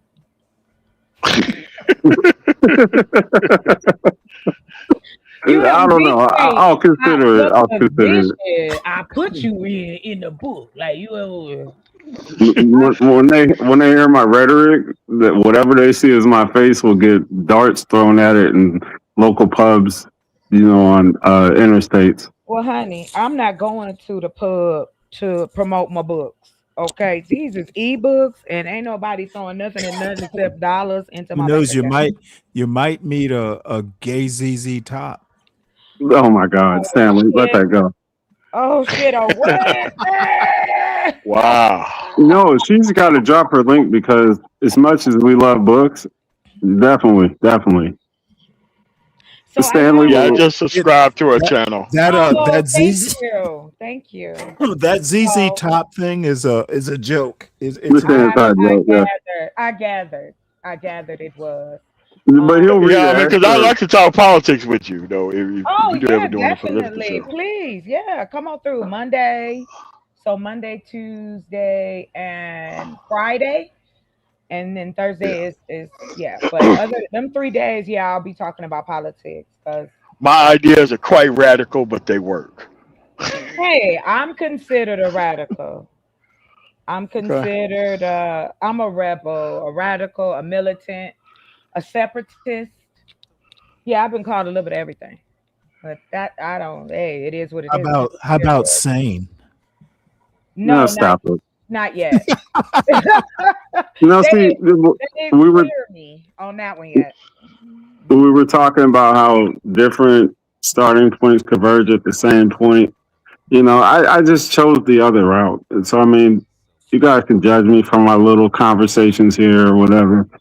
Well, I I definitely, do. the personal experience definitely has more to do with it than rhetoric and, political jargon. I mean, it's just like, And I'm telling you right now, people who depend on their personal experience to solve a lot of problems, dude, that is not the best route. no, yeah, but I'm not a collective dude, so go ahead. Go right. I Go ahead. cannot take my like Stanley. I could not take my Mississippi experience and just start solving problems with it.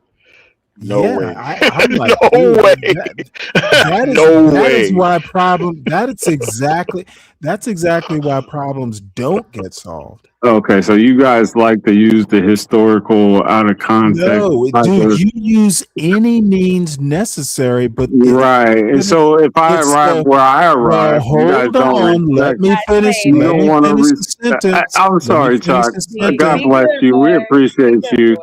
Oh, I'll be back. Hey, by the way, I'm gonna finish probably if I do a show tomorrow, and it's likely I will. I'm gonna finish reviewing it. Awesome. We'll be done. I'll be done some more stuff, so we can you can take a look as well and go, oh, wow. I'm just playing. Okay, guys, I'll be out here floating for a little bit. All right. I'll talk to you Well, later. it's good having you up here. Of course. Next time I'll stay longer. Yeah, they like having me on the grill, so pray for me, all right? Oh, yeah. okay. Well, no, I'm not going to stay much longer. I'm gonna stop through on Monday. I'm gonna stop through on Monday. It's 11:40, and I actually do need to eat dinner. I never got around to it. Man, 11 o'clock at night, bro. Well, I mean, I ate lunch. I'm not. I'll be okay. I was going to say, you use any tool, the right tool for the right job. Sometimes personal experience works. But the thing is it's critical thinking. What do you need to solve the problem? Sometimes personal experience works, sometimes it does not. But I would always use, unless it's just something really obvious, depending solely on the vibe or your personal experience. I hear a lot in these YouTube spaces, if I haven't experienced it or seen it, I don't need a book. I just depend on my eyes. That's why problems don't get solved. There's nothing new under the sun. A lot of it is in a book somewhere. There are people with more experience than you have. It scares me when I hear people going, "Hey, I'm gonna solve it by gut." Right. And you know what? I may not be equipped to have this argument with you on tonight. Plus, the pressure of MOT backing you up on certain points, it can Well, let be me a put it little to you bit, this way. he's formidable. You missed me up on Nidish's channel today. I don't think I'd ever even talked to Poppy Blanco before. Dude, I took him to town. He did not know what hit him when I was done with him. I would love to know what happened. MOT also would love to know what happened. It was something Ruthless Truth, Mr. Genius. God. What did he say? He basically said that the government regulates your everyday life. I'm like, well, I just disagree with that. It regulates a lot, but that's some prison institutionalized bullshit, man. Exactly, what are you dude, talking about, man? That's exactly. and then once again, he wants to compare the military to prison. But you know what that's based on? Some military people he knew that wound up in prison who said, "Gee, prison's like the military." I'm like, No, man, it's you not. are. No. Like, you are. Wait, you guys can boil that down on its premise that he presented to you, but he may not be able to explain it from a different angle either. I do think that. Okay, you literally have attempted to do stuff like that with this. No, I have not. With similar results. Okay, and then Poppy Blanco came up there wanting to take his side, and then OG Do Dirty, who was kind of more the researcher, he wasn't really that involved in it. I took Poppy Blanco to town, and then he wants to do that usual manosphere shit, like, he just did the usual stuff. And once he went to, calling me the N-word and all this stuff, I knew I'd won. What? Literally, what? Mr. Ad,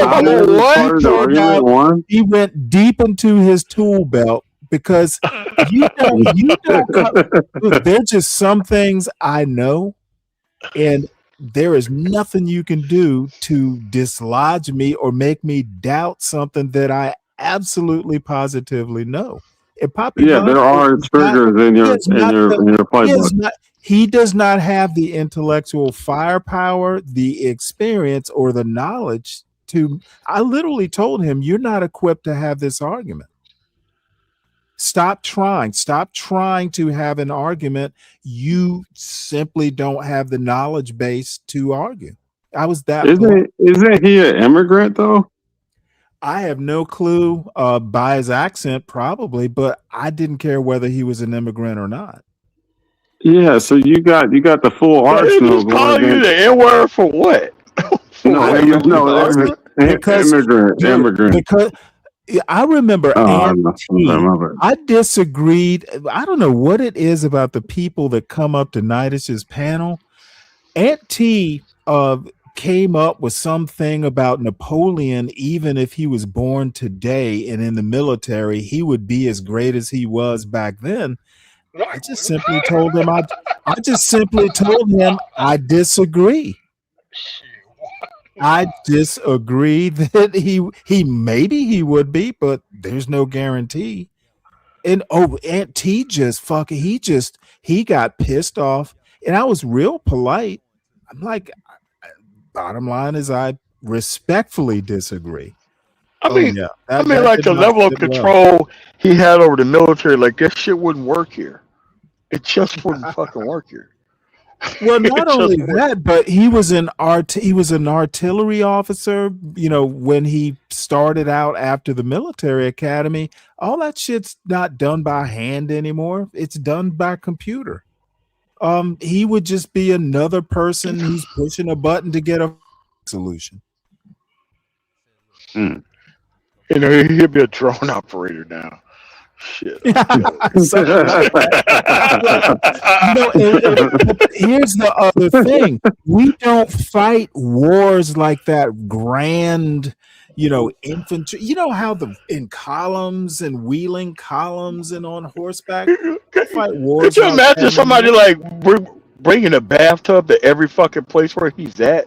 Like, man, like this is like Napoleon was also about crazy shit, man, bro. You can't just take his experience and try to put it in today's terms, man. Come on, man. These guys are used to YN on YN type arguments. Dude, I actually know shit. I think they underestimate what you do know. I don't challenge you with what you do know. I challenge your philosophy. Okay, but Stanley, when I tell someone you don't have the knowledge to make this argument, and I'm not taking you seriously, I'm trying to let them off the hook. No, but Stanley, you never tell a person that is in the Delta November range that their arguments are not valid, because that means that their life is not valid, and they'll take that as a personal. Maybe that's what I actually meant. No. It is what you mean when you're talking to these people, because I mean the same thing. So it's to them, it's like, they're gonna hit the Delta November blunt and then they just pass it to somebody else, and then you'd be like, well, this isn't a Delta November based conversation. You actually need to have some information to actually talk about what you're talking about. They'll be like, I don't need to specialize in anything. And it's like, but I'm not gonna have a conversation from this standpoint. Let me tell you something funny. So the whole thing started over regulations and the government being involved in every minute. It regulates your life, your everyday life. They're thinking, they're saying, if you don't have free speech, if you can't just say whatever you want. And I tried to explain your freedom ends where. Dude, what is the limit of whatever they want? Well, what are they trying to say that they think it's so restricted? Well, let me put it to you this way: if you can't yell fire in a crowded theater, then you're not free. So I'm like, man, your freedom ends where others begin. Your freedom can't take the freedom of someone else. So somehow or another, they wound up looking up regulations or something. So they thought they had me until they started reading what Google regurgitated back to them. It was like everything from worker protection to all these things. So they're like, well, what do you call those? Dude, I stunned them when I said I call them benefits. I want my tax dollars to go to programs that protect workers or provide workman's comp. I have no problems. And those are not regulations. Those are not the government regulating. It's the government benefiting workers or whoever. And then they want to go to taxes. And I'm like, you have tax regulations, but the tax itself is not a regulation. Read the Constitution. It defines what taxes are. Equating taxes with regulations, it's really not. The two are just totally different animals. But most of their life is based on a deliberate misunderstanding of how things work. It's literally how they start and end all conversations, by the deliberate and willful misunderstanding how everything works, Stanley. Well, the problem is when I started, when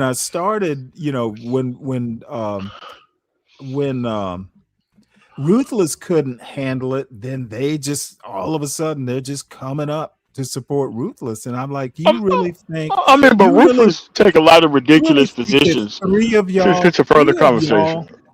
Three of y'all arguing. As a matter of fact, that makes this even more delicious. I'm just gonna take all three of you and beat you down one by one because you simply don't know what you're talking about. Hey, I find it very amusing when you do that. is the best that show made my on day. YouTube. And I hadn't been drinking. I was stone cold sober. So you know what? It might have been better had I been drinking, because I probably wouldn't have been so. I was crisp. I was kind of brutal. I know I hurt some feelings. Dude, when he's what did I say? I said something like, well, first off, you need to start pronouncing the N-word correctly. You know, when you can say it without an accent. Oh yeah. Dude. Oh, I was brutal. Dude, you just caught me on at the right time. You don't come up here and be froggy. Well, here's what you get. What's up, dirty dude? Oh man. I might have to review that. Saying the N-word with an accent, and you told him to not say that. Yeah, when you can I cannot imagine. I cannot imagine how that would make a person think or feel, and they think that they're getting one over on you. I'm like,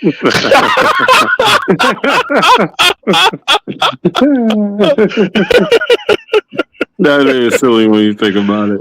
Oh God, God, that makes you even look stupid for even saying it, because you thinking that. Yeah, I'll just say the most offensive thing that I can. I mean, look, usually I don't really have a problem, where you come from. But dude, if you are gonna act like you are like a Black American using the N-word, dude, you get what you get. I don't think anybody should with an use accent. it. It was funny. And then I started calling him Poppy White. Like, he's white. So I started calling him Poppy White. That is what it means, though. I mean, I don't understand that. I know what it means, dude. He didn't find it that funny, but I was amused. I was making. Because they I don't know if they expect, like, we don't know what words mean. Blanco is definitely white. Like, like, does anybody ever call you Poppy White? It might as well. That's exactly what it means. You're gonna be using the N-word like that? I mean, but they kind of stay around certain types of Black people. And when you're actually have wit and all that, and you match them and you surpass them, they don't know what to do, because they would never enter a conversation just being around those type of people. They always go around the, like the subculturals. I'll just be nice and just say subculturals. and they're so at home being around those type of people, but like everywhere else, if you know what you're actually talking about, you will be hated by everybody, and especially people who don't know shit. Well, I'm hoping that next time he'll be a little bit more careful. Because I'd never even talked to him before. I know who he is, but I don't think I'd ever even, if I've been on a panel, I don't know that we interacted that much. But I had a good time. Oh, nice. I went up there one time on Nightish. I was discussing something. A woman was talking about, I don't want to pay for, I don't want to be subjected to having. I'm like, well, you're a Black woman in like sex worker adjacent America. Of course, you don't want to reciprocate on dudes' attention, because that means you got to do shit. And most of these people are just on some receive only shit, and it's like you're gonna piss off a lot of these dudes, and you're gonna not want to understand why these dudes are pissed off at y'all. And it's like, look at how y'all acting, and it's like, man, and it's so hard to get this through to them, because they talk that stuff, and then all of a sudden you have a Delta November that'll just jump up there and the being used like this, and it's like, man, I'm in the wrong space. I'm in the wrong space. Yeah, we're talking about it. Wow. I'm like, they will come and defend this dude. You know, It will. it was me and Ruthless and somebody, and man, they all of a sudden, you know, two of them came up there to defend Ruthless, and I'm like, okay, let's go Because for a ride. But you have to understand, Stanley, like among their subcultural friends, if they could just overwhelm you with weak ass arguments, you'll just shut up and leave. No, That's what I they think wasn't their going experience anywhere. is. And that's the thing, when you don't go anywhere and you still make them look like subculturals, it makes them even angrier. Dude, I think my record is maybe 1-on-8. I'll just Jesus. take all 8 of you on. Yeah, I've done that As a matter of before, fact, and I love, yeah, okay, 5 of you. And what you do is you just like pick out the weakest one. It's almost like hunting a pack of deer, a herd of deer. You know, the wolf just comes up and picks out the weakest one and just concentrates. And then you just pick them you just pick them off no, one by no, one. no, you just catching kills like a tiger or something, man.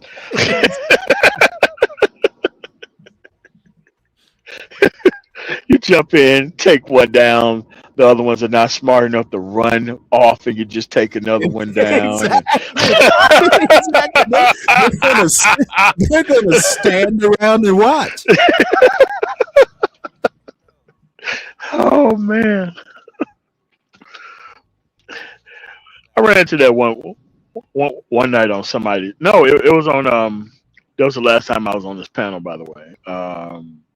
The guy named you brought up, Auntie, and the guy was trying to purge me off the panel, and he was telling me about how he get all the bitches, and I'm like, dude, it's 3 o'clock in the morning. You calling me lame, and you telling me that you getting all the bitches, and this is the only way you can relate to a man at 3 o'clock in the fucking morning.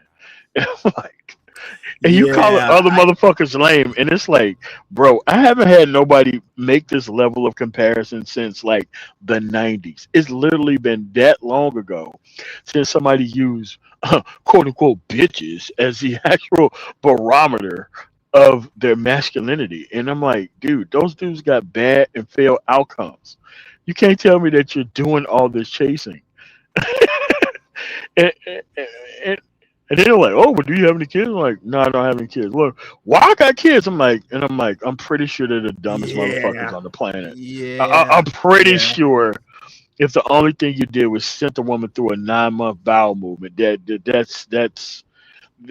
that's your highest accomplishment in life at 3 o'clock in the morning is that you get bitches. Okay. Thank you for telling me about your little life. God damn, something wrong with these dudes, man. Because apparently this Yeah, stuff works I somewhere. don't get it. You know, I could honestly, if they were like in their 20s or something, yeah. Dude, these dudes are 40 plus years old saying this shit, I'm man. like, really? You are 50 years old talking like this. John, Bro. as a matter of fact, John Galt came through. I don't know why. Tormenting people and that people. he's got this thing called the beauty desert. Is that what it's called? Beauty desert. It's like a What? food. Oh, dude, it's just another way of him to be insulting to black women. His thing is basically like black women. Dude, people are on this weird tear basically saying that black women are ugly. That's just the bottom line. Which Like ones? no, all of them. Like as a Oh, get the class fuck of out of women. here. No, Oh, get I'm out of not here. kidding you. I had a guy named King Pix come through here. Just I was looking at a black lady yesterday talking about education. And he just came in basically black women never wear their own natural hair.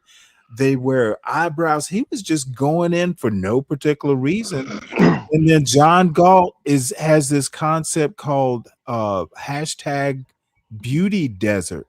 So basically in like the hood or something like that, all the black women are ugly. They're wearing fake hair and nails and it's let me see, can I find that post? Give me 1 sec here. Good It Lord.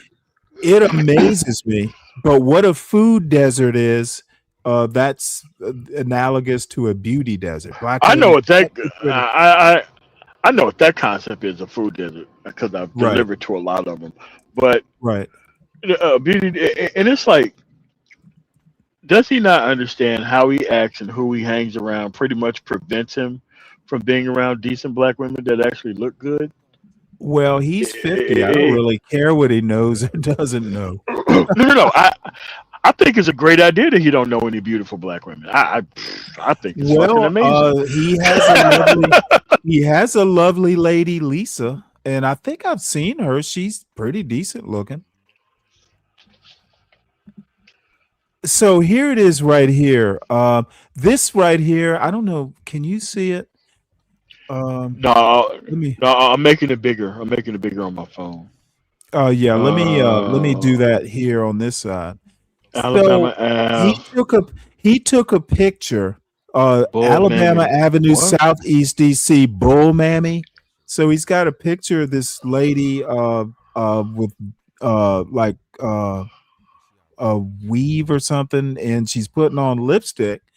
And no, she's not that attractive, but he's just this is what he's talking about. Randomly taking pictures of women, and then it's hashtag beauty desert. That's true. But he's Okay, actually here's another one. So Nika, that's a woman, hashtag bull mammies. He's just walking around taking pictures of women in his. Oh my god, this dude is wild.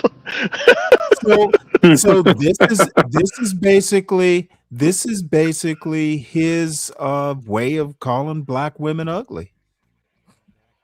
No, it's true. It's a true theory. God, No, I'm bull. okay. See, the problem is he's not hanging around, places where good looking women are. This woman, who knows, but she may have a hard life, but not all black Deacon women. Dave. Bull Mammy. What the fuck is that? Jesus. God damn, that's bad. I didn't hear his explanation for that definition. But that is funny as hell. Well, what Do you think that there would be any explanation that would even? Well, you know what a mammy is like a stereotype. Yeah. So a bull mammy, like mammy on steroids or something like that. Super mammy. What the? Yeah, these they mammy to the mammy power. Wow. It's I mean, it is funny, but man, I tell you what, the problem is these guys don't see themselves objectively. He's no prize. I mean, but you have to go search for this shit out and like post it, man. Like, dude, I'd be scared. He to post he shit like does that, this bro. all. This is like something he's been doing since he started his own channel 2 or more years ago. He On the goes same out into channel. the hood. Channel ain't ever got terminated, bro. Oh, it's been several times. Wow. I just can't, man. I just don't Now want look, nobody can bringing you this see shit back this up. one? See, can you read this one? This is look away, niggas, filthy, disgusting creatures, piss at the bus stop. Yeah. I'm like, dude, Who are these people who fucking commenting? Like, who are these people commenting? Read some of those comments. Like, scroll down some of those comments. Oh wait, no comments there. There are a couple here. Technically, my mobility is limited, unable to drive due to seizures, and blacks are preying on me and my mobility. This should be some kind of hate crime. What if I couldn't afford another bike? Blacks ? Kind of He's got shit. some meta. Oh wait, let me read this one to you, because this is one I saw this morning. I have to postpone today's show. There is a bike shop nearby. it's black run. I'm not even taking a chance, especially when you consider how blacks view bikes. Apparently, he's had a few of them stolen. Furthermore, I'll never spend another dollar with a black if there's an alternative, even if it inconveniences me. Oh, fuck all you. Read more. He's got more. Wow. So he's basically saying he won't be doing business with black businesses. He's just on a tear. That's crazy. It is truly kind of sad. Especially with all the other stuff that he does in life, like his whole income stream is settled around the people in the most desperate circumstances. Dude, this dude's life is, man. I don't know if I could be able to do that. What's up, 12 man? Hey, yeah, I seen something. John is doing a live stream right now, and he says, "Cancer, Nika dies." I'm like, what the hell? Why? I mean, That's the name of the stream? Oh, hold up. That's the name of the stream? Yeah. Come on, man. Nika Come dies. on. Get out. Hold on a second. I couldn't even turn it on, man. I'm not watching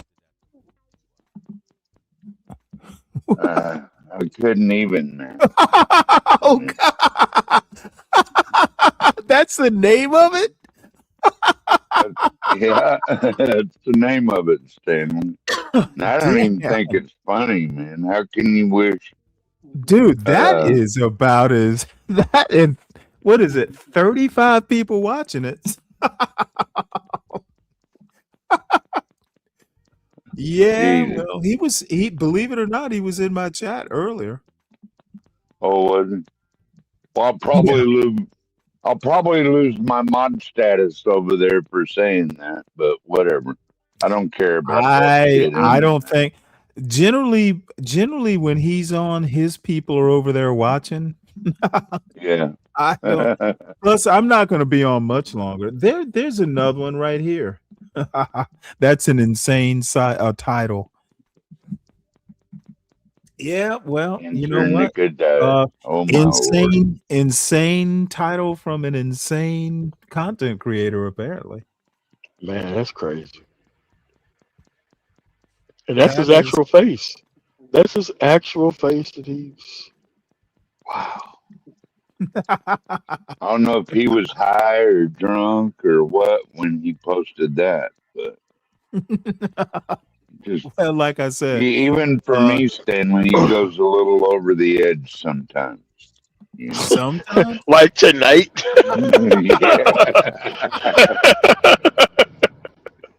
Sometimes, huh?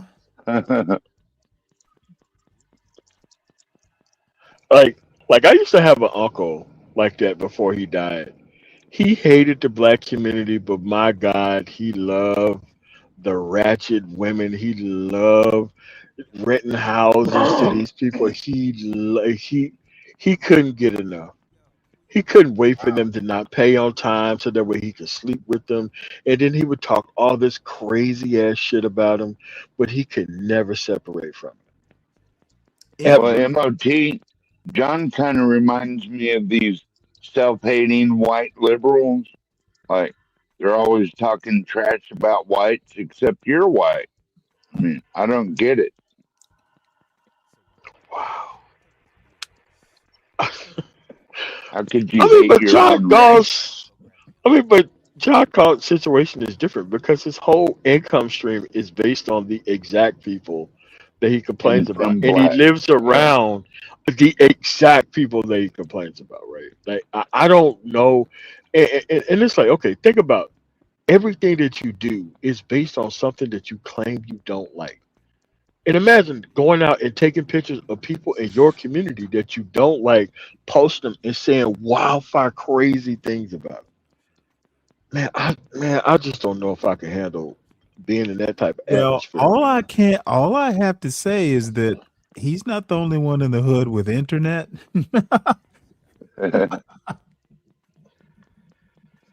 No, I mean, they get like some money off on the internet, man. So everybody got phones and all that stuff there, man. I No, just no, don't no. think What I'm he saying is making any money. somebody's bound to put two and two together at some point. I I don't think he's think going Johnny. around getting his chud to build around, man. I don't think he's doing it like that. I think he's just taking a picture, posting it, and no one knows that he does it. I think if people found out that he was actually talking crazy about people in the community, I think they'll handle that dude. Oh, no doubt they would. It just seems kind of strange to me, randomly taking pictures of people and they don't know them. Man, dude, man, you know how dangerous that is? Just taking out your phone and aiming it at somebody and click. Nah, man, I'm not doing that, dude. Nah, that ain't cool, man. Yeah, well, all Yeah. I have to say is all his, subscribers and regular viewers, they know what he is and they know what he does, and it's tacit approval. I understand that it is funny, but it's funny like in a cringe way. Sometimes Yeah, that's crazy. sometimes there's nervous laughter. Well, I could see it if someone is passed out on fentanyl in the middle of the sidewalk and Yeah, want to that. share that out to the community or something like that. But, just like random people because you don't I like the just way don't they know, man. look or something. But then move, then don't make money off of them. It's like you don't have to give Section 8 housing to the worst people. You can say no to people, man. You can. It's almost like he I'm needs these people in order to power his hatred for these people. I don't know if I can keep that cycle going, man. I don't know if I can do that. It sounds exhausting even me talking about it. I mean, how do you have hatred for the same people you're making money off of? Makes no Jesus, sense. I don't. And it's like everything in your life is based on the rooms you rent to the very people you cannot stand. The Well, I get government why is he gets paying you. frustrated, MOT, because that leaving bottles of piss and all that all over his apartments and stuff like that, and a lot of them not cleaning up after themselves. But that's white people too. It's not just black people. White people do that shit too. So Oh, dude, I'm a truck driver. Trust me, everybody does that shit. yeah, It's just you not white don't or leave it black, laying bro. around, MOT, right? Hell no, hell no, I don't do nothing like that. But I'm just saying, like across the fucking board, it's a problem across the board. That's how come, like most Trashy people. WalMarts, yeah, don't, yeah, it's I, yeah, but I, I'm not gonna set up my whole life and complain about this shit. It's just like, man, I yeah, don't know. got better shit to do. Yeah, wow. That's just the name of the title, and people is just in there. Damn.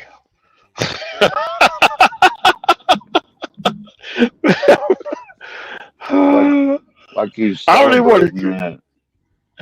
I celebrating don't a even. black guy dying of cancer. It's like kind of made me sick Well, to I my mean, was it stomach a one of little his bit. tenants or something?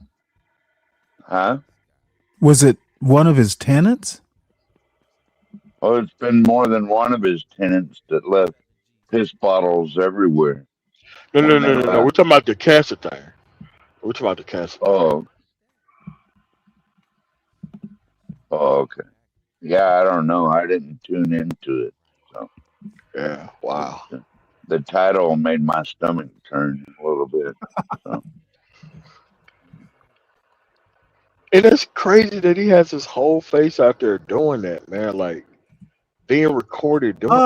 I remember I remember that coming up maybe 2 years ago, and I think it was something like, hey, you know what? This is I guess it was Defiance or something. I don't honestly remember, but hey, what can I say? He's brave. Bold. I go with bold, man. Brave, I don't know about that. Fortune. What is the fortune? Fortune favors the bold. Is that the saying? I guess something is favoring them. I just can't imagine being stationary in a house and somebody found out that I'm posting all this crazy stuff about people in the community, man. Right. I guess So, I can see his frustration a little bit, like he's had to clean up dead bodies in his rooms and stuff like that. So I imagine that gets pretty frustrating. Like, but if it's so frustrating to you, then why do you do it? man, leave it Why don't you alone, just bro. sell What all the that fuck? shit and move to the country or back to Alabama or wherever in the hell he's from and live a peaceful life? He could do that, but he chooses to live in the shit that he bitches about all the time. He chooses to live that way.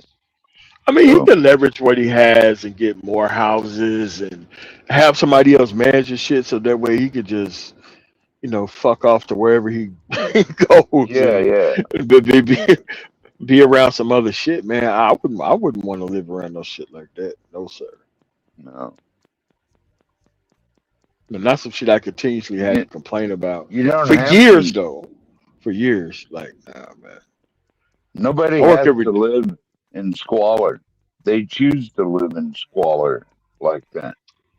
I mean, you Nobody may not has have a to. choice when you first come to the country, man. But as you start making money and getting that earned income tax credit money back because of your family and all that shit, nah, man, you get the fuck out of there, man. Mhm. like like every reasonable person, man, they get the fuck out of there. But some I people did it let on a that shit. budget. I Oh, built for my real? own road and everything, man. Got me a nice piece of property on the cheap and built my own road. And here I sit, you know, happy as hell in the country. Where at? Kasilop, Alaska. Oh shit, you're in You Alaska, look man. at, Alaska, a beautiful ass place, man. yeah. You definitely need Last some fucking winter was weaponry out, brutal, though. It was bro. brutal last year. Dude, every winter is brutal in fucking Alaska compared to what the fuck we deal with in the States, Some winters are better than man. others. Trust me. I just can't imagine the wilderness just rolling up on me with like some bear shit, man. Fuck that. I know Like Stanley's you already gotta be heard this. armed, I know bro. You gotta be Stanley's armed. already heard Gotta this be armed. story. I had to kick a black bear off, and it was a 450-pound monster. What kind You had of to kick Kind it bullshit of is what? that? lays in on my deck, and at the Oh, really? time, When was this? my shotgun was in the shop getting clean, and I didn't have any other gun at Man, the time. fuck. Oh, wow. You just have a All that bear I just had, chilling on your porch. What is yeah. this? Well, You I kicked the thought, bear and when he I just lived, left? He just left? No, I had to kick his ass out of here. Yeah, but But did he just leave? Like he was like, "Why is food kicking me?" no, I had to shoot him with. I had to shoot him in his brisket with my 22 Oh high-powered air shit! rifle. With Oh shit! Lead with and that, he, man.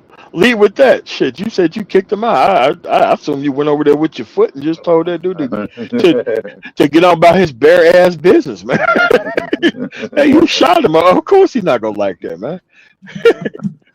he didn't come back after that. So, but if it was a brown bear like a grizzly, been a whole different situation. That's the thing with bears; you have to know the temperaments of the different species, right? See, man. Let's say if you camping out there, you just get rolled up on by a bear, and you don't even know what kind it is, man. I don't know about that, man. Fuck Yeah, that. Alaska ain't for everyone, that's for sure. But I've been here 20 years now, and I never left the yeah, well, state my so my far. thin Savannah blood, it's definitely not for me. Oh no. Well, Oh yeah, no. black bears in in Georgia, don't you, Stanley? Y'all have black Yeah. As bears. a matter of fact, when I lived up in Northern Virginia, I went for years and never saw one, and then it turns out that my yard was a trail for bears. Shit. Jesus, man, bro, you No, could it be wasn't cooking that big something a at deal. night. Well, I mean, I was rarely out at night, but it lasted. They used it for maybe a year, a summer, something Man, like that. man, I couldn't imagine just being outside in the backyard at night and I get rolled up on by a bear. I don't. Oh God, I don't know what to do. Well, Well, up here if you're in the back country, they recommend you carry like a 44 caliber or bigger yeah, handgun Yeah, I know. yeah. up Yeah, here. yeah, yeah, yeah, I know. Like we did that in the we did that in the Air Force when I was out in Anchorage, and you had people who Oh, actively you was went in out. Anchorage in the Air Force? Cool. Yeah. And Fort we Islandson? no, no, the Air Force Base. Oh, Jeber. Yeah. So Cool. you used to have like these crazy ass cops who used to go out and go hunt bear, and I'm like, Jesus Christ. You used to have like a sergeant, and he was like, "Oh, it'll be fun, fun. We're going out to go get a bear," and then they're like eating this bear meat, and I'm like, dude, I can't fuck with this concept, dude. This okay, and it's like these people is like cutting these trucks off and frying this shit up, and I'm like, you see all of. I'm not even going to describe it because I don't want to gross somebody out, but it's just that this is why you motherfuckers die early, man. Hey man, just eat some hamburger meat and some fucking steak, man, bro. You ain't got to go that far, man. Yeah, This I bear just tried chilling bear the fuck once. out, I being tried be- eating being bear once. I didn't care for it, MOT. Nah, I shit. Not for I me. didn't care for it, and they was cooking it up right in front of me, and I'm like, nah. I know y'all call me some uncultured shit by eating squirrel, and raccoon, and wild boar and shit. I'm like, hey man, that bear shit ain't fucking with, bro. Y'all, I was like, Yeah. look. And they're like, oh, well, you eat snake and you eat alligator. We eat bear. I'm like, you have a point, but then you don't have a point. You went out and specifically hunted a 300 to 400 pound animal in its natural habitat with military weaponry. You did that on purpose. Like we wake up and we're going to go hunt a bear, and we're going to What? go cut this thing up, and we're gonna put this shit in the unit freezer. Like there's nothing in the freezer but all this fucking bear meat. And I'm like, dude, I'm not storing anything in this refrigerator, man. You people are fucking wild. God. Well, on the North Slope where all the oil drillers are, they have Yeah. professional hunters around that patrol the area for wildlife like polar bears, for instance. Oh Like you no, run into I don't them, want none of that. Yeah, you I don't want better none of have a that. military weapon if you run into a polar bear I heard because them things are it like just super flat aggressive, out man. don't give a Super. fuck. Yeah. Yeah, I It, heard they're like super aggressive, you man. Yeah, there's this video on YouTube of a native family harvesting a whale, and this pack of polar bears Pack rolls of up. polar bears. Pack of Yeah, polar bears. he, Jesus. he whipped out his Oh, AK-47 and run that motherfucker off, man. All those oh, bitches. good for him. Because a pack of Yeah. polar bears does not sound like something that is advisable on no level. Pack of And the polar bears. natives, they eat the bear meat too, so it's all good. Yeah. And yeah. So, All right, gentlemen. I'm no, gonna pack this up. Yeah. all right, All right, cool, man. Stanley. Well, I thanks hate for having me to. on. Well, go over to All right, Chocolate 12 man. Earth. She's on now. I think she said she was Who? going live. Hold on one sec. Let me check. All right, 12 man. You have a nice night. All right, y'all too. Take it easy. Take care, I may do a show tomorrow because I really do want to finish up reviewing this because there's some things that I thought were interesting to talk about. At least commit to film. Let's see here. Did she go live? No. Who's she, Stanley? I Who you thought she talking about? Chocolate Earth. I thought she Oh, was Chocolate. going to go live, but it doesn't look like I think she she was did. up here earlier. Yeah, she was, but I thought she said she was going to go live, but it doesn't matter. She said she'd be back Monday to talk politics. I'm definitely going to tune in depending on the time because I don't know that I've ever heard her talk politics. So another political YouTuber, I'm for that. All right, Stanley. Well, it's nice All to right. touch base with you. I'll catch you on You the next too. one, bro. Yeah, I should be tomorrow afternoon at least briefly. So catch you later. That's about the time I wake up. So. All right. Bye.